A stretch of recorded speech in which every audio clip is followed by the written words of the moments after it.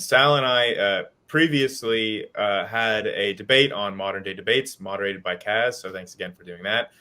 But we felt that with the format and the time constraint, that there just was not enough time to get to all of the points that were brought up. So that's kind of why we wanted to have the discussion today. So Sal, I don't know if you wanted to introduce yourself before I sort of kick off like a question to get us started in the discussion. But basically, this is going to be a follow-up conversation to our previous discussion on the Big Bang on modern day debates.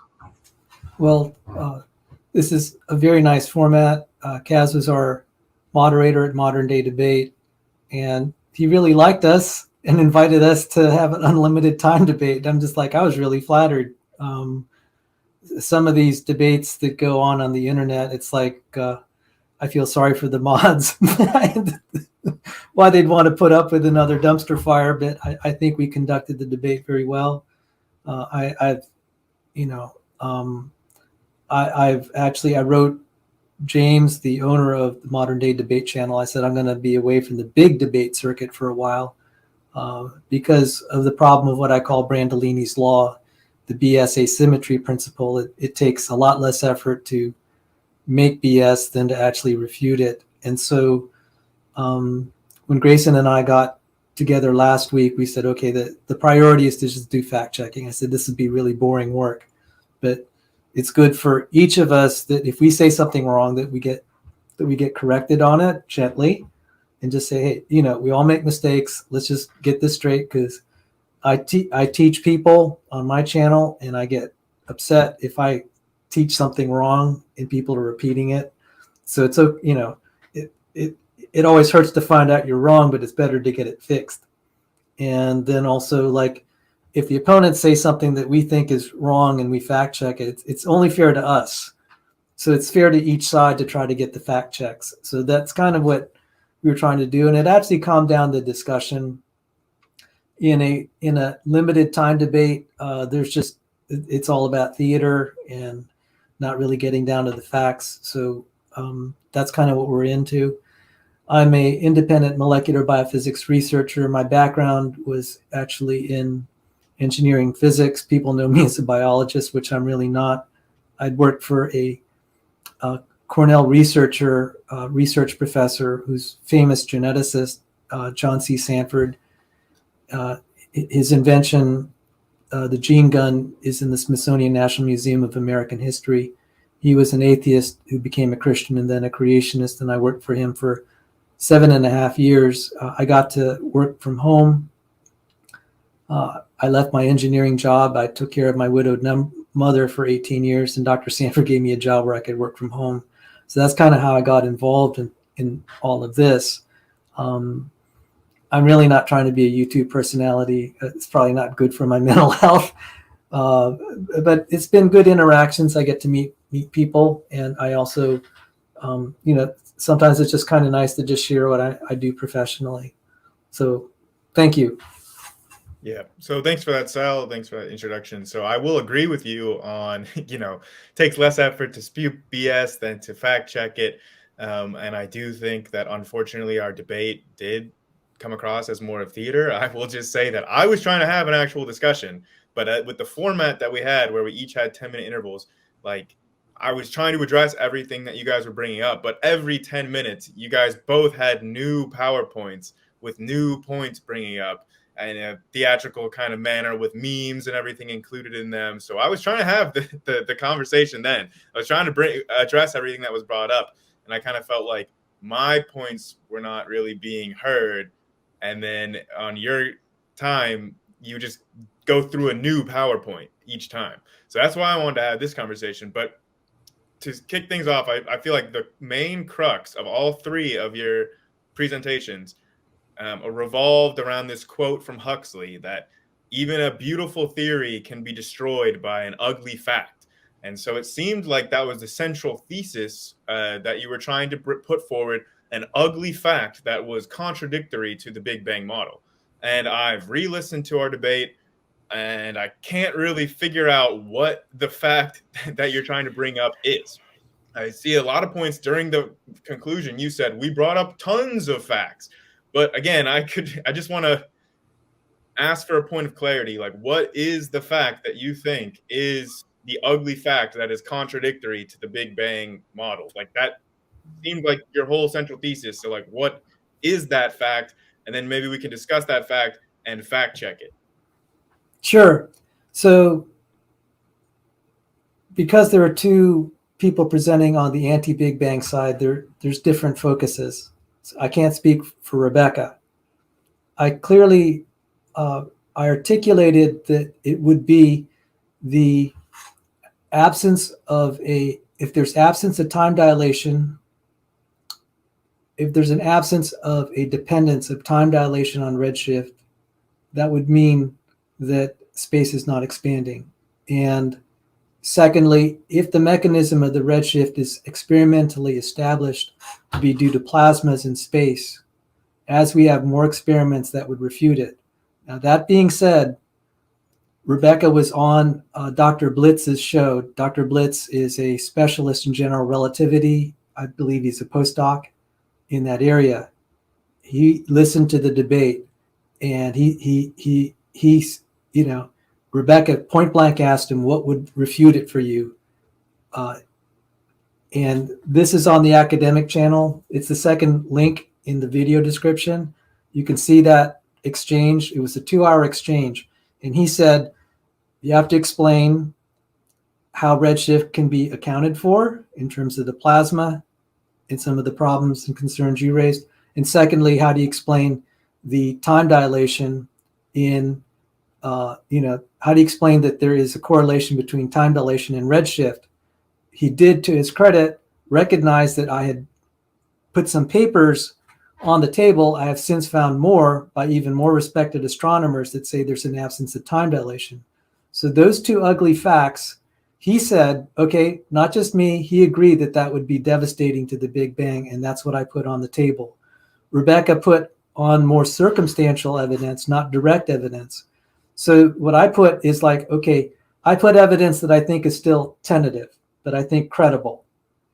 Rebecca put what was probably more, I think, more well established, but it's still circumstantial, like the angular diameter. So her stuff about the angular diameter, about the dark energy, that was more circumstantial. And then like the quotes she was saying about the impossible galaxies of density and brightness. So I gave you what mine are. It's the absence of time dilation and the plasma redshift. She gave the circumstantial evidence of like things like the dark energy, lithium abundance, any number of things. So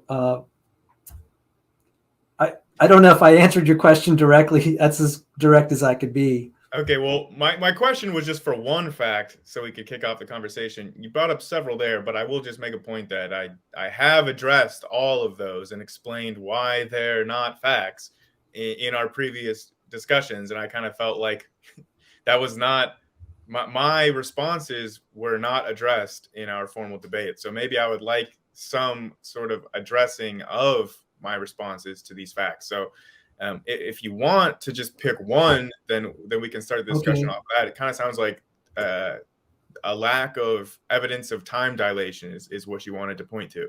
Well, I first wanted to talk about something you said in the debate, and you, to your credit, you corrected it in our discussion last Sunday. But for the benefit of the viewers, I'm going to put this, if we could, I just dumped it in the side chat, the private chat, and it has the correct timestamp.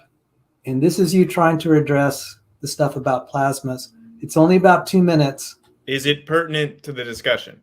Yes. Can you explain why? Because I'm familiar with what I said, and I would claim that it's not pertinent to our discussion because, yes, I did misspeak during our debate. Again, I admitted to the fact, I corrected myself both in our last discussion and in our discussion with Rebecca. So it has already been discussed.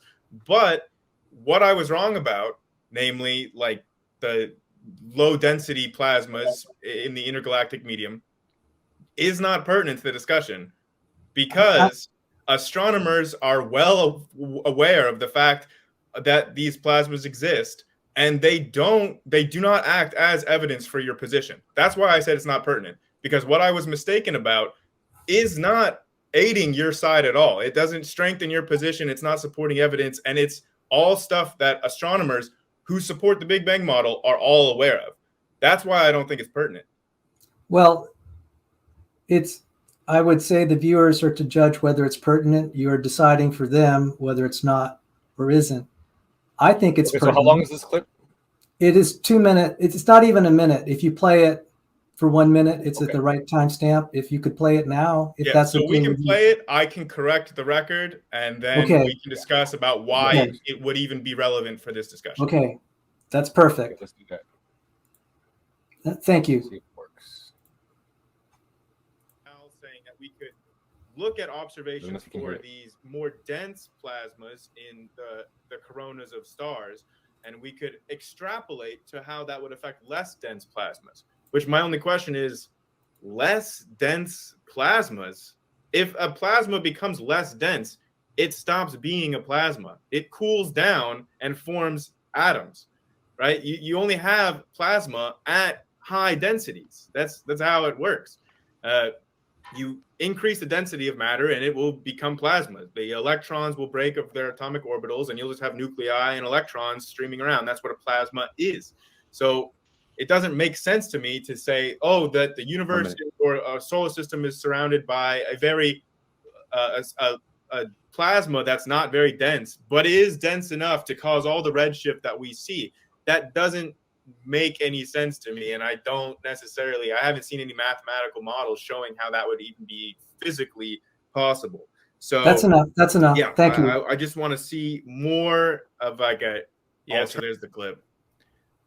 Yeah, so I'll just correct the record. I was mistaken to say that there are no low density plasmas. You can have low density plasmas as long as, like I said, I was making a faulty assumption that once you decrease the density, then that would cool down the plasma. But as long as each individual particle, like each nuclei, each electron in the material, is still high energy and high temperature, then even when they collide with each other, they're not going to form like atoms. So you can have very low density plasmas, but whether or not there are low density plasmas is not really pertinent to this discussion, because you still haven't shown that you can extrapolate from higher density plasmas from like a solar corona and the redshift effects there. You haven't shown that you can extrapolate that to low density plasmas, and all the astronomers that would accept the lambda CDM Big Bang model are fully aware of the existence of intergalactic low density plasmas. We're aware of them. It's not like they're just ignorant that these exist and they haven't accounted for them in their calculations. So that's why it doesn't help your side at all. So sure, I'm happy to admit when I say something wrong. I'm happy to correct it. And I went after the debate, like independent of anything prompted by Sal or Rebecca. I went and I fact-checked myself after the debate, and I saw that there's a whole lot of intergalactic low-density plasmas out there. And I said, oh, wow, I'm wrong. So I corrected myself on Rebecca's channel. I previously corrected ourselves on Sal's channel. And again, this doesn't really help Sal's argument at all. I thoroughly disagree with that. That is your assessment, and I think you're wrong again here. Nothing personal. By the way, it's very commendable that you did make a retraction, but I wanted to set it for the record straight in front of Kaz, since he was generous to have this. He may not have been aware that, or at least the audience here may not have been aware that you made a correction that was actually pretty fundamental to my point.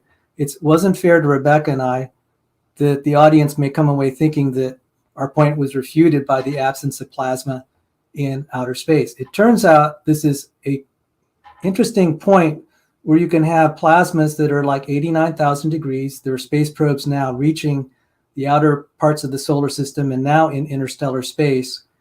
And it's at 89,000 degrees, which is amazing that we could have a space probe that doesn't incinerate in an 80,009 degree Fahrenheit environment. And this is kind of with statistical mechanics, how this can be possible. There are papers on this. Black body radiators that are in the solid state are able to radiate heat, whereas the sparse plasmas where there's not a lot of interaction between the plasma particles. There's not deceleration, there's not change in velocity, therefore you're not going to get radiation. It's a complex mechanism. Some of the stuff gets into electromagnetic theory and statistical mechanics, etc. But it was very fundamental, and you're the one that pointed out last week that half of the visible or ordinary matter, they call it kind of improperly baryonic, because baryonic is technically what protons, and it's not supposed to include electrons because electrons are leptons, but they still, in colloquial literature, they refer to it as baryonic matter. Okay, I just call it ordinary matter, whatever we call it. Half of the matter right now in our models of the ordinary matter is in interstellar plasmas. That's an enormous amount if you're saying that's half the universe's matter. So in the debate, you went from zero, you postulated zero, and it's actually half the universe's matter. That's a lot. It is relevant because photons are passing through that medium.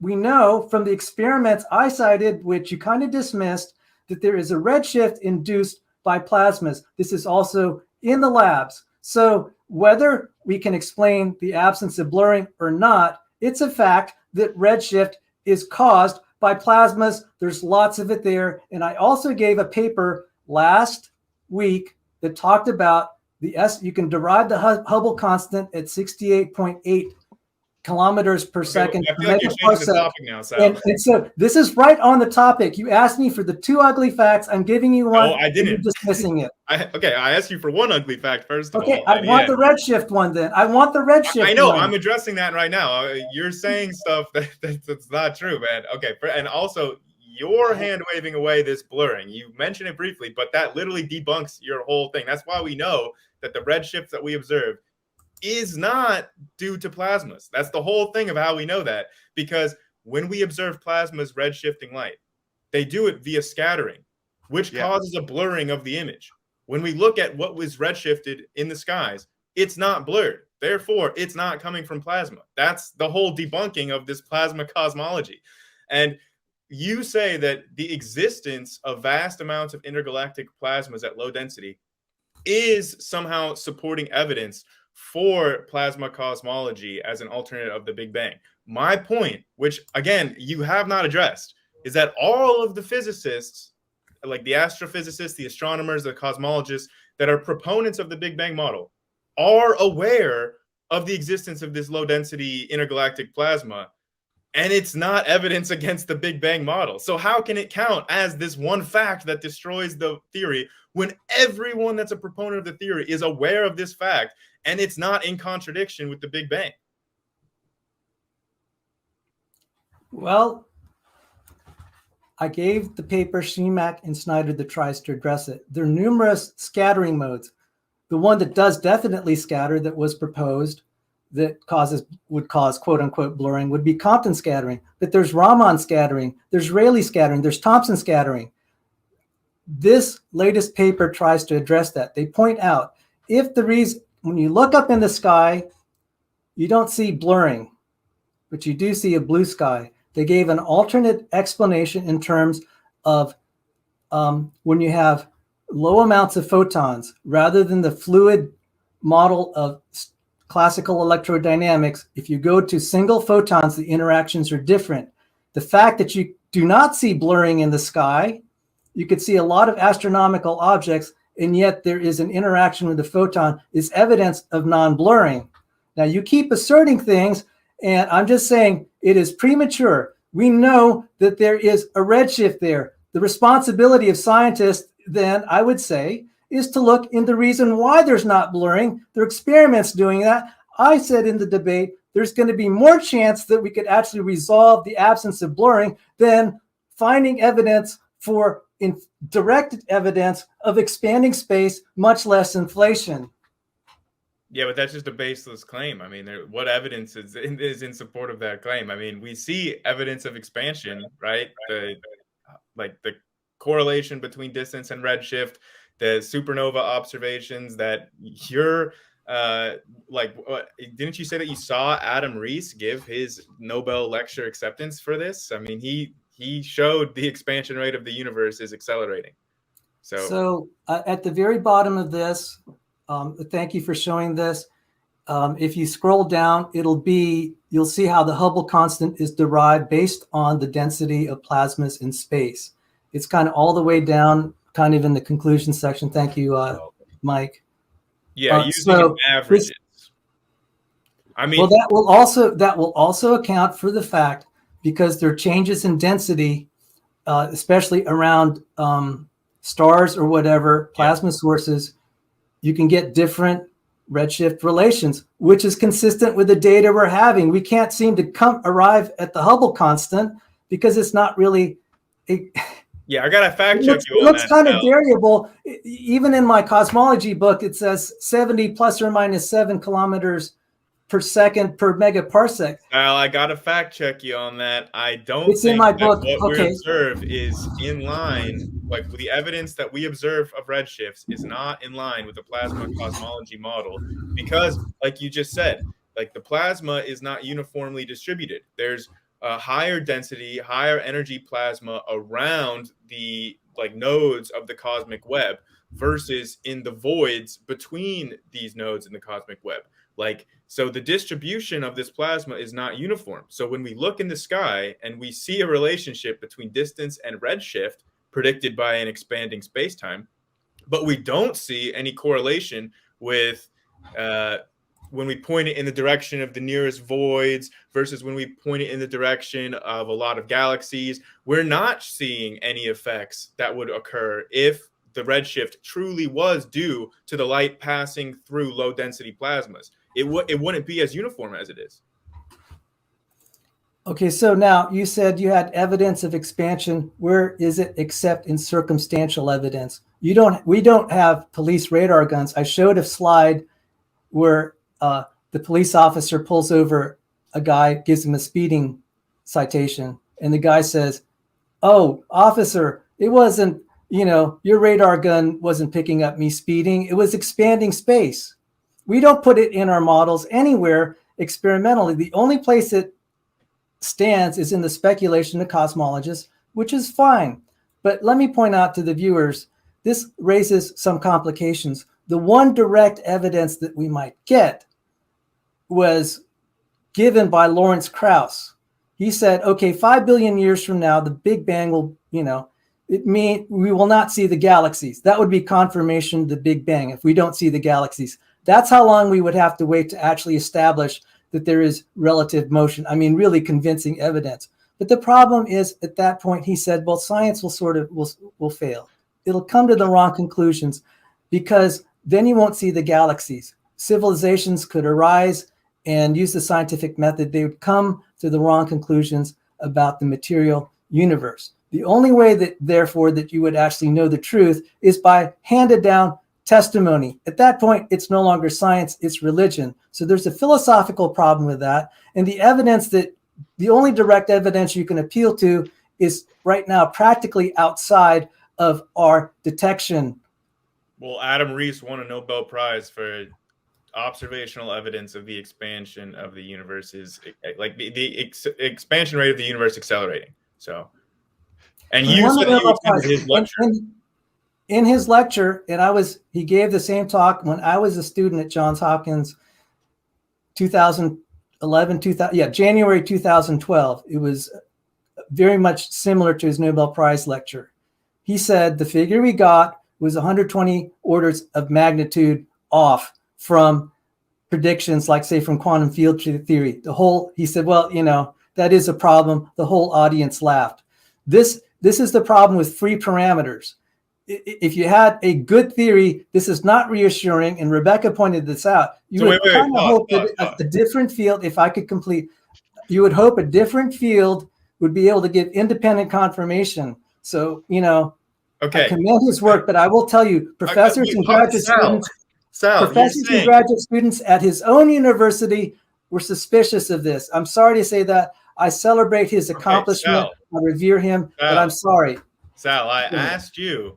I was explaining that Rees's work was observational evidence for the expansion rate of the universe.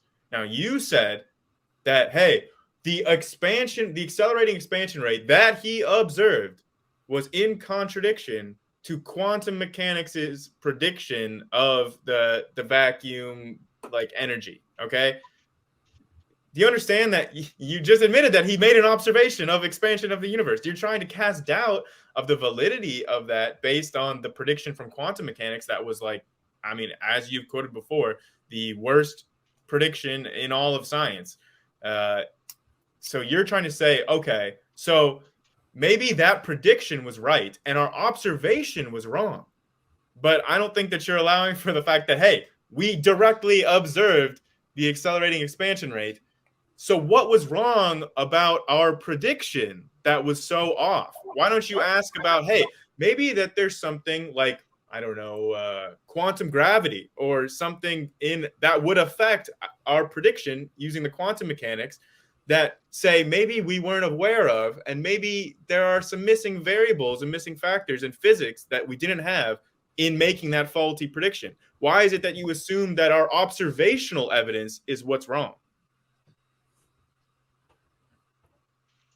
It is premature. It is premature. We have to say your one fact is premature. You said there's one fact that disproves the Big Bang, and now you're saying, hey, the facts are premature. We can't weigh in on this. I said there's one fact. I can give you two. Then let's go to the second one. Interject The first one is premature. Okay, go ahead. Sorry to interject. I just wanted to kind of break it up for a moment and see if we could introduce some of the chats. And Dr. Tapioca Weasel had a question about, well, I'll let him ask it. Yeah, so it sounds like one of the it sounds like sort of the core of the claim that the paper that was displayed sort of was being put forth in defense of was that what we observe in the redshift, like what we think are cosmological redshifts, are due to scattering from intergalactic plasmas. Is that the claim, Sal? No, the claim is, first off, I provided experimental evidence with the Pioneer 6 that we had examined the EM emissions through the solar corona of free electron plasmas. This was in 1974 Nature article that when you eliminate both gravitational redshifts and the influence of gravitational redshifts and the motion of the spacecraft, the sun, and the Earth, you get a residual redshift that they attributed to the solar corona. And obviously, there are different levels of the solar corona because as the Pioneer 6 is moving, you can actually see the effect of the redshift. That was a 1974 Nature article. It was revisited in the Journal of High Energy Physics and Cosmology in 2021. And those were in the debate. I can provide the citations here. But I continue to find articles, not many, experimental lab evidence of redshift in the lab. So the claim is we are forced to conclude if EM is passing through that much interstellar plasma, it's going to be redshifted. There's no way around it. What is the precise mechanism of how that redshift shows up? We don't actually know. We know experimentally there's evidence, and there's going to be some more experiments. I found out of an experiment that is just looking at the motions of the planets in the solar system. There's a residual redshift there because there's plasma also in the solar system. We don't know. Plasma everywhere. Yeah. Yeah. We don't know. We don't know the mechanism. There are like 30 mechanisms of possible modes of interaction with plasma that can cause a redshift. We don't know. I have a quick question for Sal. In all of those experiments that you just listed, the Pioneer 6, all of the experiments where plasma is causing redshift, was there an associated blurring effect as well? We couldn't tell that. This was an EM spectrum. This was a radar radio spectrum. We don't know. It's hard to say.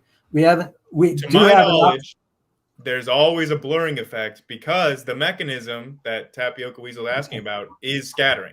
Some kind of scattering, but that's how plasma redshifts light is due to scattering effects, which necessarily result in blurring unless you want to talk about very, very, very small angles where like the light happens to go in and come back out at a relatively same angle. Then you can have like very small amounts of blurring from that. But the question is, what's the mechanism that restrains the effects where they can only come in at certain small angles? There is no mechanism. You just said you don't know. I just said I don't know, but I think that's a lot more promising than speculating on expanding matter, which we don't have any direct evidence for. All of it is indirect and circumstantial, and it's on the assumption, all this stuff with Adam Rees's work, it's on the assumption of expansion to begin with. That's circular reasoning. That's not science. I'm sorry. That's not experimental science. That is speculative science. Sorry.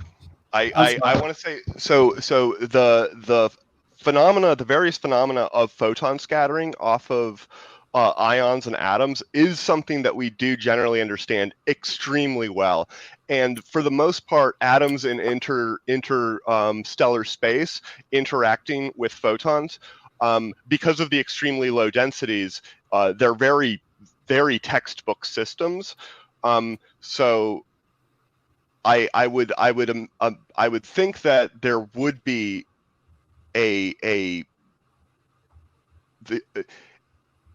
some model or theory to explain exactly how we see the observations that we see. The expansion is one way that you would see redshift. If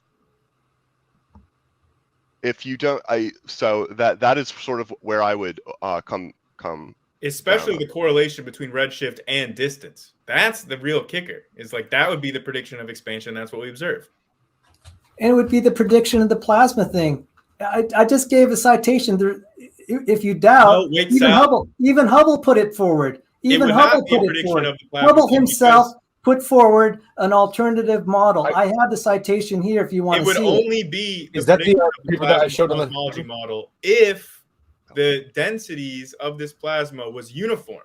That would be the way that you would have a correlation between distance. But if, as we've just talked about, it's not uniform, and there are patches where you have more plasma and patches where you have less plasma, then we would see different effects in those patches, which we don't see. You absolutely see those effects. That's why you can't get the same Hubble constant with all these varieties of experiments.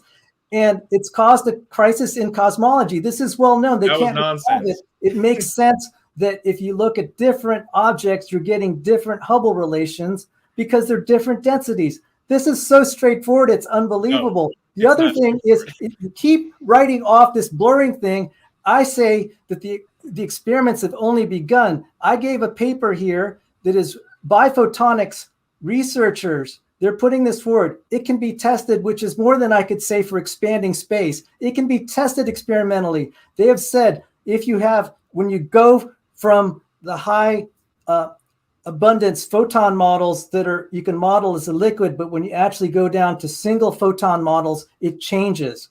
Now, one single photon model we know does scattering is high energy with Compton scattering, but they have now said, look at Rayleigh scattering, look at Rayleigh scattering.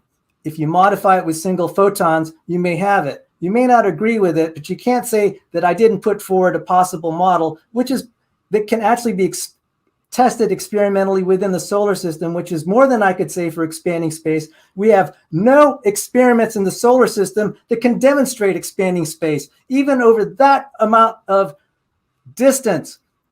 And we're going to have millions of years to confirm. I wanted to let you guys get back to your open discussion real quick, but I wanted to finish the interjection by just getting through these chats real quick. And I wanted to ask you about the paper that we put on the screen a minute ago. Do you want me to go back to that? Is there a specific page you want me to bring up? The one with a Hubble constant. Right. Dr. Tapioca, Mike was very kind to highlight it to where it said H0. It's equation 38.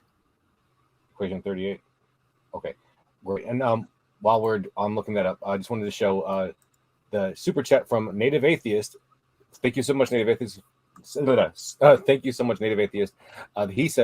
They say, I agree with Randy. You're trying to muddy the water, Sal. You can't wedge your God into existence. Yeah, so okay. Where Sal was talking about, there's not evidence for the expansion of space within our solar system. But the evidence within our solar system disproves plasma cosmology because of the lack of blurring, right? Like, it's as simple as that. You can't get past the lack of blurring in what we see.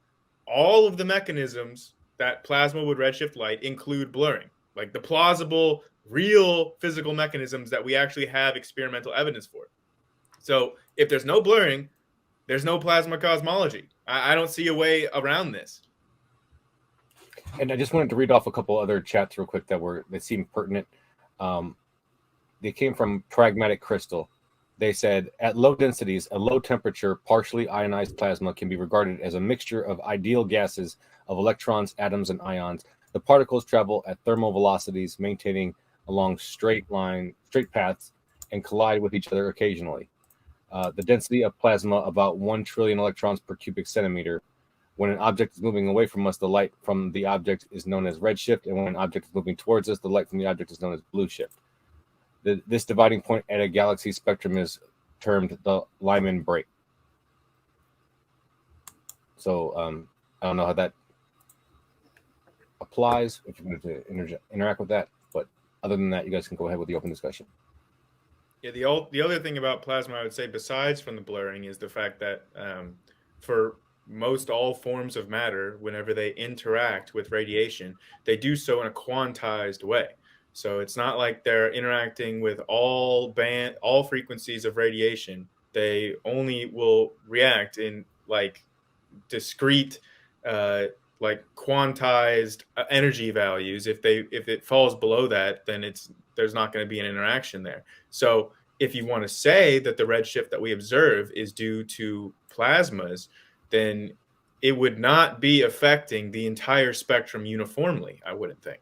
So yeah, we observe a continuous redshift across all frequencies. Like, it's not like there's a certain frequency of light that just doesn't experience redshift, which is what we would expect if the redshift was due to interactions with plasma. That is worth some fact checking, that we actually do observe it affected at all frequencies. We do have, because it is true that as far as our detectors go, we can only look at certain limited bands. For example, for a long time, there's what they call the redshift desert, because our detectors could not detect things in a certain band. So it's actually very difficult to measure this across all spectrums. Now, regarding evidence that the plasma is interacting, there is sadly, only 1 or 2 papers on the fact there is a redshift, there is a dependence on polarization on redshift. Polarization on redshift.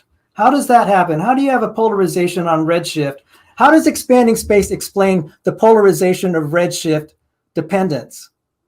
How does that? So I could play the same game with you. Why don't you have a model that says expanding space will cause polarization dependence on redshift? How do you explain that?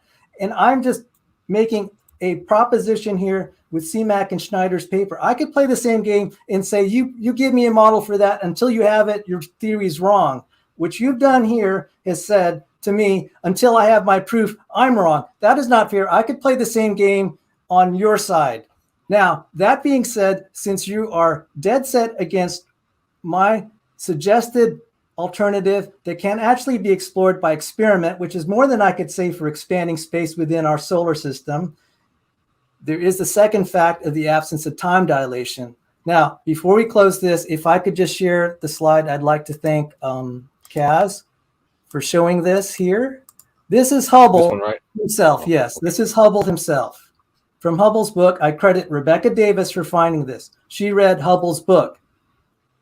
And I'll just read it from here. This is a redshift relation that's independent of expanding space. He said, now let us adopt the first alternative and assume that redshifts are not velocity shifts, that the universe is not rapidly expanding. In this case, the redshifts are strictly proportional to the distances over the entire range of the data. Within the very small uncertainties of the measures, the law of redshifts is strictly linear as far out into space as spectra had been recorded. The law is expressed as follows. There it is. The implications of this result are important. If redshifts are not velocity shift, light loses energy strictly in proportion to the distance it travels through space. Exactly CMAC and Schneider's paper, by the way, equation 38. And it says, so Sal, does that not violate the conservation of energy? No, there's How? Where does the energy go? If light is losing the energy as it's traveling through a non-expanding space, it that goes. violates the first law of No, thermodynamics. it goes into the Ether. particles in the plasma. That okay, Dr. So this is Tapio the same thing as is that correct? Is plasma that correct? cosmology. Then this Is is your that same correct? argument. If there's an interaction between the plasma, You're muted, Dr. Tapioca. Oh yeah. If there were an interaction, it would go it would go to the particles. You're right. I don't think that that would necessarily violate specifically conservation of energy, for example. thank you. Well, it would if there's not an Okay, interaction if I with could plasma, continue which is reading what this- Hubble is. okay, is all right. is May I proposing continue here. reading a fact check here, if that's okay with you, Grayson? Just to complete, it's just Hubble, one more but just so paragraph. you know, in this, Can in we let this Grayson just writing, finish what he's saying? Hubble, So I hear his Hubble rebuttal. is proposing a tired light universe. That is his explanation for a non-expansion universe. He is proposing a tired light model. That's what he's talking about here is tired light. So if the light is losing energy, it's got to be going somewhere. And you're saying that the light is losing energy due to interactions with plasma, which is, again, the same thing we've been talking about this whole time. So this is not a different or a new point. You're just saying plasma cosmology again, which, again, no blurring. We don't see blurring. I was trying to refute the point that you're saying that the Hubble relation necessarily means expanding space. Not even Hubble said that. So if I could continue. If redshifts are not velocity shifts, light loses energy strictly in proportion to the distance it travels through space. As light streams in from the remote nebula in all directions, each million years of light paths subtracts the same fraction of energy from the quanta. We may not know how the reduction is accomplished. This was in the 1940s or early 50s, but we do know that the action is everywhere uniform within small uncertainties of the measures of the samples of the universe that can be explored with spectrographs is thoroughly homogeneous. Thank you for letting me share that, and I'll complete my thought. I provided experimental evidence with Pioneer 6. There's going to be more. There are tests now on the solar detecting redshifts within the solar system that are not strictly due to velocity. We don't know. We suspect it's plasma. This has a lot more possibility of experimental verification. Also, as we make these observations, there's not blurring. So why is there a redshift that's residual? Yeah, can we fact check that about what Sal just claimed about how there's no blurring in these observations? Where is that coming from? You can just look in the sky and you see the planets there. It's not blurred. Just so I can They're be sure that absolutely I'm understanding as a layman in here, because I'm sure a lot of the people watching, well, hopefully they're trying to expand their minds, whatever. So Sure. I'm sure that I understand here. You're saying that redshift, Sal, you're saying that redshift is caused by interactions with interstellar mediums like interstellar plasma, right? And then Grayson, you're rebutting that even if that is the case, you're going to see blurring when you get those kind of images back, right? Yeah, so I'm not refuting the fact that plasmas exist and they are capable of redshifting light. I'm just saying that when we observe that happening, the mechanisms by which that happens are well understood, as Tapioca Weasel was saying, and they do result in a blurring of those images. And I also just want to make the point that I made before, but astrophysicists, astronomers, cosmologists are all aware of the existence of these plasmas. So Sal wants to say that they are just either intentionally or they're just too stupid to understand the effects that these plasmas would be having and how they would be creating redshift. But again, the scientists are all aware of the existence of these plasmas, right? It's not like this is a big mystery to them. It's not like Sal is bringing any new information that the scientific community is not aware of. They're aware of the existence of these plasmas. It's not like they're just not accounting for them in their mathematical equations of redshift. They are not causing the redshift effects that we observe on cosmological scales that are attributed to the expansion of space and time. That the scientists are aware of these plasmas. So yeah, exactly. They don't account for the redshift we observe. I have to object here. You mischaracterized something that I never said. I never said that there. You said something that that they're deliberately ignoring it or whatever. That's not true. People you have to be implying that, right? I mean, you No, I am not implying that. People are specialized in their field. It could be a simple mistake. I'm not saying anything intentional. That's highly unfair to me. Well, I didn't say you said that. I said whether or not it's intentional or I'm not. implying it. No, I'm not implying that. They're missing it, right? I'm not implying that. But why don't we get back to the topic? I'm interested in what you're implying. I'm interested in what you're implying. You're saying that yes, the scientists are aware of the existence of these plasmas, but they're not contributing redshift to these plasmas. So why not? Why are these scientists missing this? What is it that you're implying? Sir, that is a total red herring. The issue is the absence of blurring. You look up in the sky, it's not blurring. We have to figure out why. There are people. I also will dispute that it's well characterized. We've characterized some modes, not every possible mode of photon and free particle, charged particle interaction. We've characterized many modes. It's well understood in those modes. I've even listed some of them off, but some are in dispute. I gave one that is in dispute. Which one? CMAC and Schneider's paper here, they are laser physicists. This is their specialty. They're not cosmologists. They're interested in these questions because they build lasers and they're trying to understand the interaction. There's also been lab stuff. So they pointed out with Rayleigh scatter, with their modified scattering of why the sky is blue, it also would indirectly explain why there's no blurring. We can look into it. And I've said that you have more possibility that you will be able to resolve this experimentally than trying to find expanding space, because you can't find any in the solar system. It's only in the speculation of cosmologists, and it's dependent on the velocity interpretation. I would like, if I could, address Kaz's question to me. If you could repeat it, I would like to if I could respond to you, Kaz, if you could repeat the question to me that you asked. I was just trying to make sure that I understood where we were in the conversation, and I was just trying to make sure that I had a little steel man idea of what both your positions were. And I think that I was correct, right? Like, you are arguing that interstellar plasmas, stuff in the interstellar medium, is causing the redshift and not just the distance.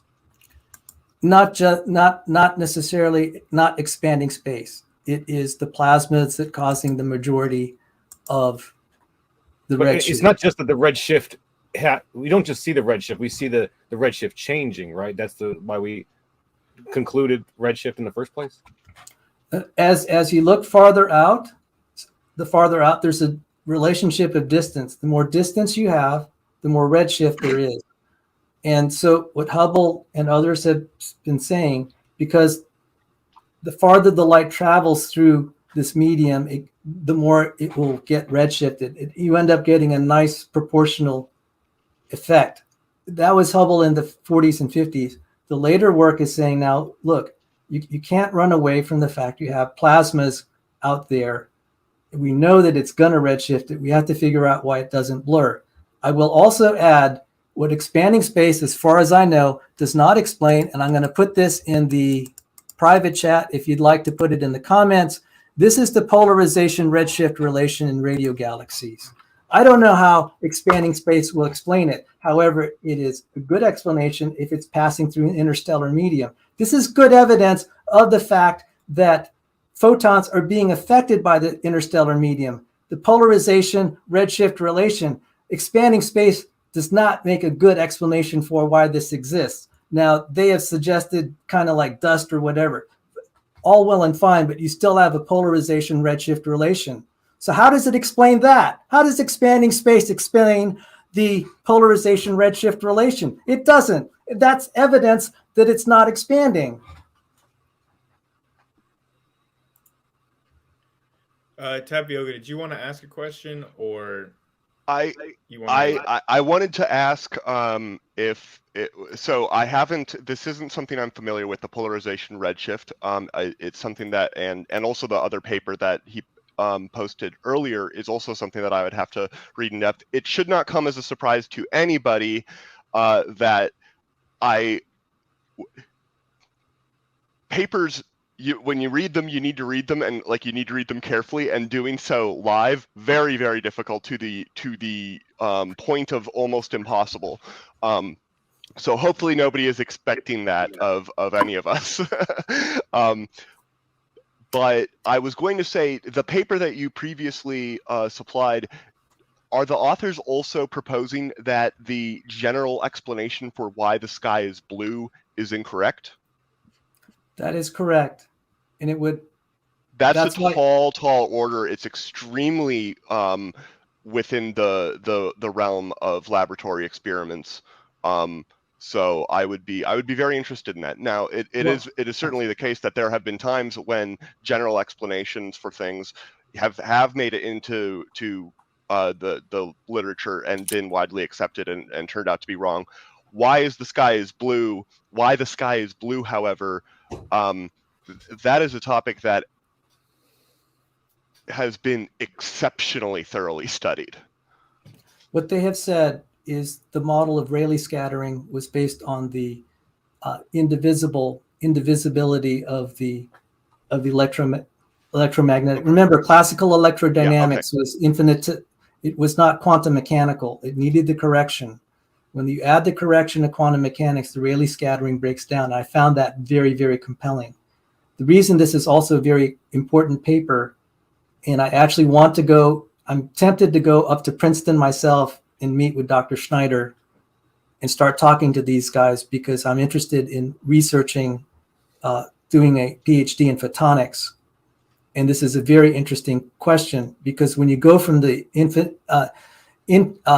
infinitely indivisible fluid model of classical electrodynamics, you go into the quantum mechanical model, you'll start getting different interactions, and Rayleigh scattering will start to fall apart. It starts to fall apart at the single photon level. That's what they were exploring. So when you have sparse amounts of photons interacting, it behaves differently than your continuous fluid model. And then they arrive at a different answer for why the sky is blue. But you can obviously see that the sky is blue, but there's no blurring in the process of that bluing effect.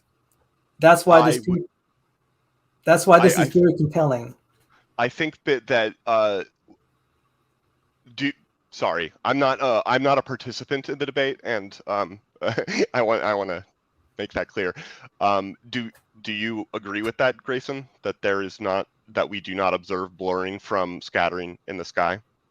Yeah, I don't. I've seen the paper that Sal is referencing. That's like, well, it's not really a paper. I guess it's not like peer reviewed or published, but it is from an actual scientist. So it is interesting how they derive the Hubble constant. But yeah, like you said, their actual science is not corroborated, or it's not consensus. It's definitely like a fringe viewpoint. So if it's true, and like, 50 years down the line, this guy gets credit for dismantling our understanding of why the sky is blue, and then this whole thing comes out as like stuff that was missed by all these scientists, and it totally upends the consensus, then I will totally concede to Sal on this.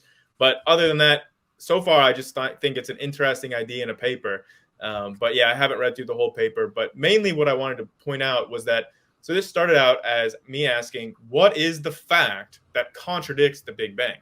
And this has morphed into Sal explaining how, well, there's an alternate model that may be, and again, this is contentious. This is what we've been debating about this whole time, about whether or not this alternative model even can explain what the Big Bang can explain. But he just wants to say that there's an alternative model that can also explain the redshifts. So far, that's all that's come up when I asked, what is the fact that disproves the Big Bang? He said, one ugly fact disproves a beautiful theory. I've asked, what is that fact that disproves the Big Bang? And he said, well, this alternative model can also explain it. Okay, so just because an alternative model can accommodate for what we see, that's not a reason that is in contradiction with the Big Bang. That's not a fact that is saying, oh, this is debunking the Big Bang. This disproves it. Now, he brought up polarization. So that's why I linked in the side chat another paper that is much more recent. He said a 1993 paper. This is from 2011. And I'm just going to quote from the abstract here. We find no correlation between redshift and percentage polarization. So there you go. There are sources of polarized light in the universe, like elliptical galaxies, and there are mechanisms that explain that polarization. He waved it away. Oh yeah, they have all their explanations about dust and all this stuff. Okay, those are the explanations. Why hand wave them away? We have explanations for why we observe polarization in the samples that we do. But like I said, in the paper I just quoted, there is no large scale correlation between redshift and polarizations that's observed. It's only within specific samples, like in 1993 in the paper that Sal was citing. Only in their samples were they seeing like a correlation, which when you look at all of the samples, you don't see that correlation. It's not an effect that is like observed, like the correlation between redshift and distance. So are you saying the this paper up on the screen, Grayson? What's that? Did you want me to put this paper up on the screen? Did you want to point out anything you can if you want. it? I just read the pertinent quote that I pulled from it. But yeah, this is from 2011. Okay. And yeah, so okay. Yeah, that's the paper that I just was looking up just because I wanted to fact check what Sal was saying about polarization, because I have not heard that there was a correlation between polarization and redshift. So then I looked it up, and then lo and behold, there's not one that's described in science that we know of. So, you know, I don't know if what Sal is saying is true about this correlation between polarization and redshift. I would think that would be a more well-known, well-described phenomenon than like one paper in the 90s that is in contradiction with newer papers. If you guys want me to put up one of the papers again and pull up a specific part so you guys can argue over that specific thing, then please let me know. I will. Well, mostly I was just saying, what is the fact that this proves the Big Bang? We can talk about alternative models. Sure, we can entertain alternative models, but just because they're capable of explaining the same things that the Big Bang is explaining, that doesn't debunk the Big Bang. It doesn't show what fact is in contradiction with the Big Bang. I gave the fact. You have interstellar plasmas. It is known. That's not in contradiction with the Big Bang. It creates redshifts. That is known. I gave the experimental. With the Big Bang either.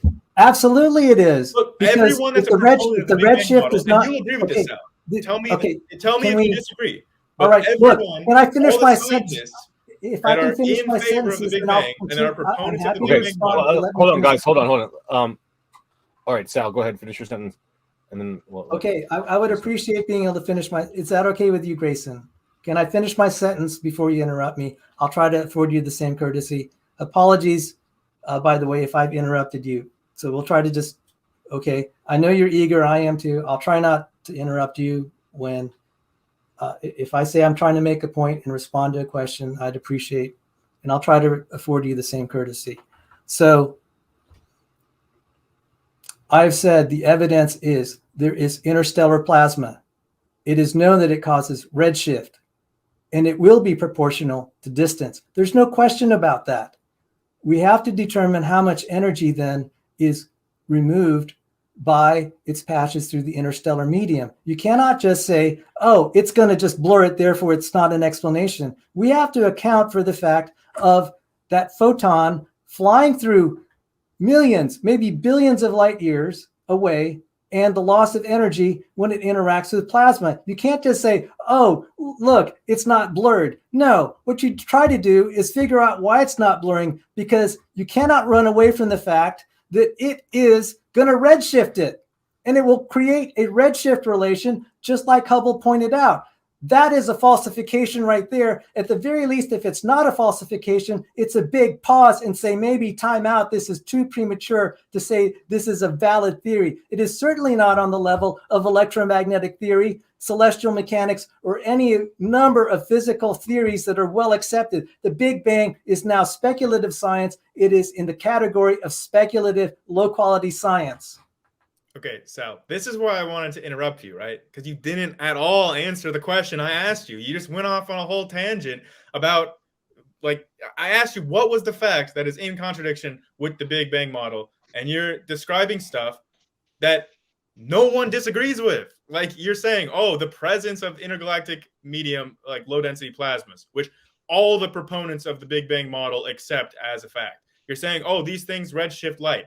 Again, everyone accepts that's a fact. None of those facts are in contradiction with the Big Bang model. All of those facts are accepted by the scientists that are proponents of the Big Bang model. None of those are in contradiction with the model. That's why I asked, What is the fact? You said multiple times in our debate, one ugly fact disproves any beautiful theory. You said the Big Bang has been disproved by an ugly fact. Now I'm asking you one more time, please don't go off into a 5-minute diatribe about alternative models. I'm asking, what is the fact that disproves the Big Bang?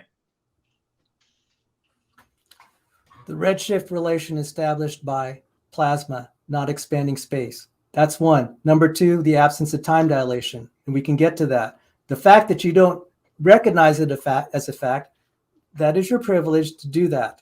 Okay. I recognize it as a fact. What you agree, what you will accept as a fact is not what I accept. That's why we disagree, and that's fine. So I'm not answering it in the way that you would like to hear me answer it. I acknowledge that. But I disregard the way you're evaluating me, okay. And we will not, okay. We cannot, this is where we will totally disagree, okay. And will not have resolution. Okay. But you can't sit here and say, I didn't give you facts, because you can say that, but that's your view of what counts as facts. It's not my view of what counts as facts, and I respect that. Okay. But you are not senior over me. We are peers in this discussion. Okay. You're not there to say, I'm wrong, okay? Okay, Sal, okay. So the first thing is not a fact. Like, just definitionally, you're just saying redshift plasmas is explaining the same observations as what the Big Bang is explaining, right? If they're explaining the same set of facts, then it's not a fact in contradiction with the Big Bang. That's my point. We can talk about time dilation. We can talk about that, because that's what you said is the fact that the absence of time dilation is in contradiction with the Big Bang. And there's your ugly fact. If you want to make that point, fine, we can get to that discussion. But just in terms of you saying plasma cosmology provides an alternate model that explains the same set of facts, then you're not showing a fact that is in contradiction with the Big Bang. You're just saying that there's an alternate model that can explain the facts.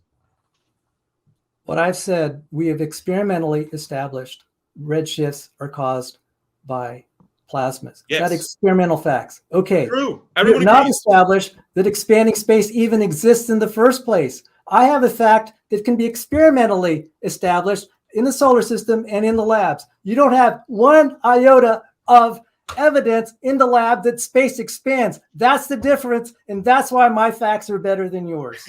No, that's silly logic. Because we have the same observations of redshift, the correlations between redshift and distance, the redshifts of type 1a supernovas, which show Adam Rees won the Nobel Prize for this, showing that the expansion rate of the universe is accelerating. We have observations that are completely in line with our predictions of using a model of an expanding space-time. So yes, all of the observations that we have of redshifts are within the predictions of an expanding space and time. So if you have verified predictions, that counts as evidence. So there's evidence for expanding space-time right there. And you're just saying that there's an alternative model that also could explain these facts. Now, I've cast some doubt about whether or not that alternate model is plausible. But even if it is plausible, that doesn't count as contradictory evidence of the Big Bang. You're just proposing another model that can also explain the same set of facts, which the Big Bang can explain. And like the observations of redshift are the evidence of the expansion of space and time, which you just want to say, oh, but it could be due to plasma and therefore it's not. But that is not how logic, reason, or evidence works. If you have two models that can both explain the same set of facts, then you need differentiated evidence. That doesn't mean that the evidence is like strongly in favor of one model or the other if they both explain the same set of facts. You need new facts to differentiate the models. Do you have any laboratory experiments that you have expanding space in them? Do you have any laboratory experiments? No, I asked you a direct question. A simple yes or no would help. Do you have any laboratory experiments that have expanding space measurements? That is not a criteria. That is a question. That is a direct question.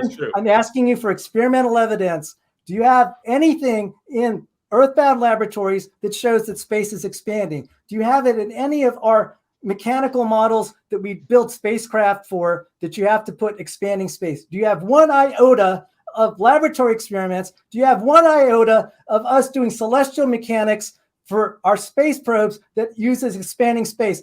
I would appreciate a simple yes or no. Okay, no. And Thank now you. can I qualify Good that? Sal? point. Can I Good qualify point. what Thank I you. mean by that? Now, in I have our I predictions, have hey proved. Sal, stop interrupting me. Let's now. Sal, let's let him go ahead. Seriously, you just went on a whole diatribe about how you're interrupting. Now you want to try to let me say one word and then hop on it. Okay, so no, and the reason for that is because we would not predict to see that in our models of expanding space. You would not see the expansion on such small scales, definitionally. So you're asking for evidence for something that is not a part of the Big Bang model that we would not expect to see on those small scales. Now, when you want to ask, hey, is there evidence on large scale observations? Then the answer is yes, there is. So you want to say, oh, hey, well, if there's no small scale in a lab experimental evidence, which, by the way, is not a criteria for determining the validity of a scientific model, but if you want to make up that criteria and then say, oh, well, it's debunked because the criteria I made up for what I will accept as evidence is not met, even though the actual criteria for what counts as scientific evidence is completely met in our observations of redshift in the universe. But Sal wants to ignore all this evidence because it doesn't fit with his model. So he'll say, well, hey, I'm making up a new criteria. And this new criteria is if you can't prove it in a lab, in a building on Earth, then there's no evidence and it's not true. And we don't, obviously this is faulty reasoning. There's no basis for this. This is a rhetorical little trick of his to try to have a little gotcha moment where he says, yes or no, say yes or no. And then he ignores the faulty assumptions and the made up criteria that have gone into his question. So you want to talk about time dilation or not?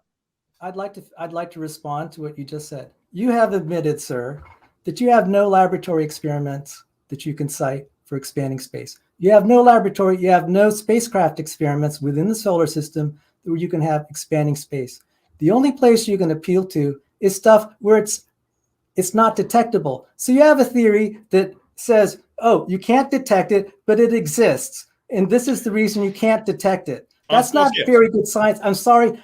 Relative to experimental science, that is pathetic. You have a theory that says it's there, but it's also a theory that explains why you can't directly detect it in the lab. Lying by omission. That is pathetic. That is pathetic. I have instead provided experimental evidence. You can find it. You found it even in the solar system that plasmas redshift. If they redshift, you have to account for that. I don't see that being accounted for. It's also a redshift distance relationship because the farther that photon flies, the more plasmas it's going to encounter, the more energy it's going to lose. That is a fact. Until you start putting that in the Hubble relation, there is at the very least, even if space is expanding, you have an incomplete model. So you have a theory that is, oh, we can't measure it. We have no evidence directly that we can measure. We have to appeal to stuff that, we have a model that explains why we can't detect it. That is pathetic. That is pathetic. You're lying. That's a lie by omission. You're saying we cannot detect it, but what you're leaving off of that sentence is we cannot detect it in a lab, in a building, right? We can detect it in our observations of redshift. Okay, it is detectable. We have detected it. You are lying if you say otherwise, because you are only talking about small scale, and you want to disregard that, and you want to lead on you want to make these claims to the audience that we cannot detect it, even though you're leaving out the pertinent details about scale, which totally disprove what you're talking about. We can observe the expansion of space-time at large scales. Okay, now you want to say, oh, it's not detectable, we can't observe that at small scales. Complete the context. Make your claims in context, or else you're lying by omission. And I want to say that the experiments that you're talking about, that plasma causes redshift, cannot account for the type of redshift that we actually observe on cosmological scales because of the lack of blurring. Find me an experiment where plasma has caused redshift without blurring. If you can find that, fact check it right here. then you might have a point. But until you can show that plasma can redshift light without causing blurring, then your point is debunked by the evidence. May I respond? Sir, you've said that we can detect it in space. I'm sorry, that's circular reasoning. That is totally circular reasoning because you have to eliminate the other possibilities. You have not sufficiently done that. So therefore, your appeal to an observation as proof still fails. This is like the geocentrists saying, oh, the sun rises every day. That's proof of the geocentric model. Until you consider the alternative models that actually do have experimental evidence, which is more than I can say for the Big Bang expanding space model, then all you've done is appeal to circular reasoning. That is low quality science. In fact, that's probably bordering on religion. Now, I do have some other things we can talk about, that the lack of time dilation. I have a paper in the Astrophysical Journal that would also lend credence to the idea that this is not a expanding space. The redshift is not due to expanding space. This is devastating. So, you know, you're going to accept things. You have no laboratory proof on Earth-bound laboratory experiments. You have nothing in the solar system. There's nothing in my classical mechanics books or anything that does celestial mechanics that said, oh, let's put expanding space. There's nothing in quantum mechanics for when you do ordinary chemistry, solid state physics. Oh, let's put expanding space. The only place it exists now is in circularly reasoned expanding space model speculations. It is religion at this point. It is speculation. That's fine. But let's not put it on the same level of experimental science. Can you explain what is circular about looking at observations in the sky, saying, hey, these observations are in line of an expanding space-time model? What is circular about that? Like, you can say it's in line, but it's not proof. Okay, so is it's that in right? line. It's not proof. It's not proof the Big Bang. You have failed to prove the Big Bang. You can only appeal to circular arguments like this. You just said it's proof that it's expanding, and I said no, it's not proof. Right? It's only in line. So you change it. Put forward a fact that disproves the Big Bang. So far, you have only put up alternative models that can explain the same set of facts, and the facts themselves are not in contradiction of the Big Bang model. So what's the point of that whole quote that you had throughout our debate about one ugly fact debunking a beautiful theory if you can't show any of these supposed ugly facts? I have another one, sir. I just put it up. It's in the private chat. It's from the Astrophysical Journal. Daniel Kasevsky, he is a senior researcher at NASA. You can look up if anyone wants to fact check Daniel Kasevsky's. And then Vahe Petrosian at Stanford University, longtime physics professor. I actually would appreciate a fact check on their background to establish that they are real scientists at pretty good institutions. Dr. Blitz had a nice 2-hour interview with Rebecca. He said the two things that would falsify the Big Bang is the explanation of redshift by a different model, the absence of time dilation. We have a paper here by two respected. Sal, I'm sorry to interrupt, but what is it you wanted us to try to fact check for you exactly? Okay, it's the one. It's on the lack of time dilation signatures in gamma ray burst light curves by Daniel Kasevsky and Vahe Petrosian. Kasevsky, you can look at his institutional affiliations. This is in the Astrophysical Journal, February 25th, 2013. The American Astronomical Society. This one that's here on the screen right now, right? Yes. Yes. Okay. All right. Now, yeah, the authors look legit. Okay, you heard it. The authors look legit. Petrosian, Stanford professor, decades. Kasevsky, NASA's Marshall Space Flight Center, and then others. Many, many peer-reviewed publications by both. And this is in the Astrophysical Journal, the American Astronomical Society. This is a legit journal. So whether you accept their conclusions or not, this is not good for the Big Bang, because relativity predicts that in the Big Bang framework, particularly, that the more redshift there is, the more time dilation you should see. This absence of time dilation is indicating this is not expanding space. Dr. Blitz, who's a mathematical physicist, expert in general relativity, also agreed with me. If there's a lack of time dilation, it's curtains for the Big Bang. Okay. Whether this is correct or not, anyone can fact check me on here. If there's an absence of time dilation, this is bad for the Big Bang. Okay. This means that claim that we're seeing expansion is an illusion. Okay. So in your model of plasma cosmology, right, you said that if there is a lack of blurring, that does not mean that plasma cosmology is incorrect. That does mean, according to you, that there needs to be some kind of explanation within plasma cosmology for the lack of blurring, correct? That was your reasoning. So in this case, right, if I take, because I'm not familiar with this paper, but if I take this paper at its word that there is a lack of observation for time dilation effects in gamma ray bursts, if I take that at its face value, why would the logic be any different as saying, well, there needs to be an explanation for why that is within the Big Bang model? Why would that logic be any different in this case?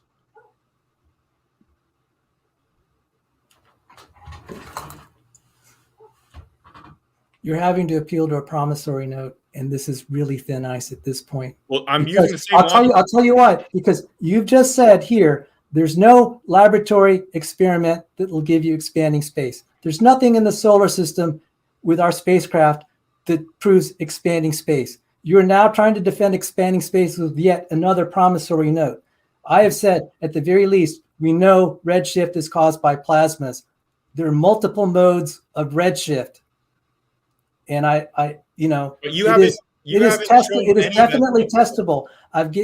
So sure. Why don't you just say, oh, we can keep supporting the Big Bang with promissory notes and just contesting other peer-reviewed papers? That's fine. Just don't represent it as experimental level science. Put it down there, first kind of of all- in speculative. So first of all, okay, I did show that I'm using the same logic that you were using before. You didn't call it promissory notes before when you talk about the lack of blurring, debunking plasma cosmology. You said there's some sort of explanation, and it's outside of the physics that we know of. But that's not a promissory note, according to you. Even though all of the plasma redshift that we've seen results in blurring, I mean, you haven't shown me any papers that can show plasma causing redshift without blurring. I asked for them. Maybe you'll show them later in this discussion. But so far, we have not seen any that show us that this is even possible. But that doesn't count as a promissory note for you. What counts as a promissory note is that, hey, there's a reason why maybe we're not seeing time dilation effects on gamma ray bursts in specific, even though it's well established that we do see time dilation effects in supernovas. That's what Adam Rees won the Nobel Prize for. So it's established. I think that's a fact check right there. I'm sorry. He won the Nobel Prize for dark energy, not seeing time dilation effects. Based on what observations? I was asking for a fact check on that. What did Adam Rees win his Nobel Prize for? What did Adam Rees win his Nobel Prize for? Okay, 1 second. The observations of the expansion rate of the universe accelerating. But you just said he established time dilation. He did not. Yeah, well, there was time dilation in those supernovas. That's what allowed him. Assumed. Sorry, sir. It was assumed again. It was assumed. Oh, and so there you're are saying papers that we don't ever see time dilation? There are papers that contradict time dilation in supernova. There are papers that say for. There are papers that say against. This is problematic. We don't have this level of disagreement on basic experimental stuff like electromagnetic theory. Because I know of a lot of papers that show the time dilation effects in supernovas, but the only one that I'm aware of that shows that there is not one is the Crawford paper that you brought up during our debate. That's the only one that I'm aware of that's on the other side of the fence on this. All right, I just gave you another one right here by Kovetsky and Petrosian, so that's at least two. That was for gamma ray bursts, not for supernova. Also, that paper in the abstract, they say they propose that it is masked by a bigger effect that goes in the opposite direction, which they Yeah, so I they mean, I are don't proposing understand all of these solutions effects. within the Big Bang Yes. framework in the paper itself. So it's not No, I like that didn't this do is, that. you said one ugly fact disproves the theory. So then when we go and look at the paper that's describing this ugly fact of yours, the lack of time dilation, we see that the scientists that are actually doing the work and observing this supposedly ugly fact are finding explanations for it within the Big Bang model. So Where does it say Big Bang in there? Does it say that? Did it say anything in that whole paper that said Big Bang? well, they were saying that they were proposing a Well, why don't we just go to the This is paper? the proper If you read- scientific name for look, the Big Bang, if right? you- It's actually the have you read this evolutionary paper model, right? before? Have you read this paper before? And you're going to say something that this or that, and you haven't read it. Can you tell the audience whether you read the paper before? Is this the first time you've seen it? yeah, this is the first time I've seen it, Okay, and they thank said you. clearly that there's a. For the record, this is the first Stop time you said interrupting it, me, Sal. and Stop you're it. saying Stop this. it. Okay, thank you asked very me a much. question. Let me so answer. We clearly read that there was a compensatory effect that they are proposing, right? Compensating for what, Sal? For the time dilation effects from the expansion of space and time. It's in the paper. I didn't read it that. I did. I Oh, read now that you part. didn't read the paper. That's not how it. No, I didn't read it that way. Is what I'm saying. Oh, okay. The conclusion on the lack of time dilation signatures in gamma ray burst light curves. So you just As want I to read cherry it- pick the paper. I You No, just want we- to take what we you want- want from the paper, right. but you No, want to you can read leave it. the It rest. says I can bring here- it back up. Because you read it a different way. If we look, okay, so column 2, the first entire paragraph of column 2 of the PDF, sorry, the paragraph starting in this paper, we examined the effects of time dilation. We find that the observed durations of the gamma ray bursts decrease with redshift because of the diminishing signal to noise ratio makes only the bright portions of the pulses accessible to the detectors. What this means is that the pulses are getting shifted so that the parts of the spectra that would be the clear smoking gun evidence of the time dilation are, but we're not observing those. We're observing truncated pulses because of the distance and the decreased signal to noise ratio. So this is a problem due to the signal to noise of the measurement as the sources get further and further and further away. So the way that I read the paper, that is, I believe, how they are explaining it. No, I've read it further, and they say even if you account for that, there's still an absence of time dilation. In the abstract, It says the results of our simulation are consistent with the fact that the simple time dilation of gamma ray burst light curves has not materialized in either the Swift or Fermi detected GRB with known redshifts. Yes. Okay, there is an absence. They have the problem is we're supposed to detect it. They're coming up with an explanation why we're not.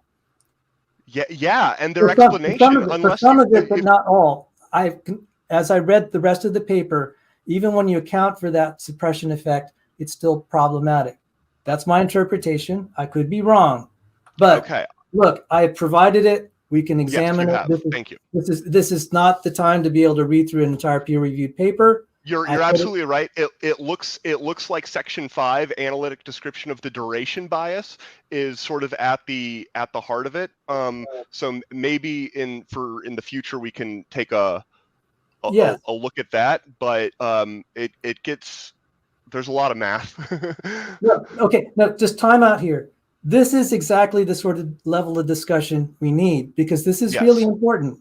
If there's absence of time dilation, if we continue to find this absence of time dilation, further, if we overturn the papers that have claimed time dilation because we find circular reasoning, this is going to be very problematic. This is devastating. This will be the end of the Big Bang. Okay, well, if in 40 the years idea we come of back and we say, hey, Sal was right. They disproved the Big Bang because of time dilation. Oh, wow. okay, then you'll be right. Then you'll be validated. But I just want to fact check you earlier because you asked for the fact check. This is just when I search Adam Rees Nobel Prize. It says that he was awarded the 2011 Nobel Prize in Physics for his contributions to the discovery of the acceleration of the expansion of the universe.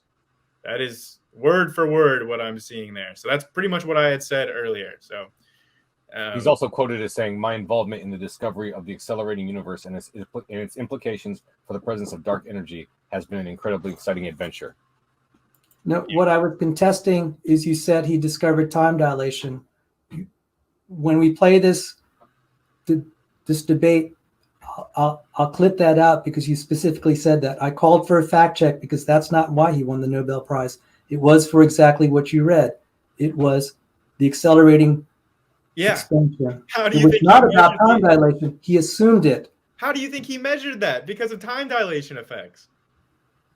He assumed it, sir. No, it wasn't assumed. Show me that it was assumed. I need to fact check that. I mean, you're saying that Adam Rees just assumed that there was time dilation?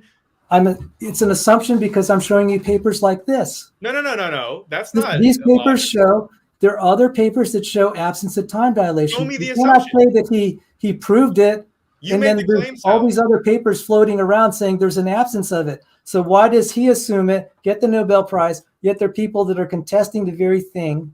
Because you're talking about one of the fundamental assumptions. That is not a proof. The papers that you're showing are showing a lack of time dilation in specifically gamma ray bursts. You might even have some quasar ones. Again, that's not what Adam Rees was looking at. Adam Rees was looking at type 1a supernovas, and he used the observations of the time dilation effects in type 1a supernovas to calculate the accelerating expansion rate. That's how he did it. That's an assumption. Show me that. Show me that. Where's the assumption? Where did he make these assumptions? I want to see it. Because there are papers that say there's no time dilation in supernovas. Not in supernova, in gamma ray bursts and quasars. That's all you've shown. You want me to show you one on supernovas? I'll give you one. Okay. And so even if, I want to make this very clear, because even if you were to show like some sort of paper that is not able to see time dilation in supernovas, even if that is the case, that does not show that Adam Rees made the assumption about time dilation and was basing this on an assumption. That is not evidence that he made this assumption. You'd have to show it in his math, in his paper. Where is the assumption of time dilation coming in? Because right in his Nobel Prize. There. You can't show it. I can show it. It's right in his Nobel Prize lecture. He said when I put in the correction, and he said he specifically uses the word time dilation. That is an assumption. That is not a proof. No. Then he got negative mass. He got negative mass in his computation. Yeah, you're misunderstanding him there. You're not following along with what he's talking about because you're addressing his Nobel Prize lecture. You're not addressing the actual math and his actual methodology. What he's talking about is the K correction, which is done regardless of whether or not you have an expanding universe. Okay? A K correction is done to redshifts to get back to the common frame of reference, right? So you do it regardless. Even if the redshifts were due to plasma, you would still be doing the K correction. So you're not understanding what he's talking about in the Nobel Prize lecture. He added time dilation in his calculation. Show me. All right. I don't think he did. I think that's a bogus. Can we bring up the Nobel Prize? You want me to? Will someone bring up the Nobel Prize lecture? Why don't we actually look at his math? I haven't been listening to this part of the discussion. Sorry, I've been continuing to look at this paper.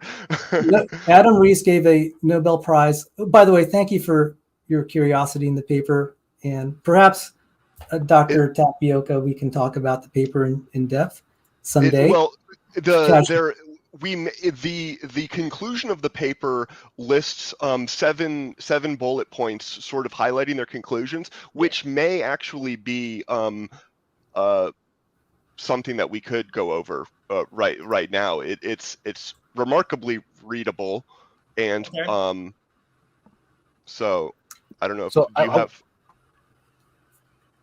You guys do that. Just 1 second. I wanted to show this real quick because I was looking up what you guys were saying, and I found this paper on the National Library of Medicine. This is a paper on relativity in the global positioning system, and here in this section it says the clock must be moved so that must be moved slowly so that changes in the moving clock's rate due to time dilation relative to a reference clock at the rest of the Earth's surface are extremely small.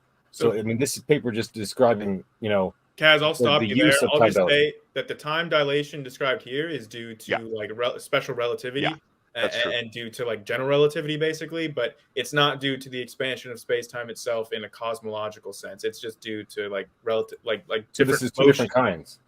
Yeah. Okay. Do not know that. Thank you. Well, just to clarify, Kaz, I believe there is time dilation. So you do. So okay. When there is relative motion, you're going to have time dilation. Clocks will slow down for one of the clocks. In the case of the Big Bang expanding space model, the prediction is the clocks will slow down for objects that are moving very fast relative to us. So the faster they're moving, the more the clocks will slow down, the more we should see this adjustment. So what happens is when we look at these explosions out in space, so we compare it to the explosions that are close to us. Well, the prediction is that these gamma ray bursts, they're like explosions. These gamma ray bursts that explode, and there are a certain average duration close to us. The farther out we look, the ones that are far out should look like they're exploding in slow motion. And the subject of this paper is saying we're not seeing that change in duration. This is a prediction of the Big Bang model. If it doesn't have that, a number of physicists have said that would be very strong evidence against the Big Bang. Dr. Blitz, in his interview, he's a mathematical physicist with Rebecca, said that is the big deal. If you have absence of time dilation in that means there's not relative motion there. It's not expanding space. The Big Bang is wrong. Right. So I just posted. And that's why this is going on. I just posted a source in the private chat showing the time dilation effects from type 1a supernova. Right now. That's what I was talking about. This is a paper from 2008. So yeah, the effects are documented. They are there. There's the time dilation clearly documented right here. So what Sal is talking about, again, I keep pointing this out, right? Because he's not talking about stuff for type 1a supernova. He's only talking about this gamma ray bursts. That's the paper that he provided.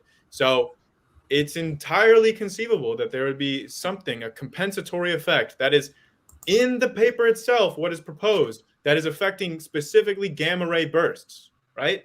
So this is not any ugly fact that disproves the Big Bang, okay? Like there are explanations for why this would occur within the Big Bang paradigm. It doesn't debunk the Big Bang, but also I just showed the paper where we do see the time dilation effects predicted by the model. So there you go. That was a 2008 paper. I provided 2017 paper by a astronomer, Crawford. So yes or no, has any other scientist been able to replicate Crawford's results? Because I don't know. To my knowledge, people have tried and nobody has been able to get the same results that Crawford did. He specifically criticized the 2008 paper is invoking circular reasoning, I believe. How though? My recollection is there. Now, the thing I would like to point out, he used the Sloan digital survey. If we go down to the graph, way down, you'll see it. He is, thank you, Dr. Mike. There, that one, the one with the pretty colors. If you expand it. So why isn't any other scientist able to get this? That is not my problem. That is, let me just say this. These data points, these dots here are available on the Sloan digital sky. And no one's been able to get it like Crawford did. Like what you're saying is accurate. Look, data is publicly available, but nobody can get the same results that Crawford did. So why is that? I think it's the funding. Okay, but how much funding does it take for you to take these publicly available results and plug them in the machine and put them in the algorithms and get the results Crawford did? I don't think it's a lack of funding. People have literally tried. I mean, it's not like they didn't have the funding. People how do you know that? Tried to replicate these results. How do you know that? Successfully. How do you know that? How do you know that? By the way, this is why we're having this discussion. I'm hoping people will take a look at this. You have access to the Sloan Digital Sky Survey. There are physicists that can look. So now I'm advertising it. Why don't we have a look? Why doesn't someone look at this? I started to look at this. I said, I'm going to need to for me to do this, I would have to go and work with these researchers for a long time to understand how to gather data from the Sloan Digital Sky Survey, understand the meaning, and then we could replot the point. It's granted you're suspicious. That's fine. That's great. But that's not what I'm trying to point out. There's a contrary paper. He's an astronomer. He's a retired astronomer. That gets my notice. I don't think he has a religious agenda in here. And there's a minority of scientists that start to sympathize with him. So, this is great. I think skepticism should be welcome. Skepticism, we're supposed to be skeptics here, right? This is contrary data. We can look at it. Why try to suppress this? We can settle this. It doesn't have to be settled today. I'm putting it on the table. So that's why, but the point was, I said Adam Rees is assuming it. He's assuming it based on studies like 2008. That's still an assumption. It is not a proof, because later on we've had people that said, no, it's not there. So as long as you have respected scientists on both sides, albeit the minority, notwithstanding that it is the minority, I would say that it is not settled science.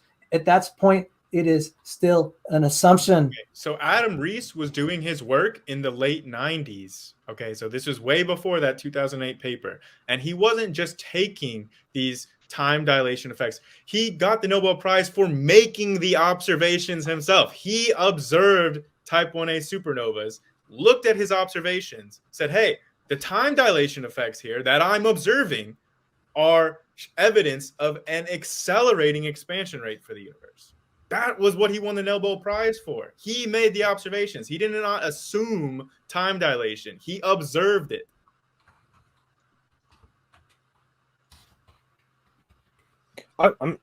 While he's looking up whatever he's about to look up, I'm still a little confused on the distinction between this time dilation that's in the GPS paper versus the time dilation that you guys are considering. Okay, so time dilation is I actually am a little bit, I'm actually slightly unclear on exactly what the time dilation being discussed about the supernovae are. Is this a gravitational time dilation, or is this this is a distant, it's a redshift? It's expansion to be time dilation resulting from the expansion of space-time. Okay. So before I just want to ask Sal, do you accept gravitational redshifts, right? Oh yeah. Okay. Oh yes. Okay. So we have time dilation can occur in special relativity due to the relative velocity of two different frames of reference. This is the like twin paradox. If you send a twin really far going at the speed of light and then they turn around and come back, then they will have aged at a different rate. Then there is also time dilation, which comes about due to gravitational effects. In the movie Interstellar, when they went down to that planet with the like high gravity or that was really near the black hole or something, and then they came back out and many years had passed, that is a different phenomenon. Grayson can probably give a better summary of the cosmological sort of time dilation of the expanding universe than I can, at least at this moment. So just to interject, and I'll invite Grayson to talk. Thank you. So the one that is velocity based, we call that kinetic time dilation, and then the other one's gravitational. We have to account for both. In the Heffel-Keating experiment, we had to actually account for both. The one in expanding space, that's one that I was never taught in school specifically, because it's kind of just, it's a specialized model. It's also newer. Yeah, but it is a predicted one. That's one I had to, my first assignment in grad school was to derive the kinetic time dilation from Maxwell's equations. The professor kind of baby fed us because we couldn't do it all on our own in that one assignment. The gravitation. Yeah, that's not easy. Kinetic time dilation just from Maxwell's equations? Oh, I did it oh, by the way, on my academic channel, anyone interested, you'll see it, where I start with the DL-Ambertian and I do two I do the differentiation in chain rule, two chain rule differentiation. I use the Lorentz transformation, and you can see it just drops out. Kinetic time dilation will drop out from that. But the gravitation one, I never That's quite kind of got how that. Einstein developed. That's like how Einstein kind of developed special relativity, though. So Right. just being told, "Hey, figure it out," and then being able to do it would be very, very impressive. Like it makes sense that the professor would step you through it. Oh yeah, but the one with expanding space time dilation, I just have to accept that some guys, smart guys, figured out how much there has to be. I've not derived it. I barely saw it once in class where the professor derived it, and I kind of rolled my eyes. So Grayson, thank you. If you wanted to explain that. Yeah, I mean, it's basically the same thing. The expansion of space and time is what is posited to cause redshift, right? The like stretching out of the wavelengths of light.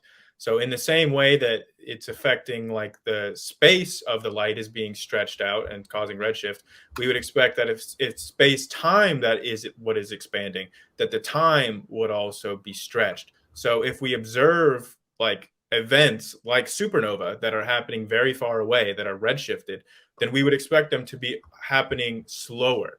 Like Okay. you would expect them to be going in Okay. slow motion. Okay. That's the Yes. time dilation. I understand now. Yeah. Yes. So, and that's what we observe in the paper I showed you with the supernova observations. Yes. That's what we observe. And now, Sal is saying that this Crawford guy is saying that there is no time dilation. But I just want to point out, like, you know, this is specifically one guy that is putting out this content. Now, this is like, you know, the astronomers have tried to replicate it. Astronomers have looked at his results. It's not like he's shouting into the void and no one's aware of him. Like, people are aware of this guy.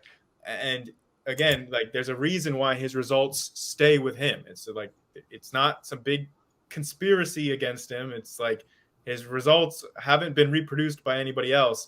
And they should be reproduced by other people if they're accurate. It's not like these things take huge amounts of funding. It's not like, we just don't have enough funding to check if this retired guy did it himself without funding, right? This is a retired scientist that came out with this. I mean, I don't know if it's a paper or not.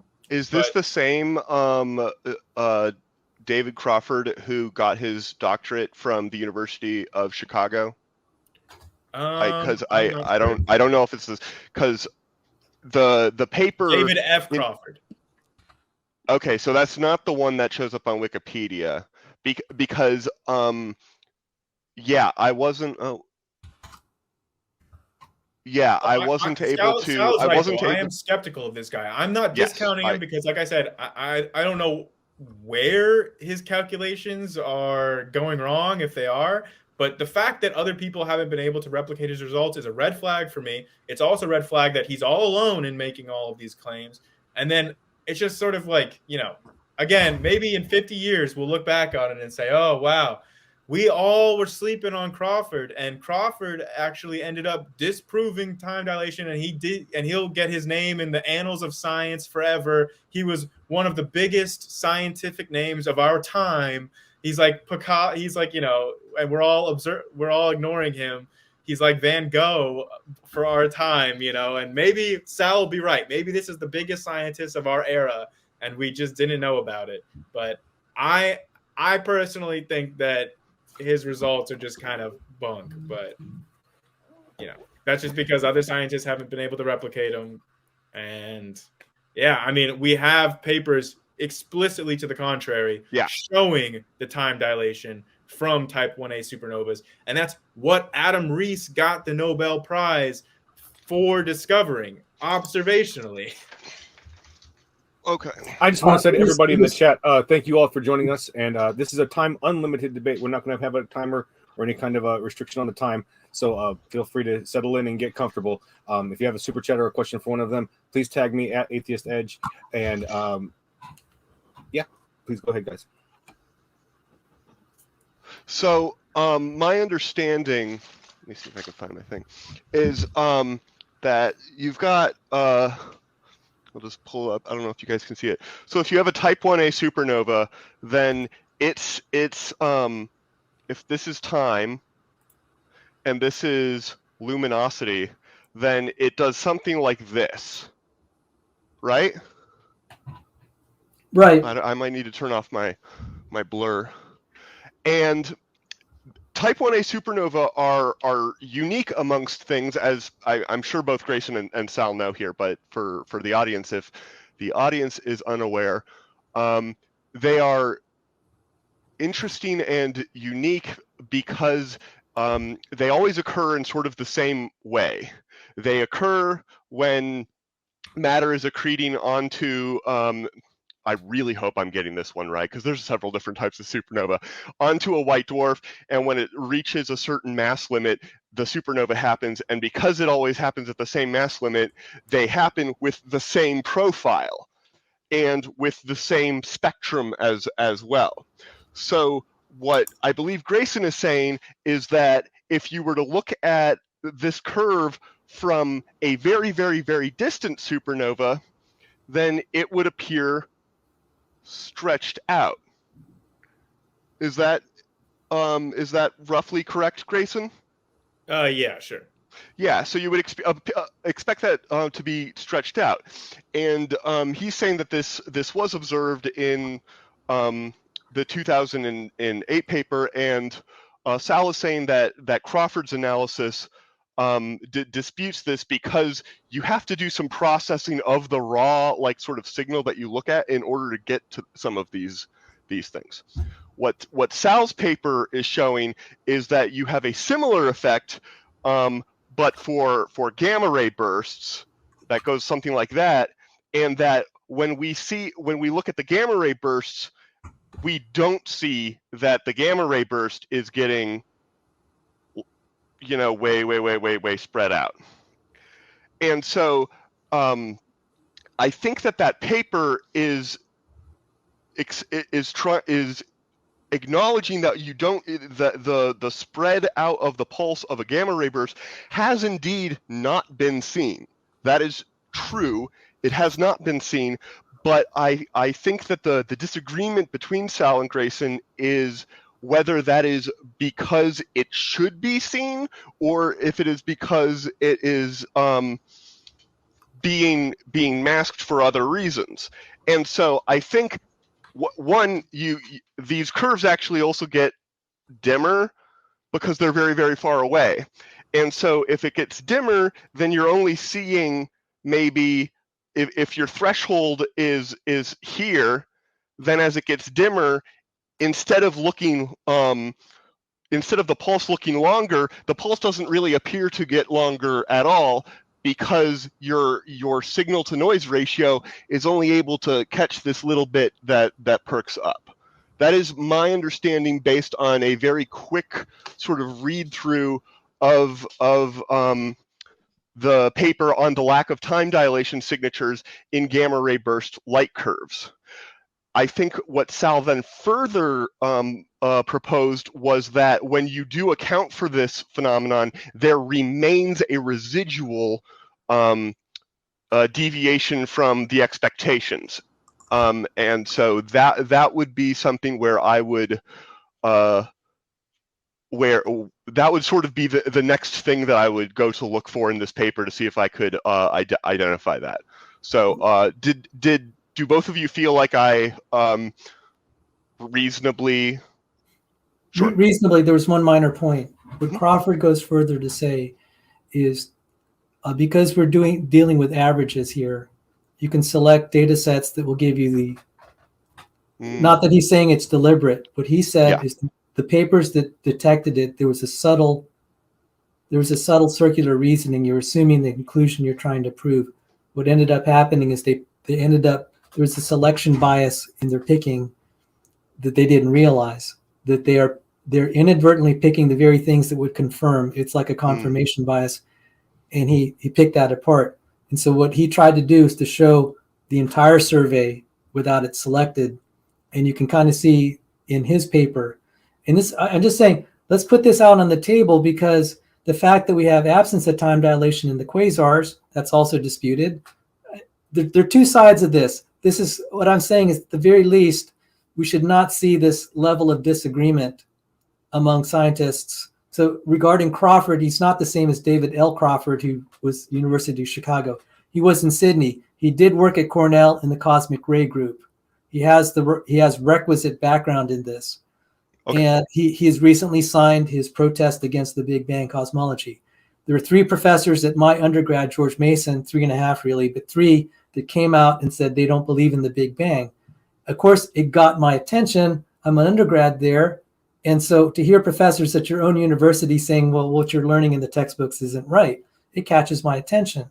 And when Adam Rees had gotten his Nobel Prize, there were whispers among the faculty, whispers, and the graduate students. It's like they're concerned. So what I'm articulating here is a minority position. This isn't about atheism or, it was talking about, I am a creationist, but the sentiment I was getting was secular. These were secular sentiments that were being expressed. I can't just write them off. And so Crawford is in the minority, and I'm just grateful that Kaz is letting me articulate my case. I was hoping a physicist would get to hear my side. It might spark some curiosity and some review, and just keep an open mind, because someone out there in solid state physics might know someone in plasma physics, might know someone in laser physics. They can help carry out the right level of experiments that I think can settle this. And that would be in photonic research, the effect of plasmas on photons, and whether we can solve the blurring problem. So I'm very grateful you're looking at these papers and that they've sparked your curiosity. That's all I could ask for today, because it is a lot to try to figure out what's in the papers. It's even going to be harder to try to do a data reduction that could take 1 or 2 years to independently confirm or refute what people are claiming. I mean, I don't know that I could have the expertise of Petrosian, a Stanford professor of 40 years. I don't know how to, I wouldn't know how to be able to match that caliber of expertise. I work at Stanford. I could go and try and ask if maybe. Sorry, go ahead. I was just going to say I haven't met the man personally. I would be stunned if he would agree with your general creationist leanings, but maybe I'll see if I can look into that potentially. Thank you. I would be curious. Look, for the sake of everyone, this would be great to clarify what, I just want to say that I'm totally okay with you guys digging into these papers as in depth as you want. I don't think that it's okay. It's a problem to let you guys read every single word of a paper and go through it line by line and actually work out some of the equations. I don't care. I would love to see all that kind of stuff happening in a debate, because that's kind of what I'm looking to see, especially as a layperson who has no idea what I'm looking at when I'm reading these equations.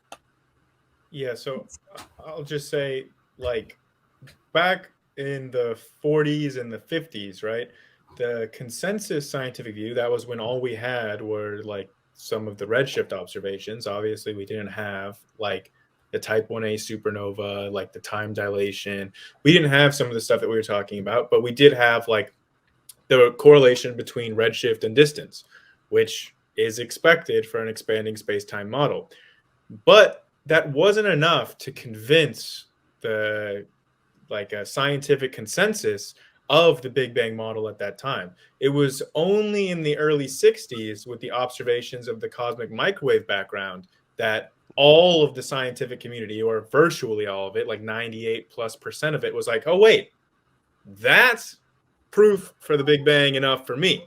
That is the event that changed the scientific consensus, was the discovery of the CMB. Yes. So yes. It's a little bit weird that hasn't come up in the conversation at all yet, seeing as that was the main thing that convinced the scientific community of the validity of the Big Bang model. And even if we have plasma redshift, we still would not have an explanation for the cosmic microwave background. It's not come up in the conversation. We just never got around to it. You asked for what I actually think that is a point in favor of this conversation. It's been pretty well focused. Yeah. And in conversations of this nature, that can be very difficult to pull off. Thank you. Dr. Tapioca, if we could, if Kaz can put us in touch, I would be deeply grateful. This would be a public service to everyone, that we have actually access to an author of a paper that we've discussed here. That's very rare, that we can throw out a paper in a discussion like this and we would have access to one of the authors to clarify the points in our understanding. And if I'm wrong, I have to swallow my pride and say, hey, look, I got to get it right because people rely on what I say. They're creationists that listen to what I say. And I want to make sure that I communicate accurately things from what the authors say. I do know Crawford is against the Big Bang. He has said so in a number of ways. Petrosian is an applied physicist. He may not really care, like a lot of applied physicists. It's like, it's not my problem. Okay, so thank you. This was already productive for what I had hoped. This is beyond all my expectations that I could meet someone that could actually contact Petrosian.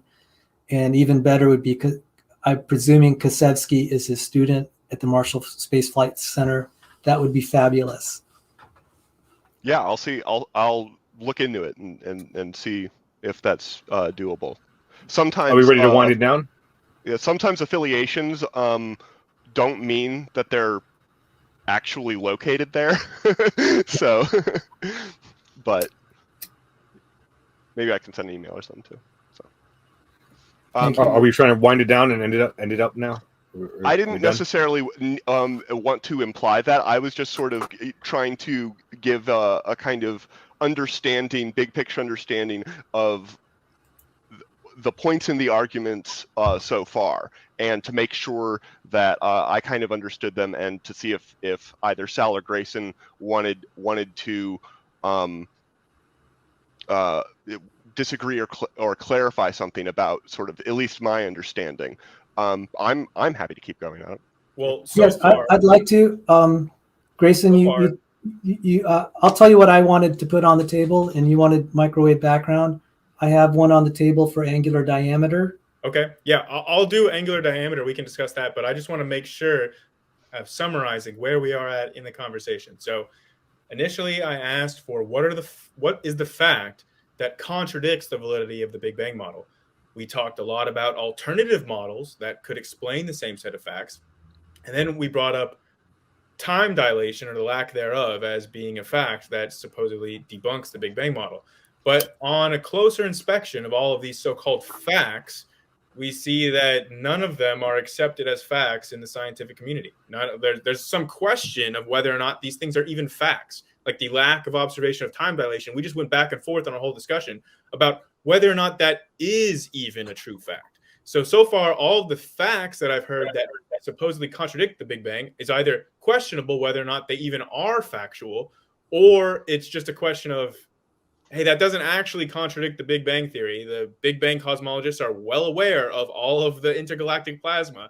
It's not like they're leaving it out of their calculations. So far, we have not heard any fact that contradicts the Big Bang model. So if we want to talk about observations of angular diameters for distant galaxies, like with the new JWST data, I'm very welcome to discussing that, because I think I'm trying to find a fact that Sal will claim, a fact that disproves or contradicts the Big Bang model. That's what I want to get out of this conversation. So far, I haven't heard any non-disputable, incontestable fact that contradicts the model.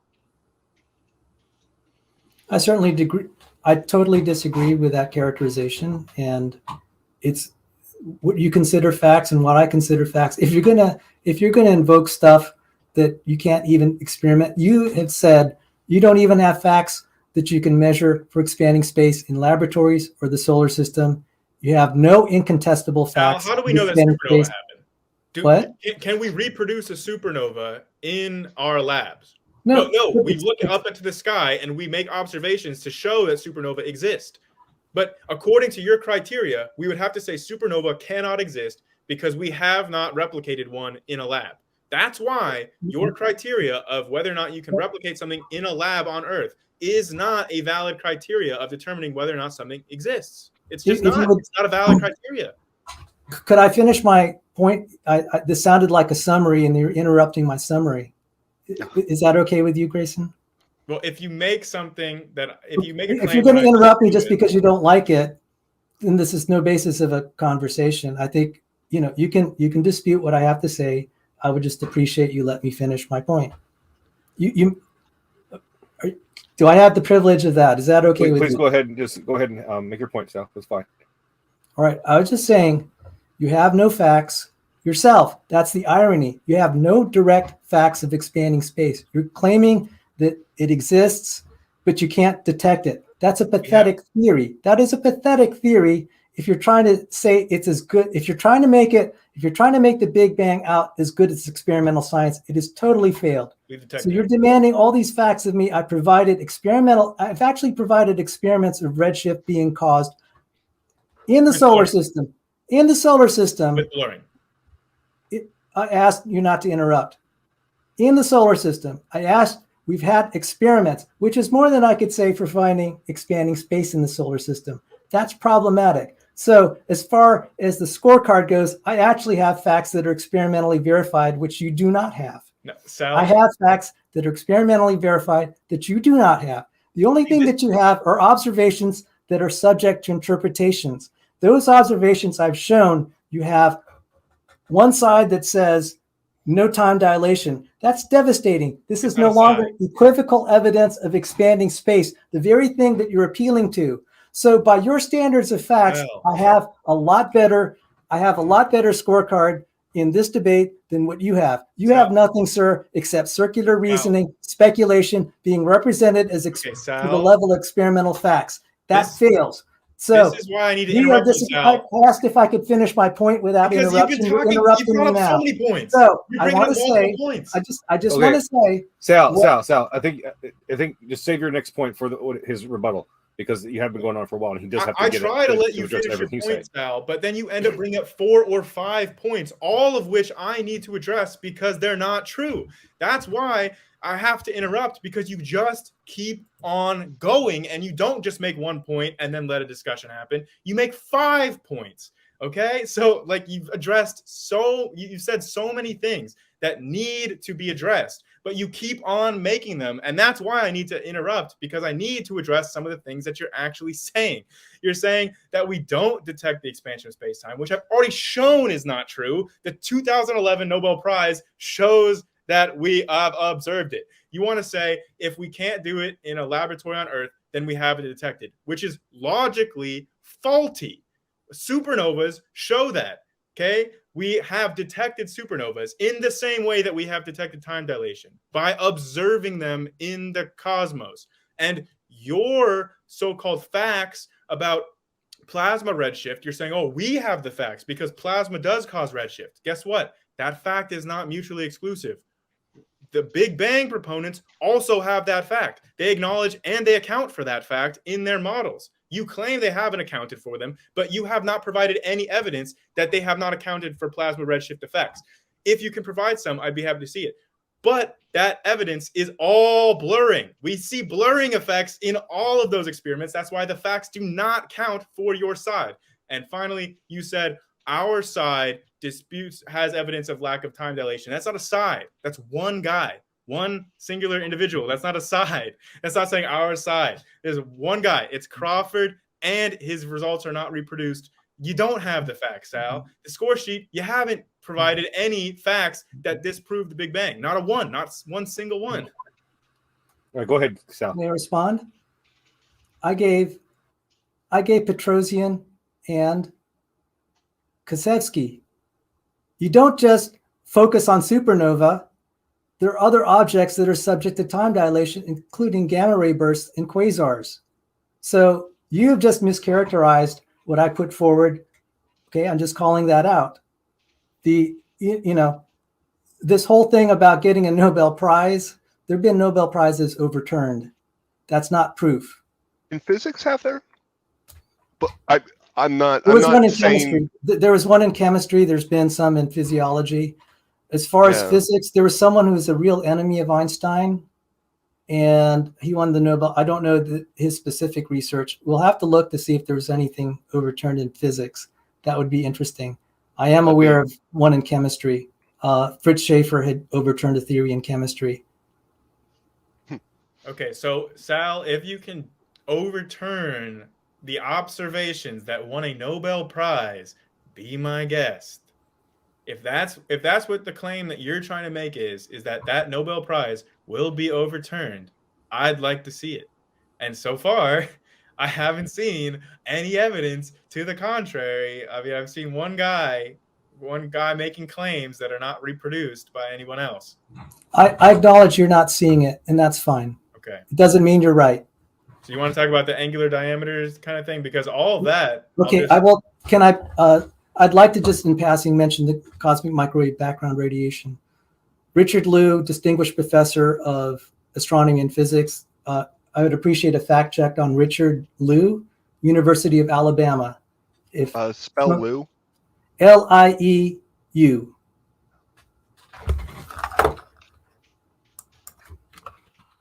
Of University of what? Alabama.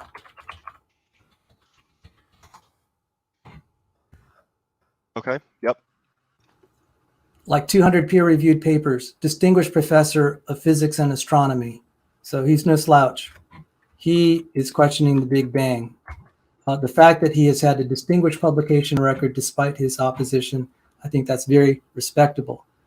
He's put out 2 papers. Again, like a lot of things against the Big Bang, they're going to be the other side, just pointing that out. The absence of gravitational lensing of the cosmic microwave background. Let me put the link in the private chat. To my knowledge, this has been outdated. So what is the date for this? Like early 2000s? 2005. Yeah. So we can find gravitational lensing within the CMB that was published in 2021. So I looked at that same paper. They're trying to denoise because they're actually having a hard time measuring it.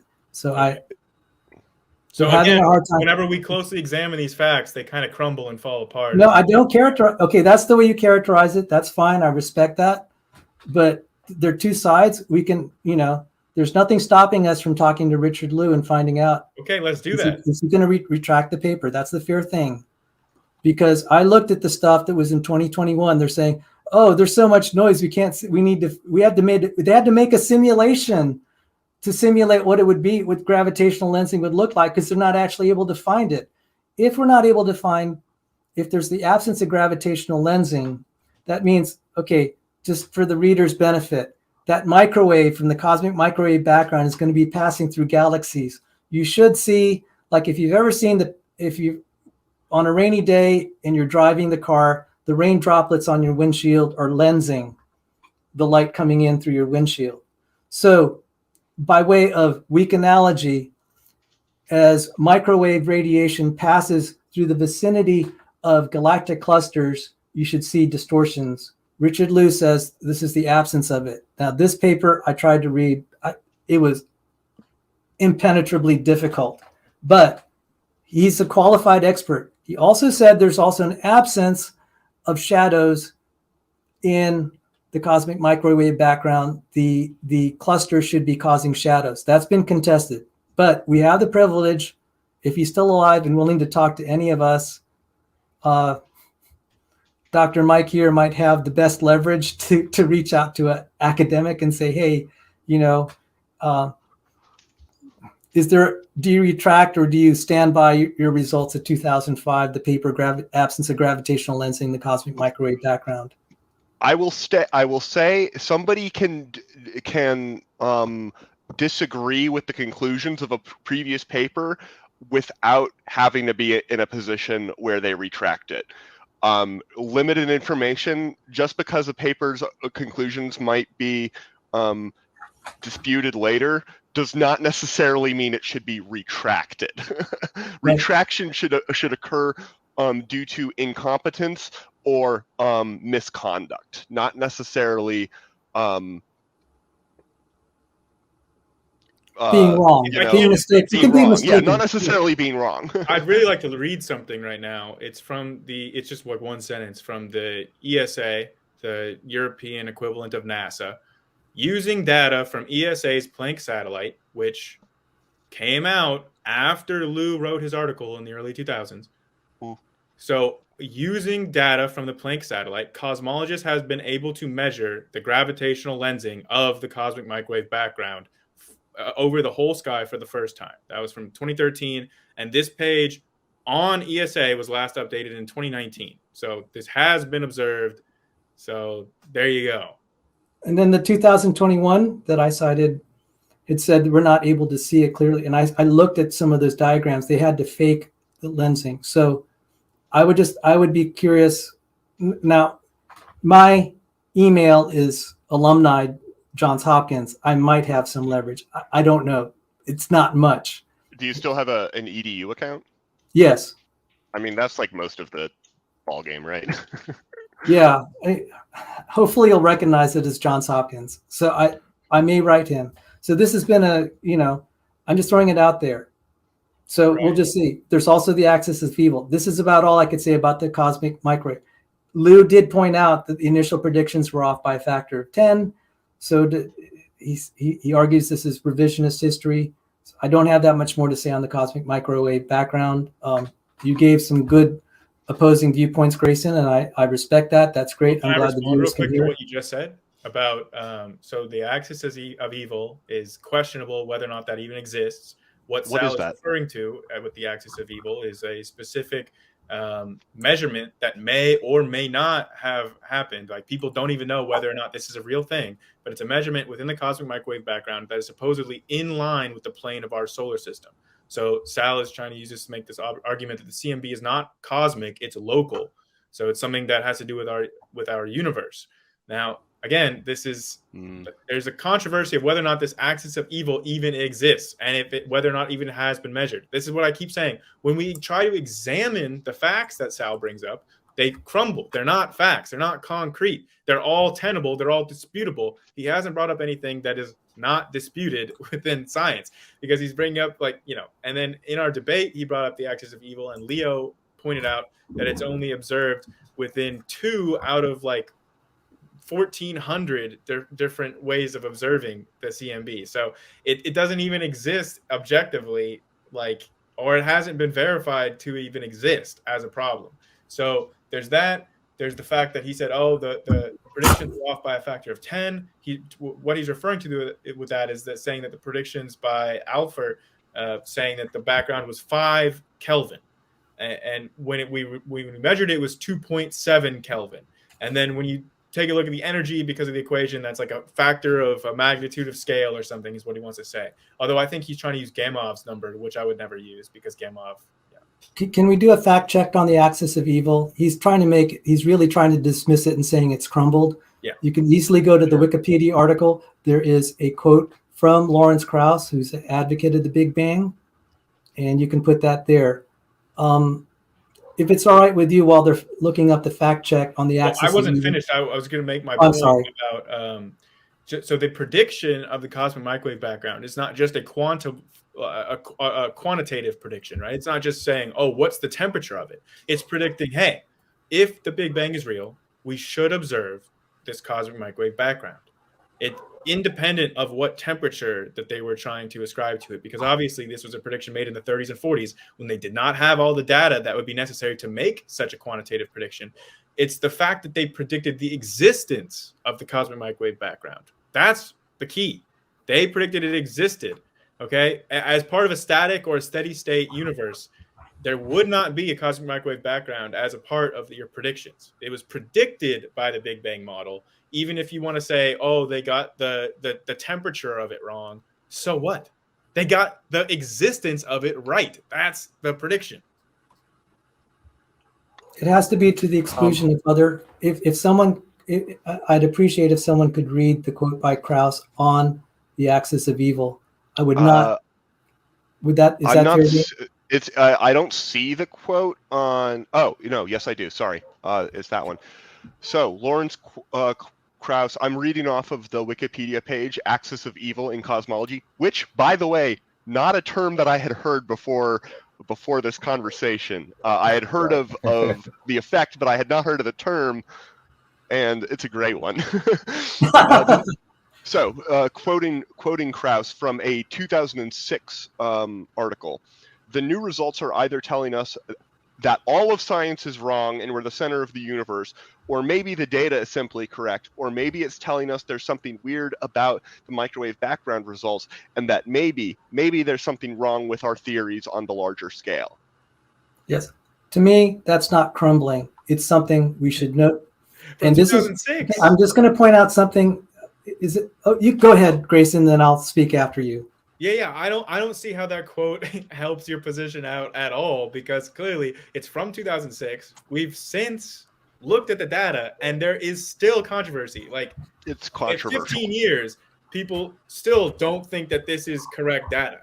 Like he said, there are three possibilities. One of the possibilities is that the data is incorrect. And from what we've seen in the 15 years since then, the data has not been shown to be correct. Well, I've not heard it, and just like your confidence about plasmas, I'm sorry, I disregard a lot of what you have to say as far as your evaluation of, as to the truthfulness or validity of something. So it seems you're very, very quick to dismiss points just because you don't like it and you say you don't see it. That's fine. I'm just pointing out to the audience, you're quite fallible. I've demonstrated it here on a point that was pretty major. And so I respect your opinion there. It's your opinion. That's fine. But you're not in a position to rule for all of us. Okay, so are you of a position that the Big Bang cosmologists are aware of all these intergalactic plasmas? That is your whole point. You're saying I'm not a trustworthy source because I didn't know about intergalactic plasmas. Okay, I'm fallible. I'm a human. Gotcha. We don't all know everything. So in the last debate, right, since then, I read about intergalactic plasmas. I know more about them now than I did then. But is your position that cosmologists either did not know about these intergalactic plasmas, or they did know about these intergalactic plasmas, but they have not accounted for them and their redshifting effects in their model? Is that your position? I don't have a position on it. I don't get in those debates. I don't try to psychoanalyze people, do their motivations or whatever. I want to focus on experimental facts. This is going to get me in trouble to just start speculating about motivations or whatever. And it's pointless in the end.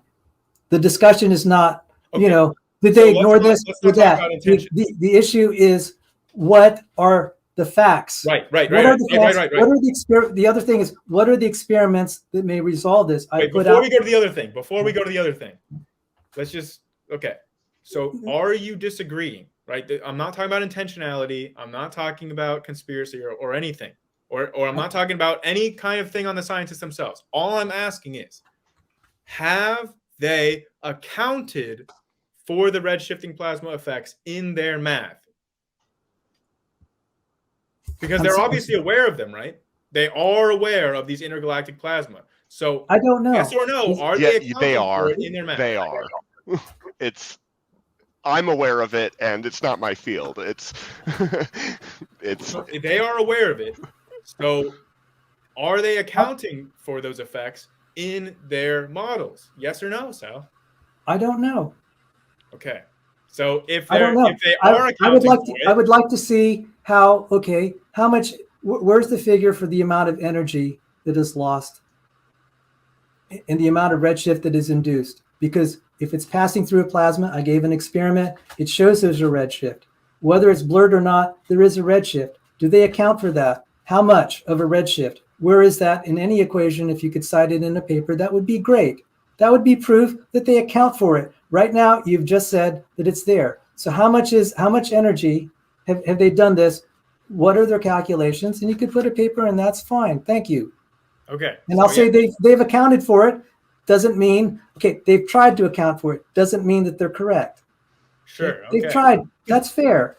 Yeah, you're moving the goalposts a little bit, because supposedly this started out as saying that this is an ugly fact that disproves the Big Bang was that there are plasma redshifts. But now we've shown that, hey, actually the physicists are completely aware of plasma redshifts. They're totally aware of all these intergalactic plasmas. So they're either leaving out the accounting for that in their math, or they have accounted for it and plasma cosmology is wrong and not causing the redshift we observe. Okay, Those are the options. so I have my cosmology book right here. It's a little dated. It is Cosmology.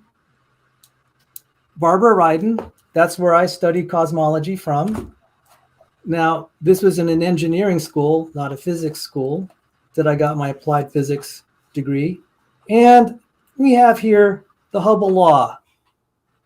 This is well known. I mean, I'm sorry, it's small. You can look it up. Where in this Hubble law does it put the amount of redshift in this redshift relation due to plasmas?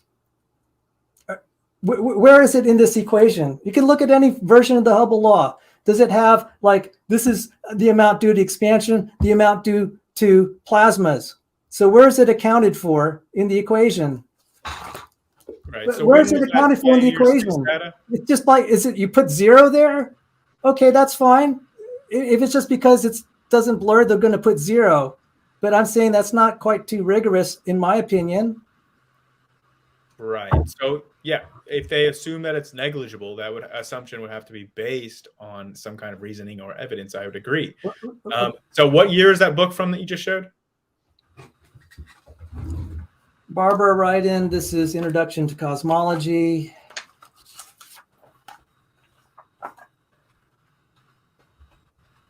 I posted a link in the private chat that might be relevant because it might be what you're looking for, Sal. I'm not sure. Okay, thank you.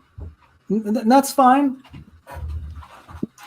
When I see the Hubble relation, it usually doesn't have a term for the plasma in it. So it's like, okay, they accounted for it and they put 0. So it's like, well, okay, doesn't mean they're right. This paper does look really interesting. Maybe we could show it on screen. It's from 2022, and it's the redshift estimation and constraints on intergalactic and interstellar media from dispersion and scattering of fast radio bursts. So it looks like they're trying to estimate the effects of redshift from intergalactic plasmas. So exactly what you're talking about here. In 2022, that they're finally getting around to it. Thank you. There's only a finite number of scientists, Sal. Yeah. But guess what? All of the redshift that they're observing from the intergalactic medium results in scattering and blurring of the image. So that's kind of been my central point about why you're incorrect on this, is the blurring thing. That's kind of been what I've repeated over and over, because to my knowledge, that's the number one thing that debunks plasma cosmology. If I may ask, I know this is a lot to ask.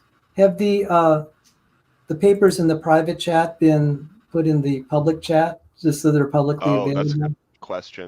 I'm sorry. Not yet, but I can do that. I can get to work on that. That's going to take me a minute. And we've been showing a lot of them on screen too, so people will have like the author and the title. Yeah, it's just going to be a little. It's just going to be a little easier. I want to thank you for that paper. I wanted. Well, we have a pause here in the action for a second. I wanted to try to see about getting you guys to come at this at a slightly different angle. I do have here a little quote from Reasons to Believe, right? And this is talking about the Big Bang in the Bible. They're saying that what is particularly interesting about 11 verses, there are 11 verses in the Bible that talk about the characteristics of the universe, apparently. What's particularly interesting about them is that the different Hebrew verb forms are used to describe cosmic stretching. 7 verses, Job 9:8, Psalm 104, verse 2, Isaiah 40:22, 42:5, 44:24, 51:13, and then Zechariah 12:1. All employ the qual active participle form of the verb nata. Participle. Yeah, never heard that word before. This verb literally means the stretcher out of them. So, I mean, you've heard the argument made by other theists and Christians that the Big Bang is actually in the Bible and that it describes the cosmic expansion. But so I wanted to see how Sal replies to those Christians, and then I also wanted to see if Grayson has a particular rebuttal to that. Okay, I'll try to do this as efficiently as possible in the interest of time. So I'm going to actually time myself. I used to believe in the Big Bang. I became a Christian. I was a theistic evolutionist and an old Earth creationist. The book God and the Astronomers was the only thing I could hang on to when I had already stopped believing in the Bible. I believed in the beginning and God because of the Big Bang. But this leads, I'm just going to take a little philosophical detour. This is very problematic for William Lane Craig and Hugh Ross. Hugh Ross is a good friend of mine. I will refuse to debate him directly because I love the guy. He helped me come back to the Christian faith. But on the science, we disagree. There's one thing that if you believe in the Big Bang, the galaxies will disappear. And the scientific method will fail to tell you about the material universe correctly. It can only be handed down by testimony. There's that quote by Krauss, I don't know if you read it earlier, that in 5 billion years this will all happen.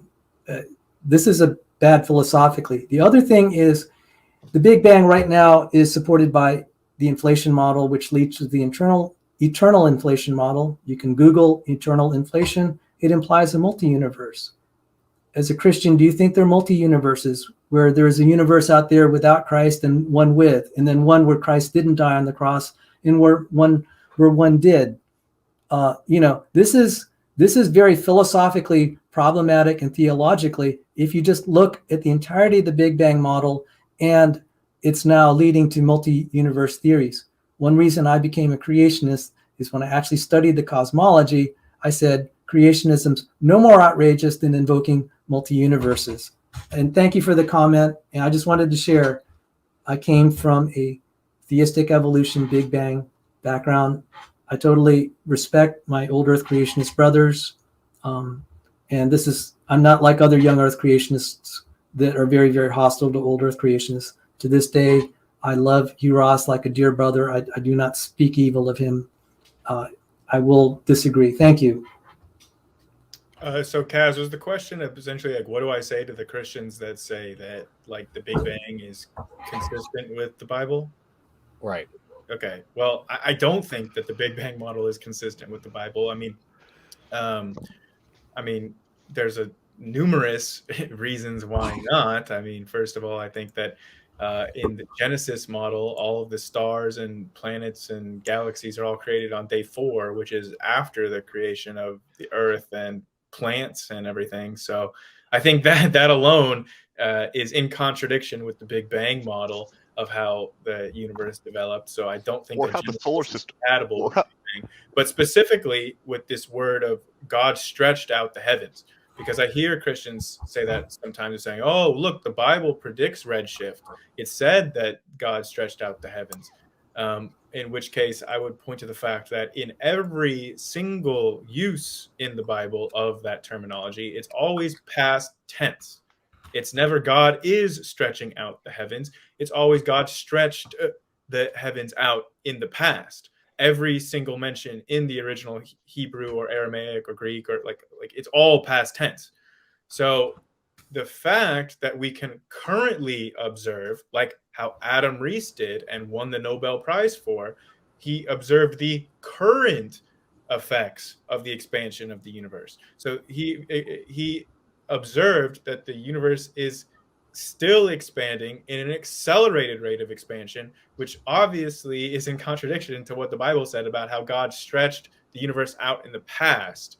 And now it's in the stretched out state. There's numerous things about the Bible cosmology, like with the existence of the firmament or the water that's beyond the heavens. All of this stuff is in contradiction with our knowledge of cosmology, astrophysics, etc. Got it. Thank you guys so much. All right, so you guys want to keep arguing about? Well, I'm not sure where we are in the conversation at this point.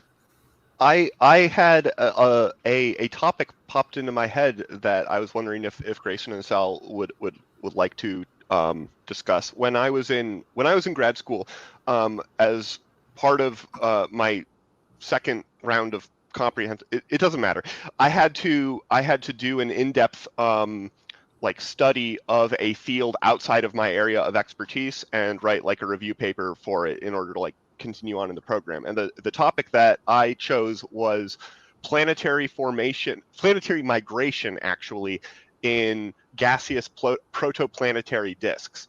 So the mainstream scientific model, which I agree with, is that the solar system formed out of a gaseous molecular cloud that collapsed and then eventually and because of a very small amount of rotation it would have started with, it eventually evolves into a rotating protoplanetary protostellar disk. And this is something that we are now able to directly image this process happening in other star systems. Obviously, we can't observe it directly now because we're at a much later stage. We no longer have a particularly prevalent gaseous disk. Everything's sort of coalesced and condensed. And so that we have observations of other systems that seem to. Can we show that on screen? Because I know what you're talking about. There's a JWST image that shows like a protostar with an accretion disk around it. And it's one of my favorite images from JWST. So the ones I'm thinking about, they have that, and then they have the disk around it, and it has holes with a planet that's carving out the thing. Let me see. Very cool. If somebody can find it. Well, it was the one with just the accretion disk and a protostar was my phone background for a while there, because I just thought the JWST image looked so beautiful, like where you can clearly see the accretion disk, you can see the protostar forming, you can see it all with the JWST data. So, and that also is a good segue to the discussion of the JWST data, because it's been in the news a lot. Oh, it's disproving the Big Bang, blah blah blah. That is an artist's interpretation, obviously. But yeah, I don't. Let me see if I can link to the. Is it this? Wait, is it? I can't see. No, it's not that. Hold on, I'll just link to it from NASA here. Here we go.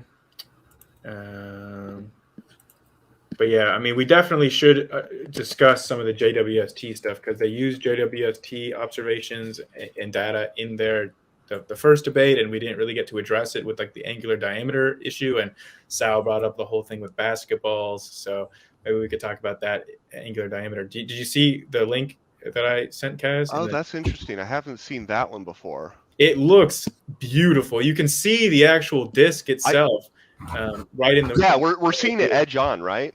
Yeah, so we're seeing it edge on. So right in the middle of that image there, that's where the protostar is. And then you can see it's not doing nuclear fusion yet, I don't believe.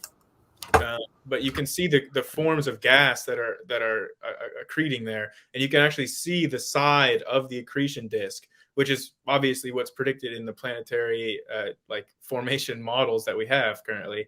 So it's just great to see such a beautiful image of that with the new data.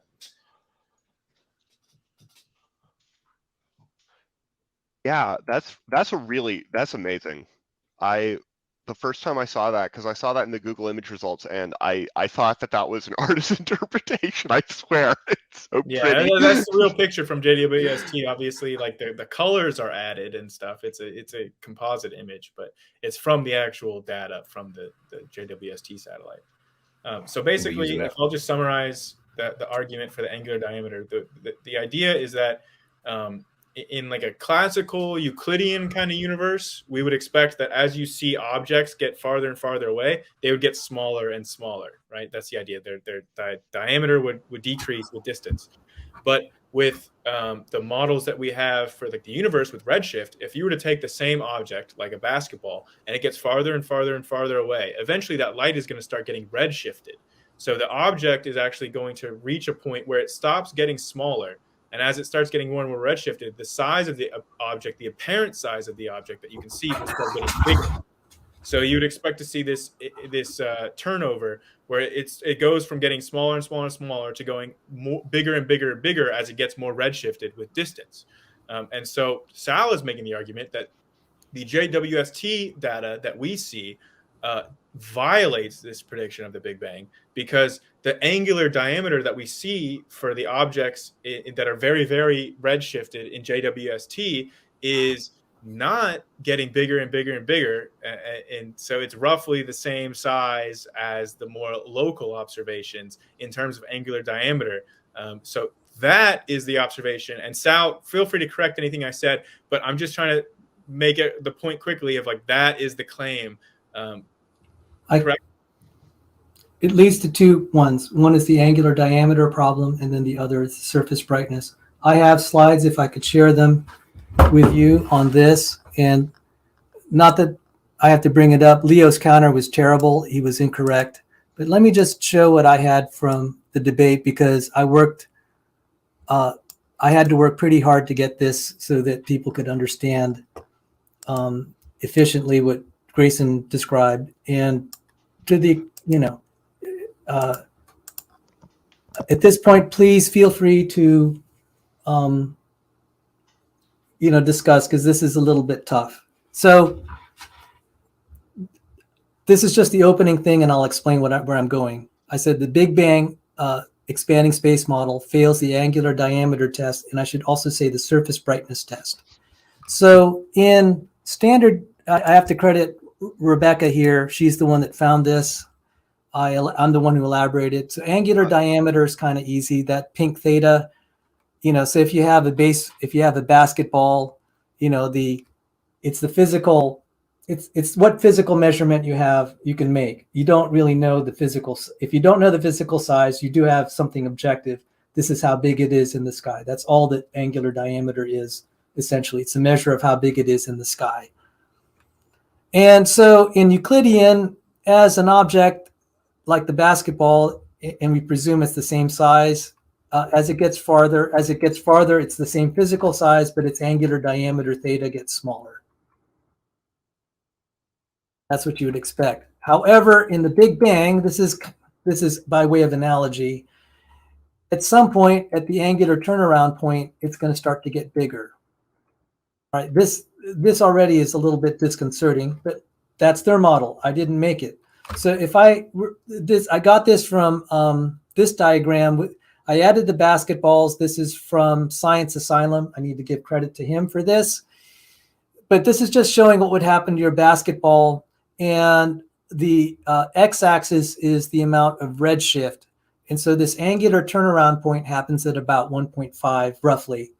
Z equals 1.5, whatever 100 millions of years that corresponds to.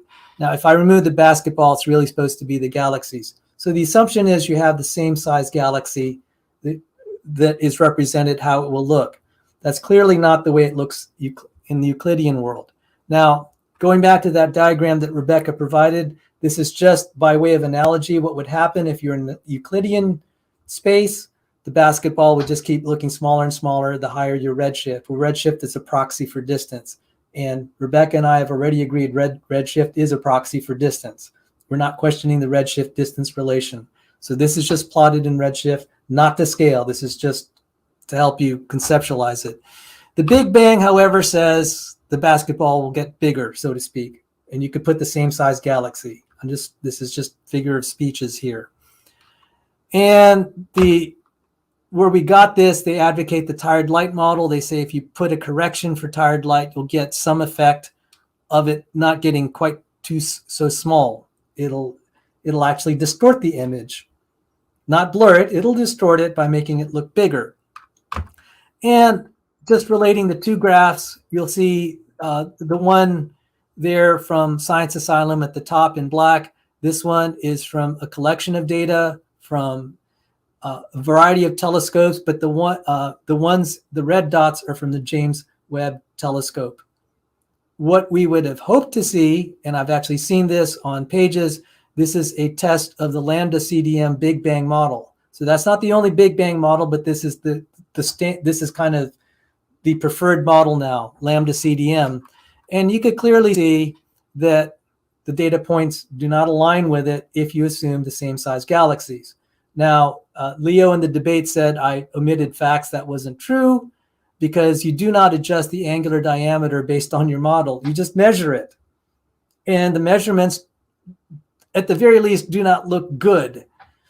Now, what they'll say is, well, we're not accounting for galaxy evolution or whatever. So what's happening, and this is a little harder to explain, I'm sorry to say this, it's harder to explain, but if you get these small little dots here, like where it's really tiny, of course, it has big error bars of higher of your redshift. That means that galaxy has to be teeny tiny and also extremely bright.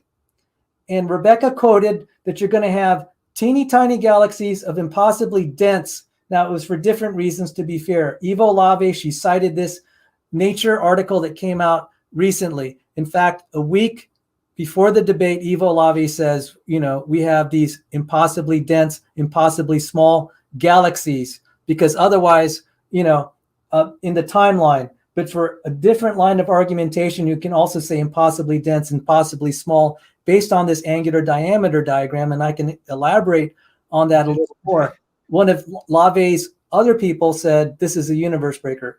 Go ahead. Yeah, okay. So quote mining from the scientists to make it sound like they're agreeing with your point, even though they don't, is a little bit odd, I think, because Labe, the guy that said the universe breakers, none of them are advocating for anything other than the Lambda CDM model. But I just want to say all of this rests on one faulty assumption. If you can go back to maybe like the image with the basketballs as they retreat, like 3 slides ago, or maybe a little bit more than that, just like that one. So this is what you're saying we would expect in the Lambda CDM model, which obviously is not true. This is not what we would expect. And why is that? Because the assumption that's implicit in all of this line of reasoning is very evident on this graph. It's the same basketball at every point of redshift, right? That's why you said that you're not acknowledging the galactic evolution like models that we have. As I don't know if we don't really have very good models for galactic evolution over time, but the assumption that galaxies are roughly the same at all measures of redshift is not a valid assumption to make, because it assumes a steady state universe, or it assumes a static state universe from the get-go. You've already assumed that the Big Bang is wrong by thinking that this is a prediction of the Big Bang. We would not see this kind of pattern that he's showing with the basketball, because it's assuming that the basketball is the same at every redshift, which is not a valid assumption. Very early galaxies are obviously going to be different than galaxies are today. And this is easy to see because obviously the density in the Big Bang model, the density of the universe at that time is much greater. The composition of the universe is much different. There's a lot less amounts of metals, like heavier than hydrogen and helium. It's predominantly hydrogen and helium. So there are also factors that are at play in galactic formation that we just can't account for at the moment. But basically, the assumption is that the basketball is the same at all redshift. Not a valid assumption. I'm sure Sal can address that. But largely, I want to say that this is addressing our models of galaxy formation, not our models of the Big Bang. None of this has any relation to our evidence or our model of the Big Bang. This is not the Big Bang model that is making these predictions. This is a model of this is our galactic formation model, how galaxies formed. And I also want to just say JWST has been coming out with data more recently, like it observed an object that, hey, look at that. It's much smaller.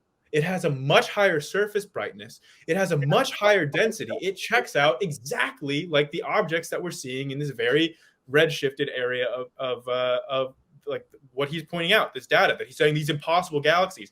Guess what? Like literally a week or two ago, they just described an object that was previously unknown, that this kind of object that could even exist. And what it is a supermassive black hole surrounded by all kinds of gas. And in that gas, with the supermassive black hole, that gas is extremely bright, right? Brighter than any stars. Quasars are the brightest objects in our universe. The brightness of a quasar is produced by the gas, not any stars, okay? So this accretion gas and material can be much brighter than stars. But this new object had way higher rates of star formation, way higher rates of star density, a way higher density because of the supermassive black hole, way higher brightness, and a much smaller diameter. All of the criteria that these very distant objects that Sal's talking about, these universe breakers, these impossible galaxies, all of them would fit that criteria of this new object that we just discovered a couple weeks ago. Like the fact that these things are even said to be galaxies is already a stretch of what we know. We have not verified that these objects, these highly redshifted objects that Sal is talking about, we have not verified that they are even galaxies. Okay, that's that we haven't gotten to the resolution. We haven't achieved spectra on them. We haven't verified that they are indeed galaxies for him to be making all these claims. And he wants to claim that they are fundamentally the same as the galaxies that are locally around us, because that's the assumption that's implicit in the basketball. He's shaking his head, so I'll let him explain. But that is the assumption that all of this rests upon, which is unfounded. No, that is not the assumption. And thank you for giving me the opportunity to clarify. I'm just simply pointing out, if you did have the same size, this is what would happen. Okay? If you you look at this, the other thing is, how do they know that it is exceptionally bright? If they are using the expanding space model to determine surface brightness, etc., and the actual physical diameter, that's circular reasoning. It doesn't count. Sorry. And so that's not a fact. You could just say you discovered it, and it's based on your assumptions that it is that bright. Now, if we could bring the graph up one more time. Oh, Dr. Mike, did you want to say something? You're muted. I sir. did, and I'm muted. I actually, something can be exceptionally, because if everything that it's looking at is redshifted the same amount, which you can detect by doing spectroscopy and whatnot, and one of those things is way, way brighter than the others, then it is exceptionally bright, even if you don't know the sort of absolute brightness because of the other stuff. So Okay, it could at least in that sense be exceptionally bright, even if you were correct. Okay, so this is in log paper. This is a log plot. So you could see if we were to take let's say we take a point on this graph. See if I could actually execute this. This is going to be kind of tough. Let me go here. If we take a point here, like say right there at 0.1, all right, just let's say how big this would have to be under the Big Bang model. It would have to be, the physical diameter would have to be way, way, way small. Mm-hmm. Okay, so we're predicting that if these things are disks and they look and we confirm they're galaxies, this is really bad. The problem is then, okay, let's take the opposite view. Let's say, we have all these small little objects, and that's the Big Bang, that's our new galaxy evolution model, or you're going to need one like that. Yes. You're going to need one like that to solve the Big Bang. Yep. That is now a free parameter. No, it has nothing to do with Big Bang.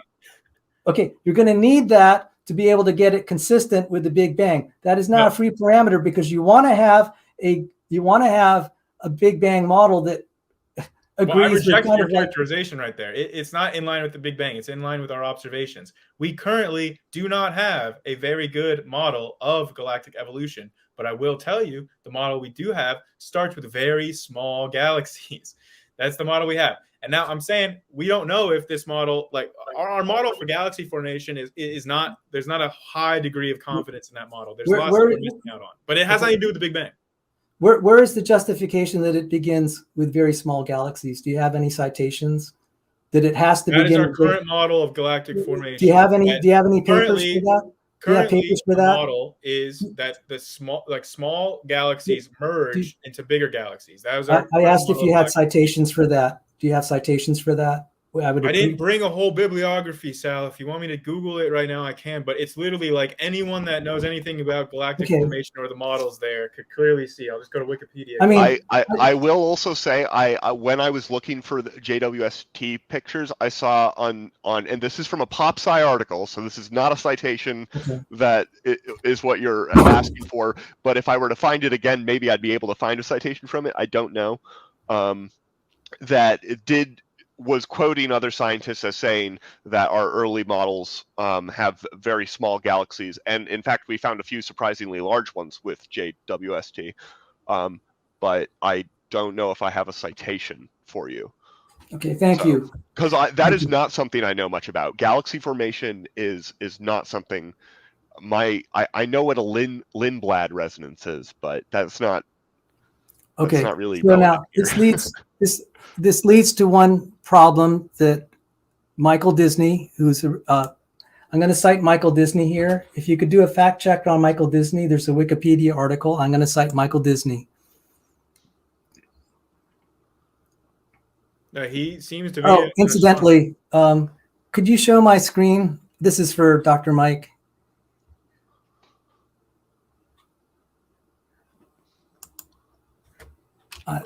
I'm gonna scroll through something, but this, if you could share. If I look up just Michael Disney, I have Michael Eisner Disney, the former CEO of Disney, the company. Michael Disney, astronomer. And while you're looking that up, just going to show the audience. This was where you take electromagnetic theory, and then the Michelson-Morley experiment, and then Lorentz. Yeah. And you have the D-Allen you do 2 chain rules here, and you get the derivation. You'll be able to resolve it. It's not as bad as it sounds. But anyway, for Michael Disney, let me get Michael Disney here. I have it. Okay.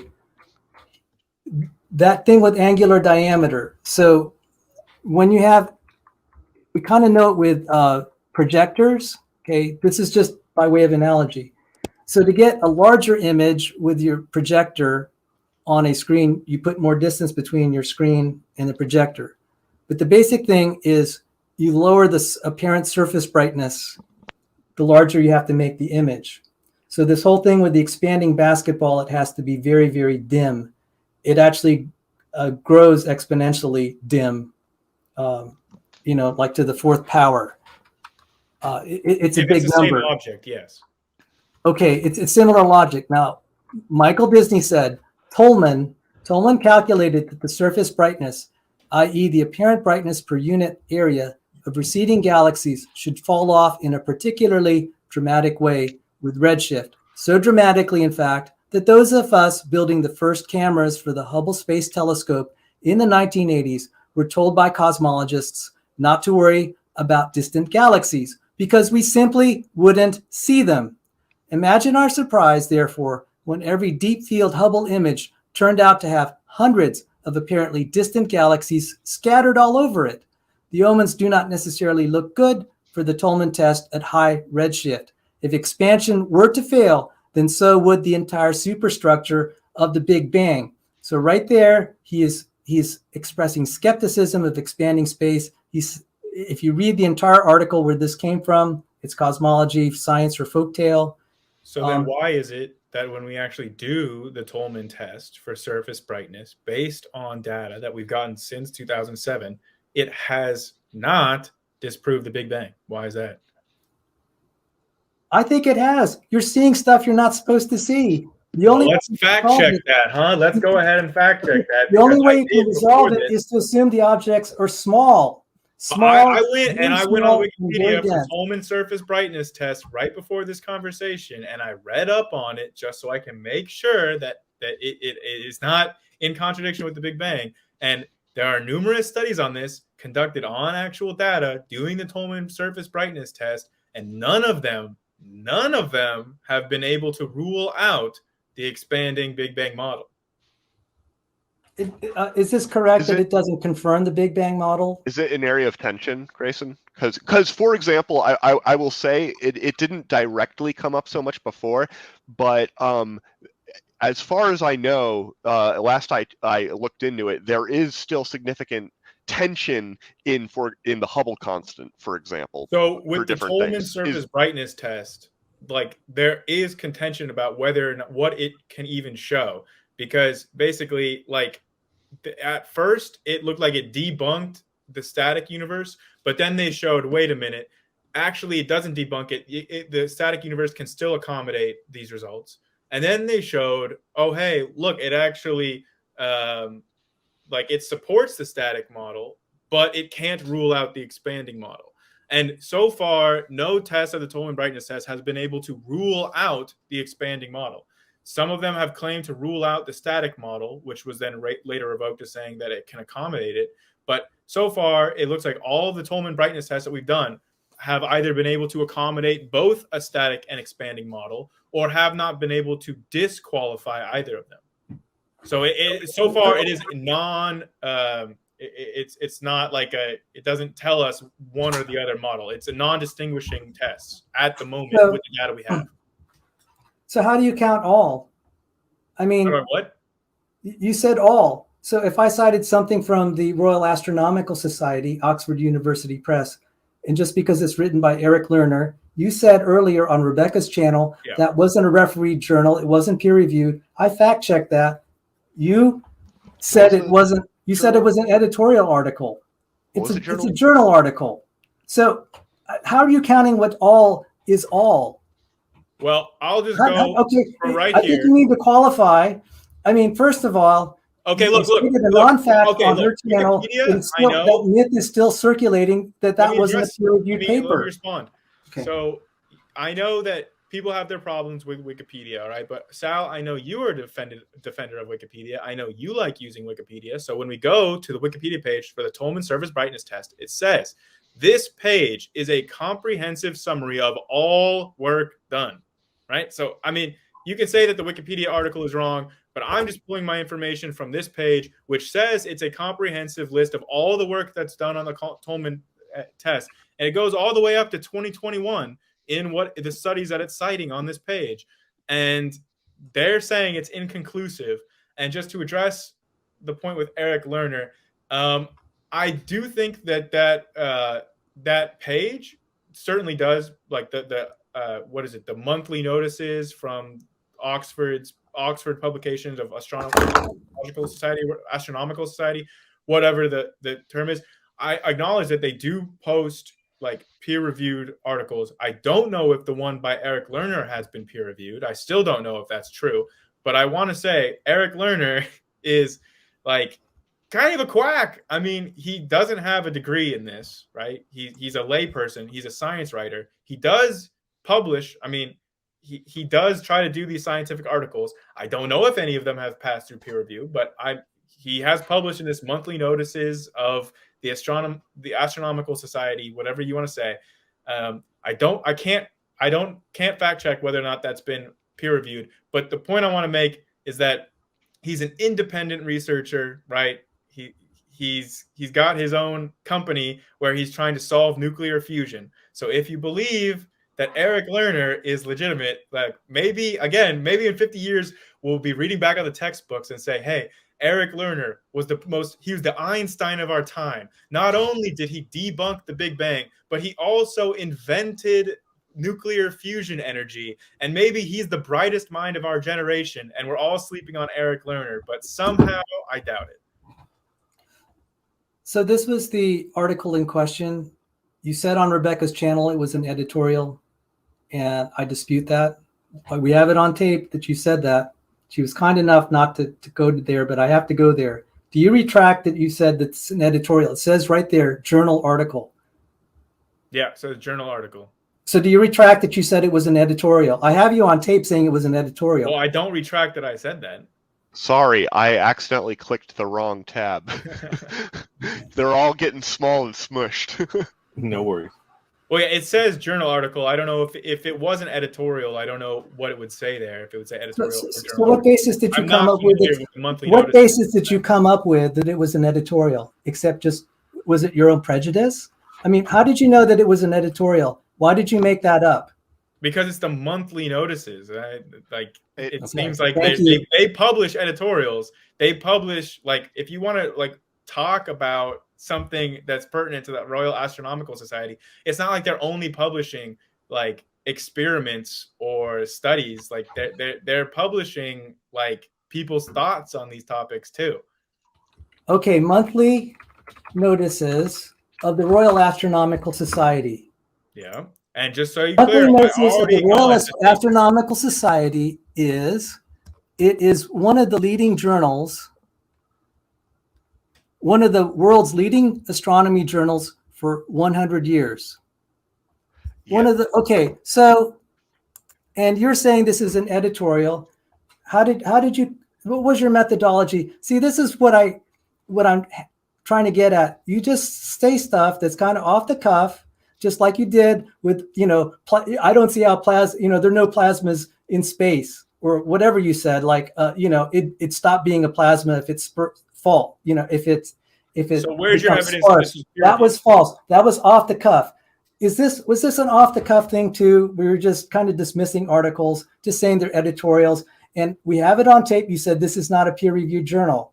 Okay, I need to come. It's just not fair to Rebecca. You get away with saying stuff, and it doesn't get fact checked. It's only fair to her. You said it wasn't really a peer-reviewed journal. I have you on tape saying that. Do you retract that now? Well, I don't retract that I said that, but if this, Were you wrong? Were you wrong? Were you wrong? Were you wrong to say it's not a peer-reviewed journal? Are you going to let me respond? I'm trying to answer your Okay. question right here, and you're talking over me. So, all right, go ahead. Okay. So I do acknowledge that there are some peer-reviewed articles that this journal puts out. I don't acknowledge that every single thing it puts out is peer-reviewed. I would need to see evidence for that. And then specifically, I would want to see evidence that this article has been peer-reviewed. Because like I said, Eric Lerner is not an astrophysicist. That didn't answer my question. I did answer it. Were you wrong in saying that the monthly notices of the Royal Astronomical Society is not a peer-reviewed journal? If I said that, then yes. Okay, thank you. Okay, you feel like a big man now, like you won the debate? No, that's not the point, sir. Okay. You've been making up a lot of facts. You've been very dismissive of things that I put forward. You've been saying it crumbles, and I've shown that. This does not contradict any of that. I think that you just were after a small little W so you could feel good because clearly, like, we've demolished your position. All the things that you've come up as facts I've shown are disputed. Okay, I respect in your mind you felt that way. That's fine. In your mind, you've demolished it. In your mind, you've demolished it. I respect that. That's how you. I demonstrated why. In your mind, not in mine. I demonstrated that nothing that you posited was an actual fact. Okay, in my mind, I think you've done terribly. In your mind, I've done terribly, and that's the way. That's how debates go. That's fine. I'm just pointing that out to the viewers. Well, I supplied actual evidence and rationale and justification. You've just said maybe one day we'll learn why plasma could redshift without causing blurring. You just are saying maybe, and it's another promissory note that you've been putting out there. But I've been coming up with the facts of being like, hey, like this is what we observed. This is what's in line with the Big Bang. You've been coming up with interpretations of observations. They're not actually the same thing as unequivocal facts, I'm afraid. Right. Well, you're the one that posited that one ugly fact could disprove the Big Bang model. I've gone through and shown that none of what you posited has qualified as a fact that disproves the Big Bang model. Nothing that you brought. Okay, that's fine. That's your opinion. But relative to, the stuff that you have, which is a speculation and circular reasoning, I think I have prevailed in that respect. So but anyway, this was about the Tolman surface brightness test, which you mischaracterized as not coming from a peer-reviewed journal. And we've set that straight that this is a peer-reviewed journal, the monthly notices of the Royal Astronomical Society. You've also said that you quoted a Wikipedia and said all of it has not ruled out the Big Bang. Well, it turns out, sometimes Wikipedia is wrong. And I've said that. The reason I cite Wikipedia is at least I try to say what is the general consensus, particularly if it's coming from your side. Okay, I'm not saying it's authoritative, but I'm just trying to say this is common knowledge. So the common view is, yes, maybe it's been not fully refuted, but there is a paper here. And so I'm just putting it out there. People can look at this. And even if Eric Lerner is all the things you say he is, that is ultimately irrelevant to the data, and it can be examined. I gave the quote by Michael Disney. He is concerned. He said this does not look well. The way that they fixed it is with appealing to more promissory notes of galactic evolution in that science or folktale. In courtesy to the viewers, I'll provide a link to Michael Disney's full essay. Right. He used to say that. Does he still say that now? I mean, he used to say all that stuff before we had the data, but what does he say now that we have the data? I mean, everything that you quoted from Michael Disney was from what, like 2007? What does he say now? I don't know. He's very, very old. I mean, he's long retired. If someone would like to fact check his qualifications, I would appreciate. I'm not like debating his qualifications. I'm debating about what he says now that we have the data, because he was talking about things before we had the data. So now that we have the data, what does he say? Does he support your position or not?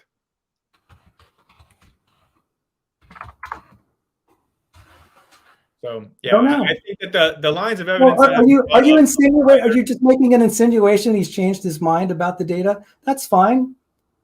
That's fine. I'm just noting that's your insinuation, isn't it? That maybe I'm he changed asking a his question. mind. I haven't made any insinuation or claim. I'm asking what he I says. don't know. He could be very old in a nursing home. That's kind of a lot to ask of someone. Okay. He is very old. Okay? Do you have any scientists that are actual scientists?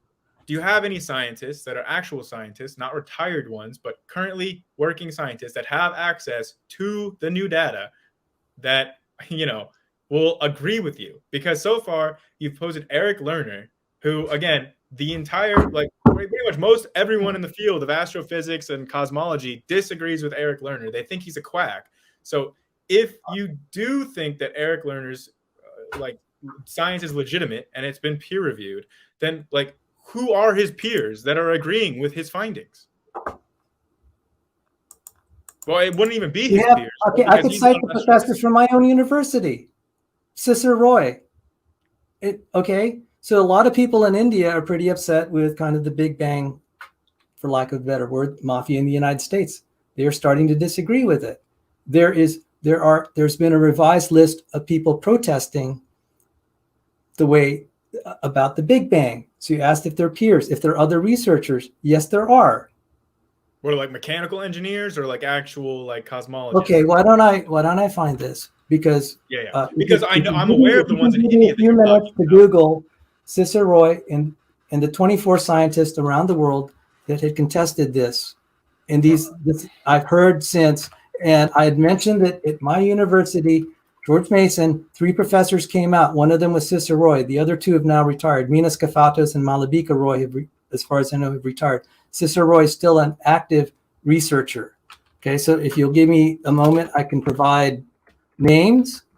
Okay, and while you're doing that, I want to make the point that specifically in regards to our models of early galactic formation, there's still a ton that we don't know. Just a couple weeks ago, or maybe 2 weeks ago or last week, a paper just released about the very first observations of magnetic disturbances in the cosmic web. So clearly the electromagnetic force seems to play some kind of role in early galactic formation, like giant cosmic scale magnetic fields that are not accounted for in the current models of galaxy formation. So there's a ton that we're missing in our current models for how galaxies forms, which is the real source of this JWST contradiction. Notice none of the people, the astronomers that are making these observations of the JWST, nobody's saying that this is debunking the Big Bang.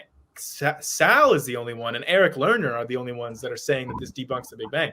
The people that are the actual scientists doing the work know that it's talking about our models of early galactic formation that this data is pertinent to. Okay, that we need to have models for how galaxies could form as quickly and in the way that the JWST observations are showing that they did. And that's the science that's going to be coming out of JWST observations. It's going to update our understandings of early galactic formation. It's not going to debunk the Big Bang like Sal wants to posit. In 30 years, when people can look back on this, they'll say, "Oh, wow! So that's why we know about how galaxies formed." They're not going to say, "Oh, remember that's what debunked the Big Bang." I'd like to apologize to the viewers. I had not used my ad blocker,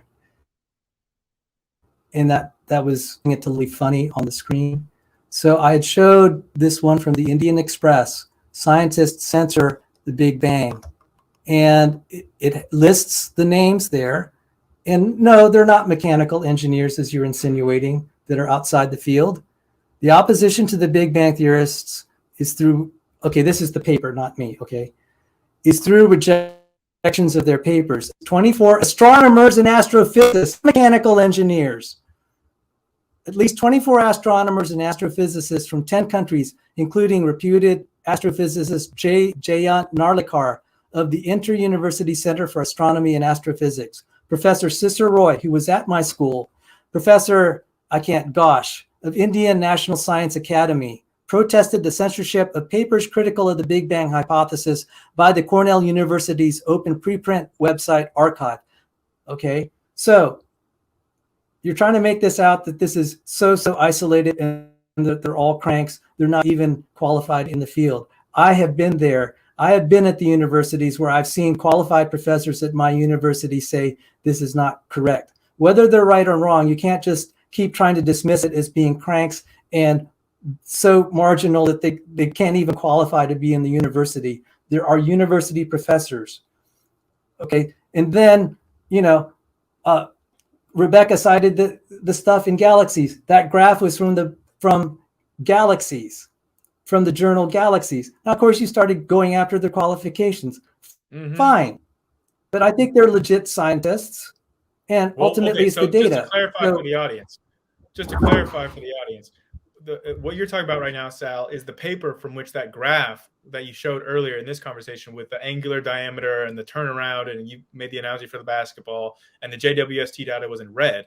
That graph, the paper that's from, which is what I was disagreeing with, because the lead author is a computer scientist, then there's a mathematician, and there's a guy who, in that paper, the only credentials they provide for this guy is an address for a construction supply company. And there's one guy who's listed as having any affiliation with any kind of astrophysics department. And this is in St. Petersburg. It's a Russian paper. And so I tried to find the credentials for that guy, but I couldn't. But maybe that's just because I don't speak Russian. I'm not trying to say that guy's not credentialed in this area, but the main authors are not astrophysicists. They're computer scientists and mathematicians. And that would make sense to me why they're leaving out this information about early galaxy formation and how they could have made such a blunder as to assume that all the galaxies that are highly redshifted are fundamentally the same as the local galaxies we observe, which was their big misunderstanding in that paper and the big problem with it. And again, not coming from astrophysicists. And at least when I went to go find that paper, the website that I accessed the full paper had a disclaimer saying that we cannot verify whether or not this has been peer reviewed. Okay, so I don't know, but I'm not sure how many scientists have peer reviewed their findings.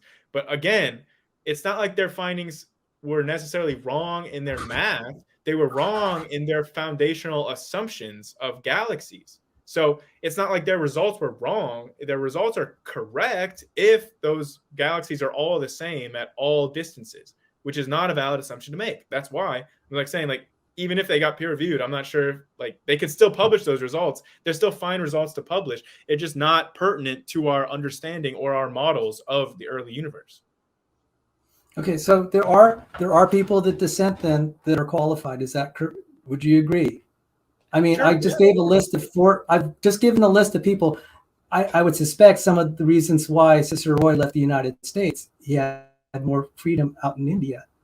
Well, okay. So for the thing with India, it's really interesting because Indian academia is very strange and very biased towards Indian nationalism. For example, they've rewritten early Indian history and they don't acknowledge any archaeology for early Indian history, like the migrations of the Aryans, whatever. But specifically, the people that you were citing, I'm pretty sure because you made a video on this subject with these Indian physicists, and I fact-checked that video and found it was debunked.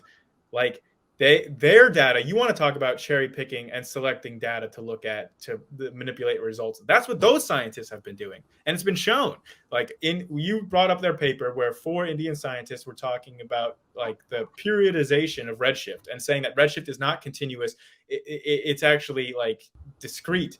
And I looked at their paper, I looked at their findings, and then I looked at the more new paper that was using all of the available data in the Sloan Sky Survey, and they did not show those effects, and they showed that it was continuous, the exact opposite that these Indian scientists have been shown when they look at all the data instead of cherry picking ones to get the result that they want. So I would say that there's probably a lot of bias going on with those, but I will not disagree with your fundamental point that there are scientists that are properly credentialed that do disagree with the Big Bang. I'm not disagreeing with that. I'm just saying that the ones specifically that you have been trying to cite are not astrophysicists in many cases, like Eric Lerner, or a lot of these, like this Russian study was done by mathematicians and computer scientists, not astrophysicists. So yes, I'm not saying that that there are no qualified scientists that disagree with the Big Bang. I'm just saying the ones you've been pulling from are not those.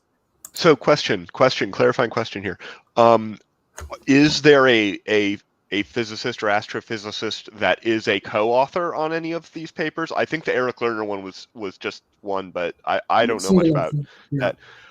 But in cases, if there are multiple authors, and if, for example, you have one or two physicists, and then you have a bunch of computer scientists or mathematicians, that can be totally fine. So I just wanted to ask if that was the case for any of these, and I don't think so. But yeah, so in the Russian one, there were 4 authors. One of them listed was affiliated with a special department of astrophysics or something. So potentially, and I'm not saying that they didn't. Is there any way I can get the name of that paper or the authors? Huh? So I can look it up and put it on the screen. Does Sal anybody have the name of that paper? Yeah, Sal could probably send that paper. It's the one with the chart that we've been pulling from for this discussion. That's a good request. Unfortunately, I was counting on Rebecca when we were in the debate. I'll pull it up. I have it somewhere. Okay, thank you. So I'm going to put. I was going to ask that question also. Like, where did that chart come from earlier in the slides? But Grayson didn't. He seemed familiar with it and was more or less seemed to be accepting what it was saying. At least, like, I wasn't sure.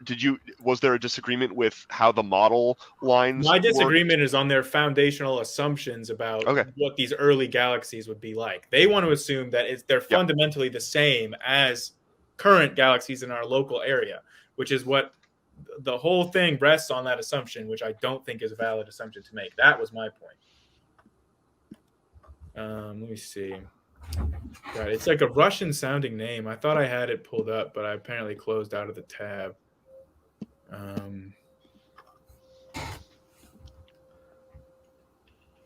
I still have that Eric Lerner paper up though. Oh, wait. Here it is. It's called, here, let me just link to it. Cosmological Model Tests with JWST.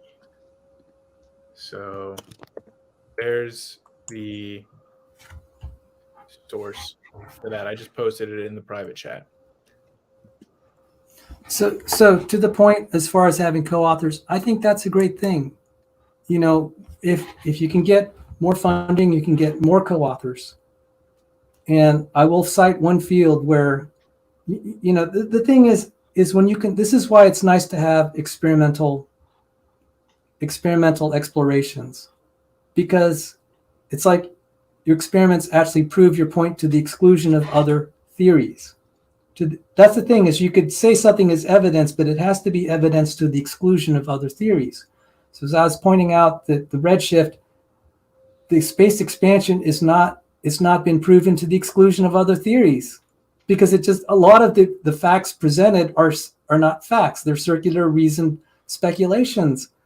It doesn't qualify as a fact to the exclusion of other theories. So if we have physical experiments that will resolve the problems, this is the way the debate, I think, can be settled. The problem is when we have just science by peer review and approval of the majority. That's not really science.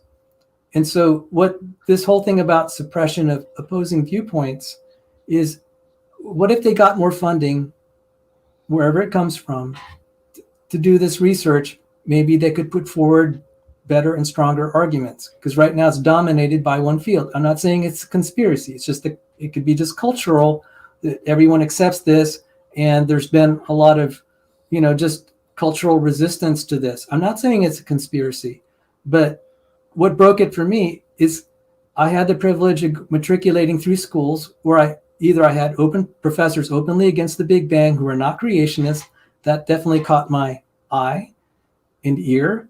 And then I would hear the graduate students and faculty whisper. So, this whole thing of saying it's crumbled or whatever, people, I have friends in academia, they're like, yeah, I'm a condensed matter physicist. I don't deal in all this, but I'm skeptical of the Big Bang. So a lot of them will be in other specialties. I had a professor right there at Johns Hopkins said, just between you and me, So this whole picture of like appealing to the consensus, I was there at ground level. I don't see like this, this huge endorsement. It's like, well, so you deny the existence of the consensus? I will say I do see a huge endorsement. So there may be other reasons why your experience and my experience are different. It's not a topic that necessarily comes up, but when it does come up, there is a baseline default assumption that everybody is on board with Big Bang cosmology being generally correct. Lambda CDM is going to require some revision. I don't think anybody disputes that. It's frontier stuff, but I just wanted to put that out there. What you're saying does not necessarily surprise me, Sal. Yeah, it would seem like Sal's implying that this consensus is illusory, and he's saying that everyone just doesn't want to be public about their disagreements with the Big Bang, but secretly there is not a consensus. Is that what you're saying, Sal? I'm saying, yeah, there's a quiet non-consensus. How big that minority is, I can't assign a figure. I'm not going to assign a figure to it, but even a 10%, if I hear like one or two professors at my school express like, okay, there were two professors who will not be named. Okay, that's my experience. I've had 10, 12, 15 professors. To me, that's not a consensus. All of them will agree on certain things, such as the major fields like classical electromagnetic theory within its domain outside of the atom. It's like that's well accepted. I don't hear a professor saying, "Oh, Maxwell's equations aren't really right in this domain." You teach electromagnetic theory. You say, okay, at the atomic level, classical doesn't apply, and we're fine with that. But I have to say, even when Rees was winning his Nobel Prize, a faculty member said, I don't think this could be wrong. That registers on me. Okay, so just take it for what it's worth. So I am saying that it's not like qualified people don't have serious skepticism. I've tried, by showing the papers I've at least tried to say there are people that have earned the credentials, suffered through being a scientist, and still dissent. Well, this is all. I disagree that your papers show that, but I don't disagree that those people exist. I mean, I do think that you can find qualified people that would be skeptical or might disagree with the Big Bang model. I'm saying that so far, none of your papers have shown that, but I'm not saying that those people don't exist. I mean, they totally can. You don't think Petrosian and Kasevsky are qualified? No, that's not what I said. I don't think that they are supporting your position. Okay, thank you. All right, that's fair. Yeah. And so what exactly, I think I missed a little bit of that conversation where you said that you wanted to reach out to one of these authors. What exactly do you think that they are showing that supports or disproves the Big Bang, or like what is their observation that you think is on your evidence for your side? If that there is not, first, to establish that they believe that the absence of time dilation is because there is an absence of time dilation. They have given kind of the other view that maybe there is time dilation, there could be an effect that's removing it. Even that's for the gamma ray burst, right? Gamma ray burst. And even Crawford said that. And so both Crawford and Kasevsky. You keep conflating here. Crawford was talking about supernova. No, Crawford had a paper on gamma ray bursts too. Okay. That I showed that in the debate. So Crawford, Petrosian, and Kasevsky have said, okay, there are counters to say there could be still time dilation, but there is some observational problem. Okay, you keep doing this, Sal.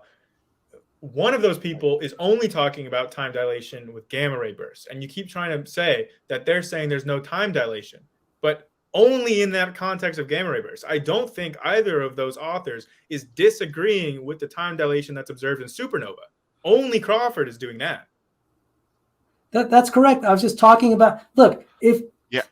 all your objects, keep omitting all the objects, be they supernova, quasars, or gamma rays, they should be subject to time dilation. I don't see why you have to keep parceling it out. It's going to be problematic if you find absence of time dilation in the gamma ray burst. Well, hold on, because there could be reasons why a gamma ray burst would not be displaying time dilation, whereas a supernova would.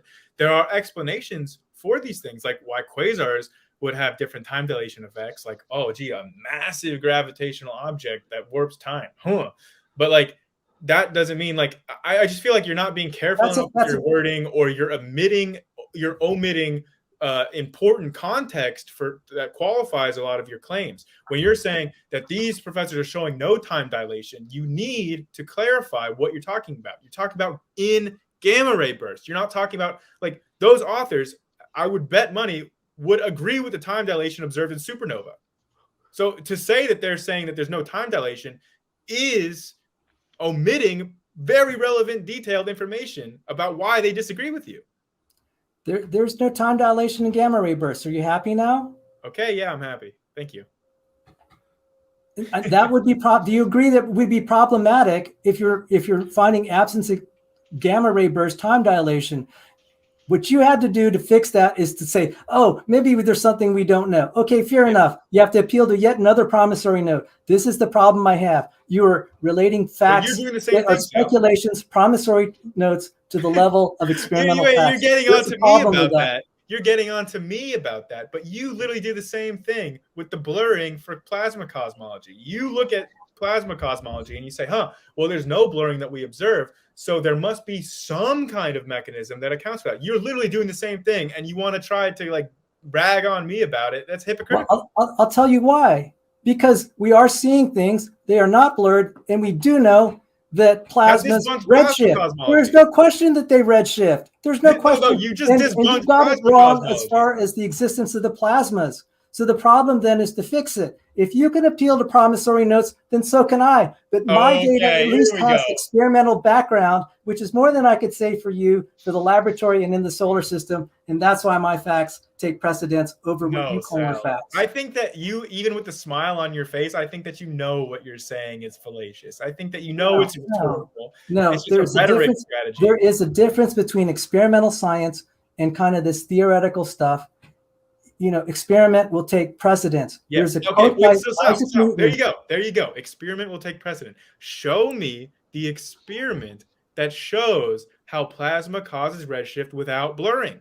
You say experiment takes precedent. You don't want to come up with any of these promissory notes. You don't want to make up any mechanisms that we don't have direct experimental evidence for, which, by the way, you trying to say experimental evidence is worth more than observational evidence is a little bit weird. Observational evidence is still evidence. Okay, you want to ignore it, but I'll just say, what is the experimental evidence that plasma I'll tell you without blurring?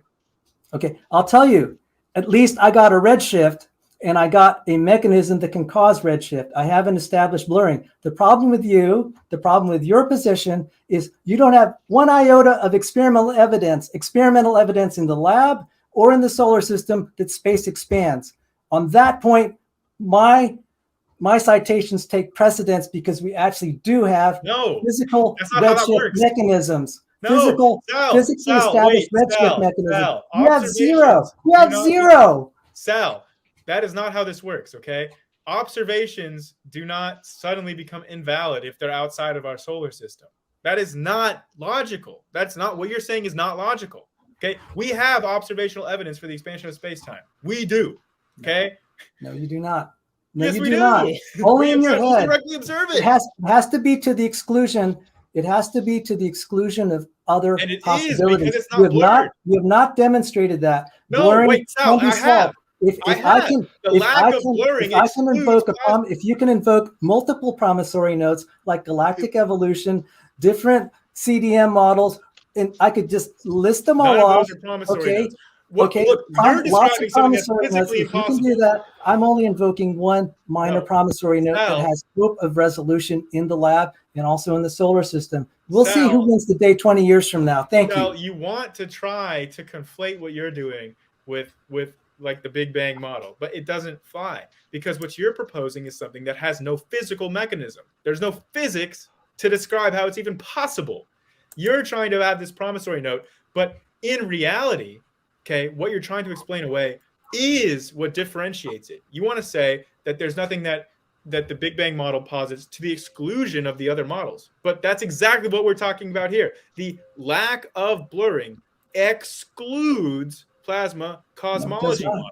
And you want to say, no, that's not the case because there could be some kind of imaginary mechanism, some sort of imaginary physics that could be used to describe why there's no blurring.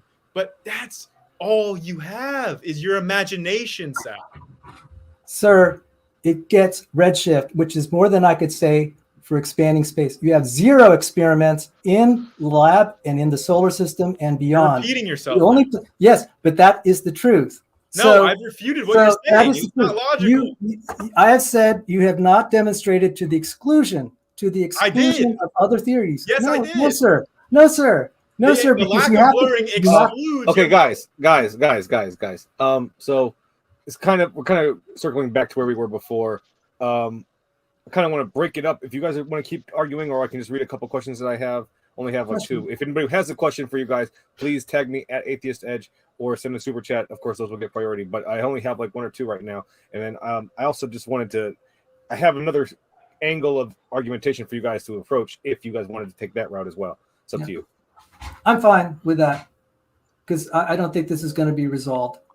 We do know that we have a pin in the.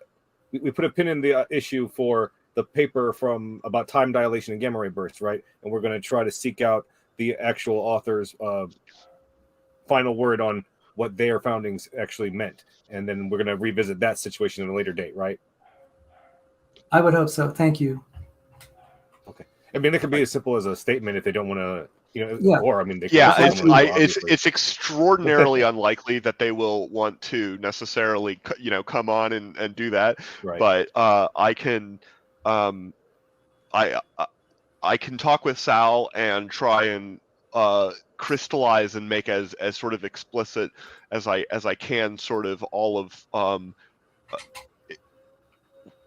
basically everything that you would want clarified, and then try and reach out to them and see if they'd be able to get back to me. Actually, this would be very productive if you would be at least open to this. If you could come on my academic channel and we could just read through the paper together and see if we understand it the same way. I can possibly. This would actually be productive. We can read through it, learn some physics. It's certainly there's a lot of physics in there that I'm sure neither of us know. I'd be very indebted to you if we could do something like that. This would, for me personally, I feel that would be more productive to read through Kosevsky and Petrosian's paper and say, okay, this is what we understand. This is what we actually absolutely have no clue what you said. And I think that would also form kind of the basis of what we would say in a letter that you would send. Here are the pool of questions, and we'll say, okay, that's maybe too big a pool. We can at least prioritize what you think are the most important. And it'd be comforting for me to know what questions you've decided on. The goal is to try and steel man sort of the position. Okay. So just in conclusion, before we move on to questions, I'll just say the lack of blurring precludes plasma cosmology, but also the CMB is what Sal's asking for. He says some evidence that cannot be explained by another model that is only for the Big Bang. That's the CMB. There's not any alternative explanation for what would cause the CMB. It's literally the same in every single direction that we look. The fluctuations in the CMB in the power spectrum are exactly predicted by the lambda CDM model.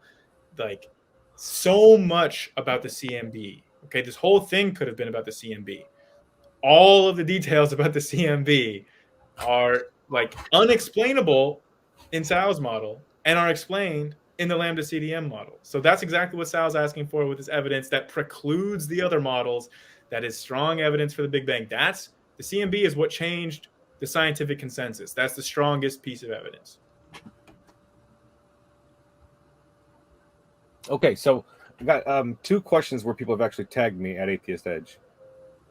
So I will read those. If anybody else has a question, I'll be looking out for those, and then we'll wrap it up. Sound good, everybody? That sounds great to me. Okay, great. They're both from Gigi, so thank you so much, Gigi. He's a supporter and a very frequent viewer, so we really appreciate Gigi's patronage. Gigi asks, can you ask Sal why not point to the mistakes in the papers and change the world? Say that again. They break up. They ask Sal, why not point out the mistakes in the papers and change the world? They're saying, why not just go through these papers, point out their mistakes? Oh yeah, no, that's a great question. I don't have the ability. Experiments will resolve this.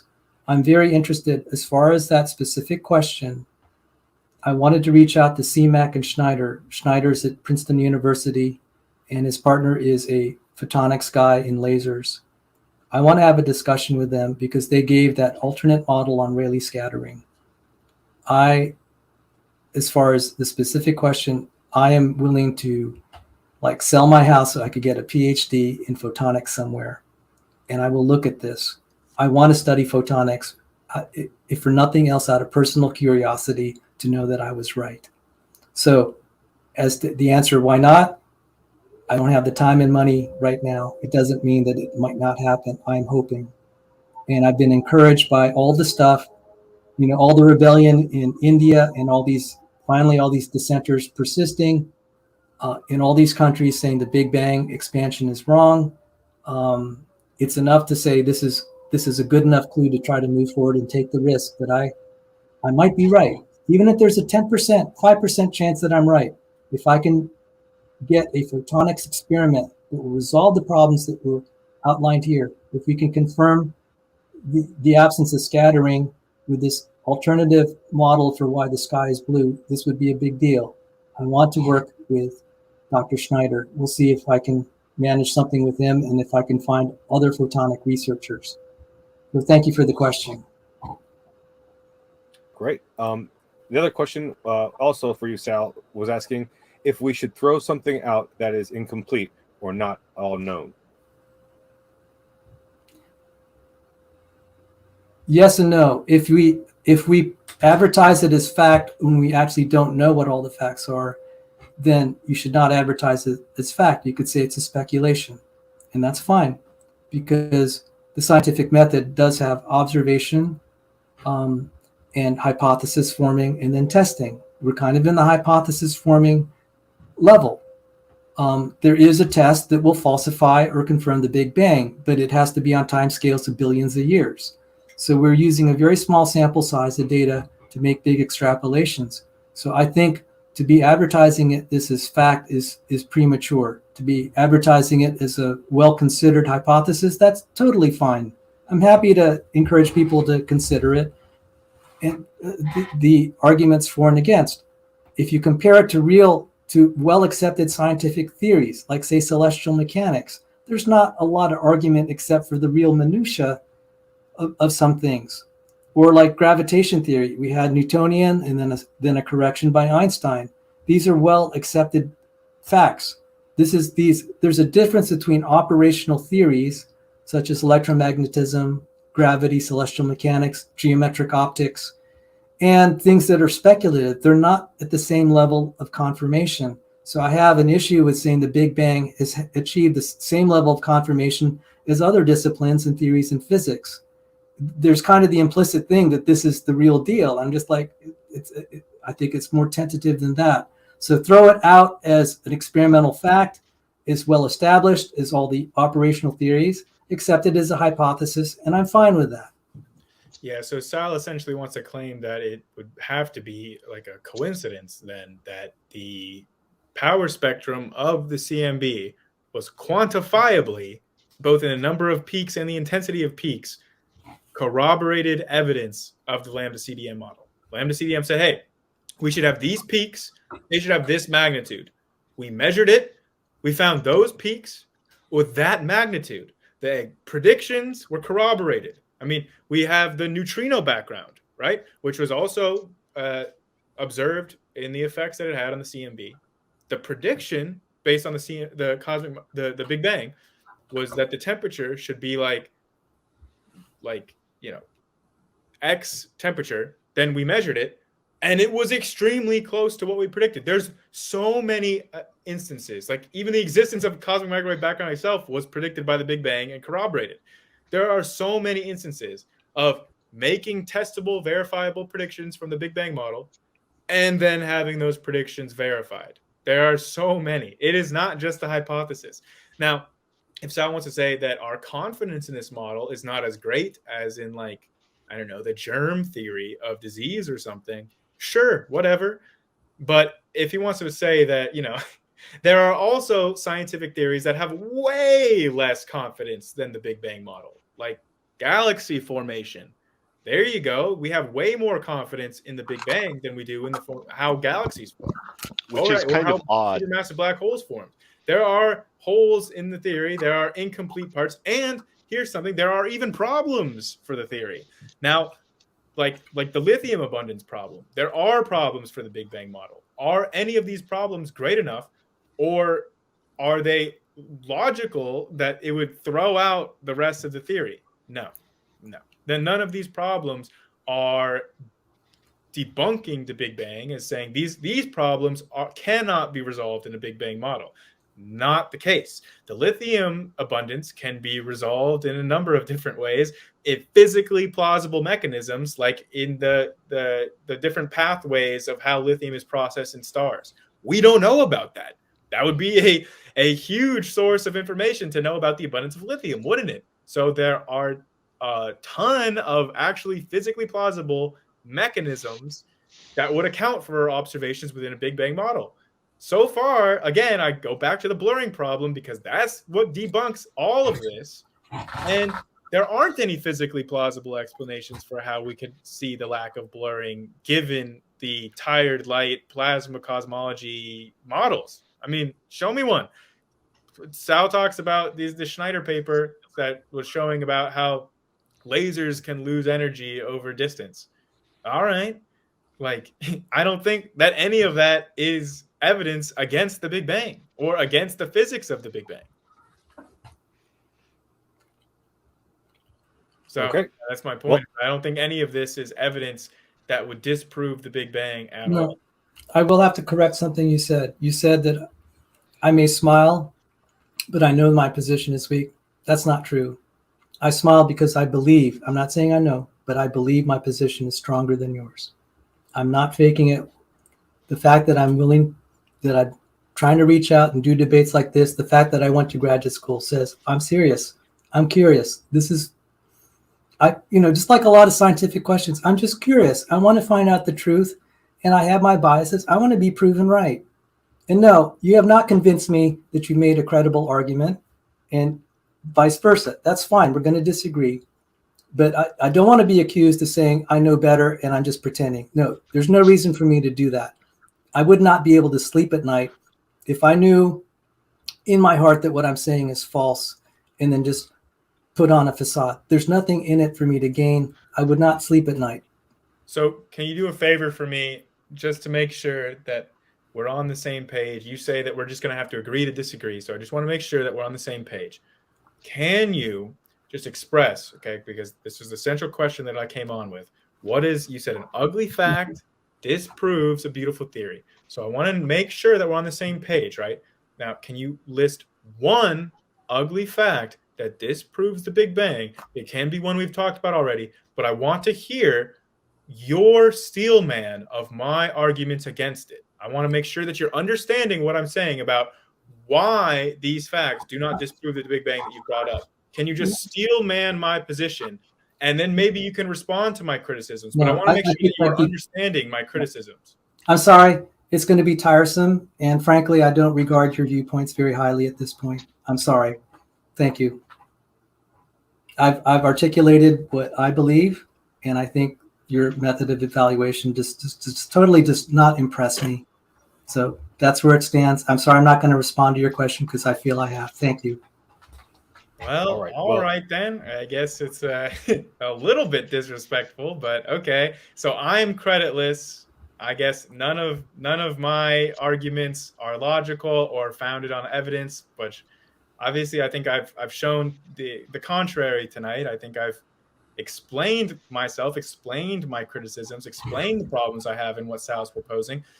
And I think that for anyone in the audience, I think that my explanations make sense and are supported by the evidence as we've shown them. So I don't know, maybe if one of the moderators disagrees with me or if one wants to move the discussion in a way forward, but I mean, I can't really debate with, hey, you're creditless. Nothing that you say has any credit because I disagree with the way that your thinking works. I mean, that's especially what I just heard from Sal, is that he disagrees with my thought process. Therefore, none of my conclusions have any weight. No, they have weight with you. They have weight with you. I'll acknowledge that. That's fine. I think this is beginning to turn not necessarily so productive. I will say I don't think necessarily that he was insulting your thought process. I think, but I will say, yeah, damn, Sal, shots fired. And that's of course your prerogative, Sal. I will say that we in the debate community love Steelmans, so it's just you did break our hearts with that one there, but that's totally your prerogative, and that's fine. I do appreciate all of you for being here, and this is, I do want to say I am going through the winding down motions, but this is a time unlimited debate. I'm not going to stop you guys from talking, so that's what that part on the screen down there says. I'm going to let you guys talk as long as you want to, but if you guys are okay with it, I will go ahead and start to wind down the discussion now and end it up. Well, Sal and I had talked about the possibility of discussing other topics besides the Big Bang, but at this point, 3 hours and 45 minutes into it, I don't think that that'd be a very smart place to take the conversation. But I did want to discuss stuff with him about like human evolution, missing links. I want to talk about genetic degradation. Maybe at some point we can have that conversation, but probably not at the tail end of a whole 3+ hour debate on cosmology. There're probably better times and places for that. Absolutely. Sal? Oh, thank you. If these are the last words, I have one reason I didn't address Grayson's last request is I feel I've repeated it like so many times in this discussion, and he keeps saying I haven't done it. I'm just like, okay, that's just your opinion. That's your opinion. I disrespect it. Okay? That's all there is. I do not respect your logic. You're not here to lecture me about what I said is correct or not. That is your opinion. And that was a call out of your thought process. I'm sorry? That was a call out of his thought process there. But yes, okay. I just look, we disagree. I do have, but to say that I'm smiling and that I totally know that I have a weak position, that's, I was just like beside myself. How do you know that? Can you read my mind? See, you're just making stuff up in this discussion, and we're not gonna. You're claiming that you can read the mind of the scientific community, and I didn't say that. I did not say that. So look, see, we start getting on these rabbit trails. I have said the experimental method will settle this. I think the prospects of solving this through photonic studies and experiments, this will settle it. It'll be done. There's no need for us to try to settle it with back and forths and you deciding that I didn't do this or that. The physical experiments could settle this. The experiments both in the lab, and there are solar system experiments where there's lots of plasmas. We can look at the effect of redshifts inside the solar system. There is a paper that has come out. This is ripe for examination over the next 20, 40 years. We will have more data. That's the way to settle it. This back and forth. At this point, the back and forth is gone as far as it possibly can. Well, but we will see. We will see 20 years from now, 40 years from now, because these fields are I could tell you there are a lot of fields in physics that we thought were settled science. There are some subtleties there that are worth examining. And the nice thing about researching photonics is you can research it just for the field itself, for how photons interact with particles. Whether it has Big Bang implications or not is independent. So the nice thing is I'll have the chance to learn some photonics, some electromagnetic theory and quantum mechanics as it relates to that. And I'm not any more interested in this back and forth because it's not going to settle anything. It's clear we're not settling anything like this. But if I study photonics and I see the blurring problem, then I'm done. But I don't see it that way, okay? That's all I could say. Let me just ask you, why don't you think that this is settled? Because I would point to the fact that, like, we have the photonics. Like, this is settled. Like, plasma, redshift, scatters light. It creates blurring. That's settled. All the science shows that. I would think that that's settled. So why don't you think that this, why do you think that this is an open question? What is your cause for thinking it's not settled? Because it's cherry picking the modes that actually blur. There may be modes that we haven't yet discovered. And Schneider and CMAC pointed out the reasons there could be a mode. So I even mentioned it here. One mode definitely scatters it. That's Compton scattering. It definitely scatters it. No one, I mean, that was first proposed as a possible tired light candidate. That's been thrown out. So if you're going to only look at the ones that absolutely scatter it, then yeah, that's kind of a biased sample. We need to now look at modes that don't scatter it. Like what? Like one is small angle, but then I've seen a few papers. Okay, so this is the problem. You're saying it's been settled. I'm saying, no, it's not been settled. The way to do this, if one side is actually able to do an experiment that settles it, that we can have like an alternative mode of Rayleigh scattering, then that will overturn it. Do you have a problem with that? That's where I'm at. This is why I'm just saying this debate's going to go nowhere until we have more experimental evidence. Well, I think that you're saying that you're already making a ruling it's not going to happen. I have a problem with that. Well, because we have sufficient experimental evidence. Okay. It is sufficient to disprove your position. How do you know that? Because how do you know that? Are you photonics? Are you a photonics person? Why should I? I'm not. I'm the closest thing on the panel there is to a photonics person. I work in the field of atomic, molecular, and optical physics, and the interaction of light with very dilute matter is it's literally my day job. I am unaware of any scattering process that would not fall victim to this problem, other than stimulated emission, which would not solve the issue of tired light. And yeah, I respect that you said that. I will respect your opinion because that's why I'm glad you saw that paper by CMAC and Schneider. I will look at it. I have to look at that one. Because this is not about large amounts of particles. It's actually one photon in a very sparse.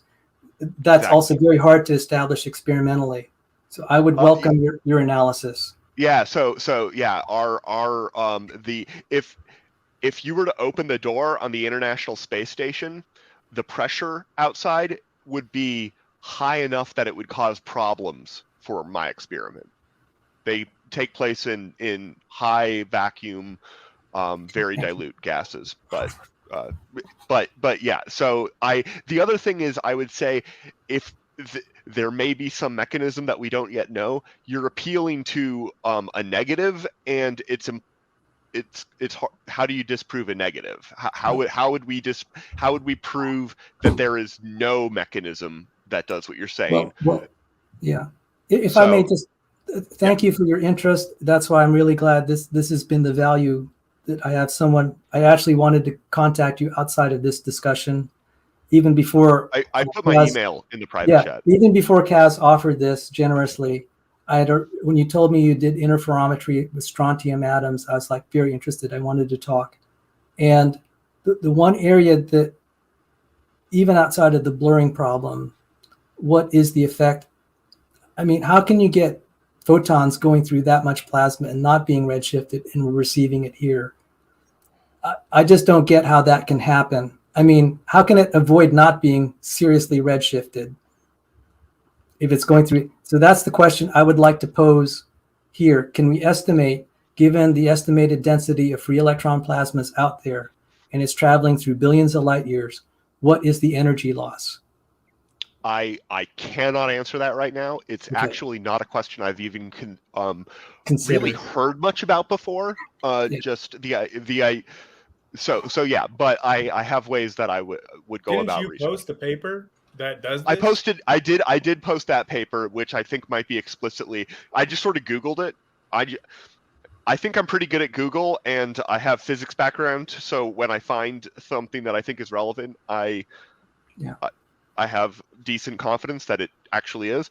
But from sort of a first principles perspective of exactly what scattering mechanism it is that's causing redshift, if you just have a beam and you have a very dilute bunch of scatterers that are either neutral or lightly ionized, both of which would be present in the intergalactic medium.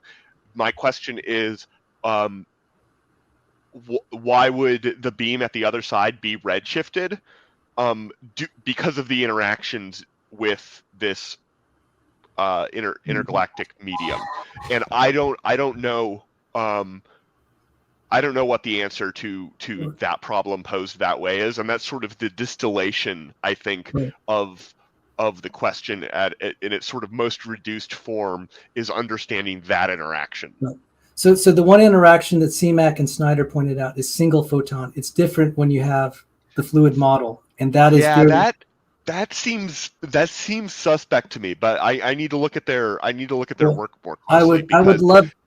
I looked at one of the things I looked at their work, and sometimes when you go to the references section, if all of the references are just to themselves, then it's a big problem. That was not the case for this paper. They seem to be referencing more than just themselves, because the first person that I found when I was Googling during this discussion, talking about plasma redshift cosmology, there's an individual where they seem to be very prolific, but they're always only citing themselves, and that is a big red flag. Right. It's also a red flag that comes up with David Crawford. Crawford a little bit. Yeah. He does that extensively, but well, I wanted to say this. I would be deeply indebted if we could have conversations on this, because it is a professional interest to study photonics. Independent of the Big Bang question, I would just like to learn more about lasers and photons. It's a good opportunity to learn quantum mechanics and electromagnetic theory. So if we have this discussion, just look at it. It's like we don't even need to make it a debate. This is about learning physics. I'm just saying I'd be deeply indebted. Thank you. So question on that. You're saying, all I have to say. Thank you. You're saying that when we look at single photon systems, that we can observe some kind of redshift of light without scattering. So my question would be, why? Well, I mean, none of what we would be looking at would be single photon systems. No? That's not necessarily true. When the light that's coming and propagating through the intergalactic medium, if the interphoton spacing is much longer than the wavelength, which I could totally believe given how dim light is out there, then essentially the photon's interactions with each particle, at least from that direction, which can also sometimes matter in your calculation, might be low enough that the discrete nature and the shot noise of photons does become relevant. It might not. I don't know. I'd have to do the math. But so the thing is, though, is that when we measure redshift, we're not measuring redshift for individual photons, correct? I mean, we're measuring redshift in association with individual celestial objects.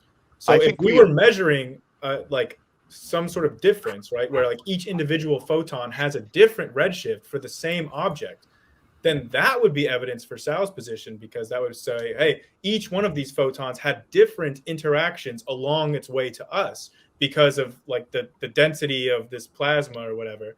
And so, like, if every photon had slightly different redshift, then maybe. But if we're observing for the same object, we're observing the same redshift z values, then that would seem to imply that all the photons have the same redshift or similar to it. If so I think that we do more or less measure individual photons. I would be willing to bet it depends on how big your aperture is. One of the reasons that you make the JWST telescope so huge and get all those mirrors is because you need a lot of photons. If you take a really good camera and you start just a good camera that you can buy at the store, and you start reducing the frame rate, you can eventually get to situations where you're standing out there taking pictures of traffic, and eventually it just gets dimmer and grainier because of the shot noise of photons. Yeah, but That can you happen. understand what I'm saying about So, in our measurements, we're measuring multiple photons for we each do. of these We objects. collect multiple photons, but those individual photons are all their interactions as they propagate through the universe are probably fairly unmolested by the presence of other photons. Yeah. It would be my intuition. As for the second point that you made was about how wouldn't they be redshifted by different amounts? If the amount of redshift is related or proportional, for example, to the number of interactions it had on its propagation distance across the universe, that number for any photon is going to be so large that the noise on that is not going to be measurable. I would also Yeah, assume. that's a good point. So those are both things that if it is the case that single photon effects can result in dramatically different scattering properties than intensities where you have a lot of photons but not super high intensities. Nobody disputes that at very high intensities you're going to get some nonlinear effects, but there's an intermediate range where, like, yeah, you've got a lot of photons, but the quantum mechanics has a correspondence principle, basically. Like, the effects of few electron things, if you sort of average over them, are kind of like the effects of few photon things. That would be the part that would really surprise me. That's the part of that paper that I have the most skepticism towards, is that there is just this fundamentally different sort of behavior at the few photon level. Maxwell's equations, they still work when you talk about photons. It's just they work. You have to get a little bit.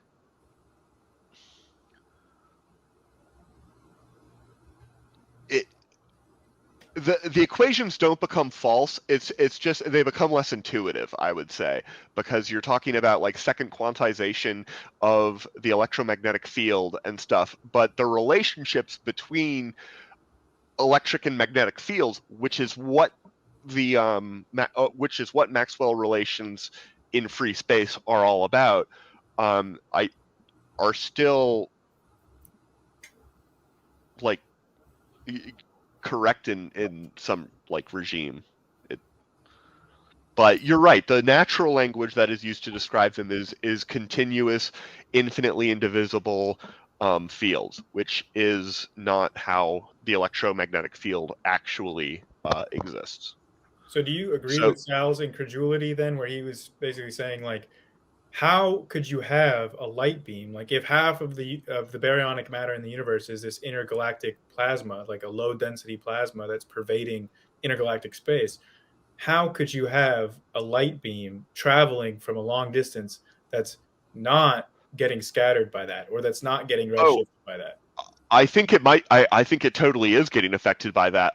This is where I share your incredulity, Grayson, that astrophysicists would not have, at some point over the years, found a way to work this in. It's one of these things where I'm starting to make sort of gut intuition judgments about how a different field would approach, and if I were to go to an astrophysicist and ask them about these problems, they'd be like, oh yeah, all of these things, like they're occurring in this regime of parameter space, and you're trying to apply it to this regime of parameter space, and it just doesn't work.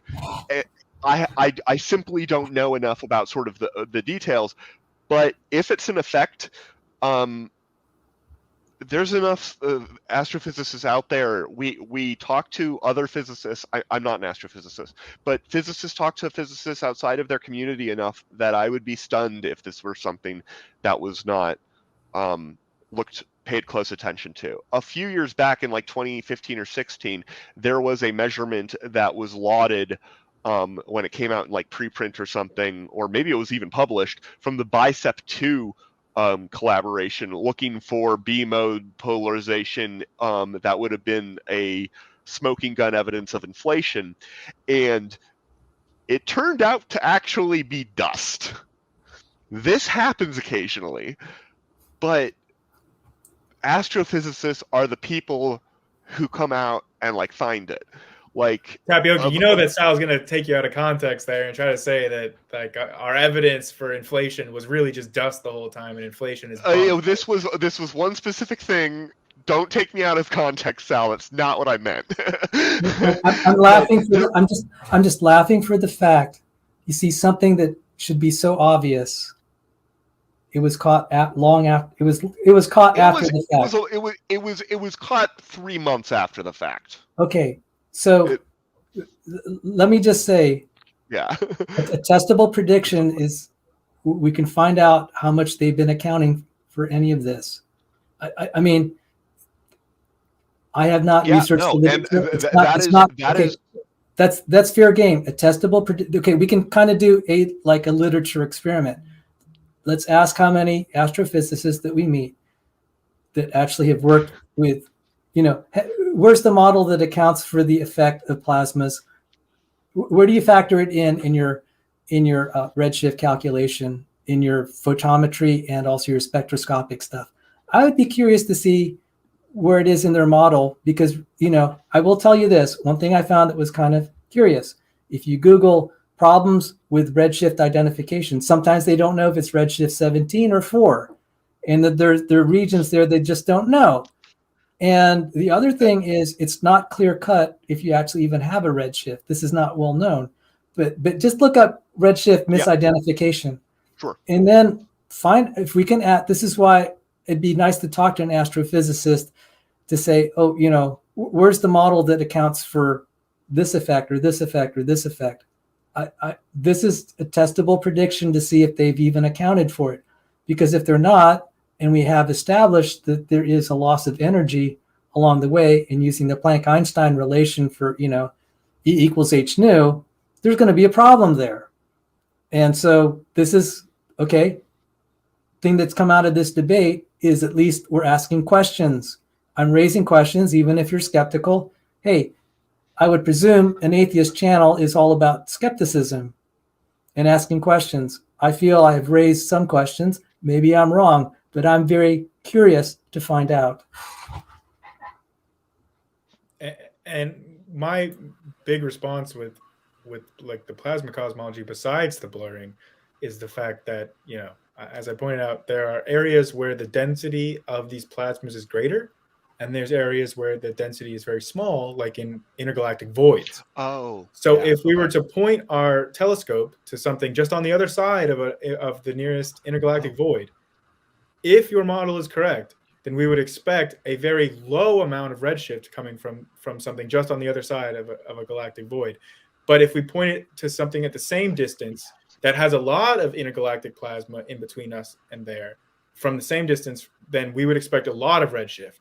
And this is the observation that you would need to substantiate your model. And this is the observation that I don't think that we have evidence for. And the data for that might exist or be very close to existing. I would suspect that it does exist. Okay, so I don't know what the figures are for the variety of redshift relations. I gave a figure plus or minus 10, which is about 10%. Plus 70 plus or minus 7. There are a number of figures. So that is a test. That's another testable prediction. We can look in different sections of where we think we have a good estimate of the plasma density and see if we get a different redshift relation. So thus, I would expect, like this whole thing about crisis in cosmology, you're getting a different Hubble relation when you're looking at supernovas. There's lots of different plasma effects around these supernovas. And so you're getting different figures. So, I'm just throwing that on the table. This is a testable prediction. This is what I like. Much more, the debate is good for just raising skepticism and just arguing and seeing where we are. It can be settled by more observations, experiments, and that's where I am. And I just said, if this is this is about skepticism, I think this is healthy. So I wanted to introduce something. I asked ChatGPT to answer this question for us, and hopefully you guys can correct me if I worded it incorrectly, and I'm gonna give you what it told us. So I asked it, how do physicists account for the scattering of light from interstellar plasmas when observing redshift? So here's its response. Physicists account for the scattering of light from interstellar plasmas when observing redshift using a variety of methods, including modeling the scattering process and measuring the effects of the scattering on the observed spectrum of light. Scattering occurs when light waves interact with particles in the medium, such as interstellar plasma, causing the light to be redirected in different directions. This can cause the light to become dimmer and also shift its frequency, which can affect the observed redshift. One way physicists account for this is by modeling the scattering process using theoretical calculations and computer simulations. This allows them to predict the effect of scattering on the observed spectrum of the light and correct for it in their analysis. Another way that physicists account for scattering is by measuring its effects on the observed spectrum directly. This can involve observing the same light source from multiple angles and comparing the resulting spectra to look for changes in the shape and intensity of the spectral lights. These changes can indicate the presence of scattering and allow physicists to correct for it in their measurements of redshift. That's fabulous. Can I ask one? Would ChatGPT give lists of references? Yes, it will. It would definitely do that. Sometimes the references that ChatGPT gives are not so great. Oftentimes, it's high level explanations of complex physical phenomena. I have found are they're pretty good. Like, they're way better than I would expect if I just went out and asked a non-physicist to explain that. Like, but their references, I asked it, I was like, who's Michael Van de Graaff? Because I have publications from before it stopped updating in 2021, and it didn't know who I was. It was like, do you mean Robert J. Van de Graaff? And I'm like, no, I don't. Yeah, so it's generating the list right now. I will put it in the private chat, and I'll add it to the list of sources that we've discussed. But take it with a grain of salt. Take the list with a grain of salt. Sometimes ChatGPT creates URLs by taking the first half of a URL and then just adding a slash, and then how scattering is accounted for in intergalactic media, for example. And then it takes you to a paper that's about X-ray tomography and crystals. Well, Sal is just going to propose some kind of physics that plasma redshifts light without scattering, without blurring, that there's some kind of undiscovered mechanism, and that's just what he's going to fall back on. That's what he's been doing all debate. Like, every time that we see plasma redshift light, it's because of scattering. And that scattering results in blurring. Like, I've asked for counter examples. I've asked for counter evidence of an experiment where plasma has redshifted light without scattering, without blurring. So far, we haven't seen anything. We haven't seen any source. Okay. So, we ready to wrap it up, guys? Yeah. All right. Awesome. I really appreciate your what's the word here? I can't think of it. I really appreciate both of you guys for being here for this discussion. Kaz, I appreciate you for hosting it, for the format. I appreciate everyone here for their time, everyone watching for their time. I thought that we got to actually talk about a lot of the things that got left on the table in the prior debate. So I'm very happy that we at least got to address the points. I don't know if any of my criticisms or responses to Sal's points are heard, or if he just disagrees with me on principle that I must be wrong because I'm me. But we'll see, I guess. And I guess in 40 years, right, when all of Sal's predictions have come true and the Big Bang model has been thrown out, in 40 years, I'll come back and I'll have my big apology tour, my Sal was right tour. In 40 years, when the Big Bang has been debunked and Sal has won his Nobel Prize, I will come groveling back. Okay.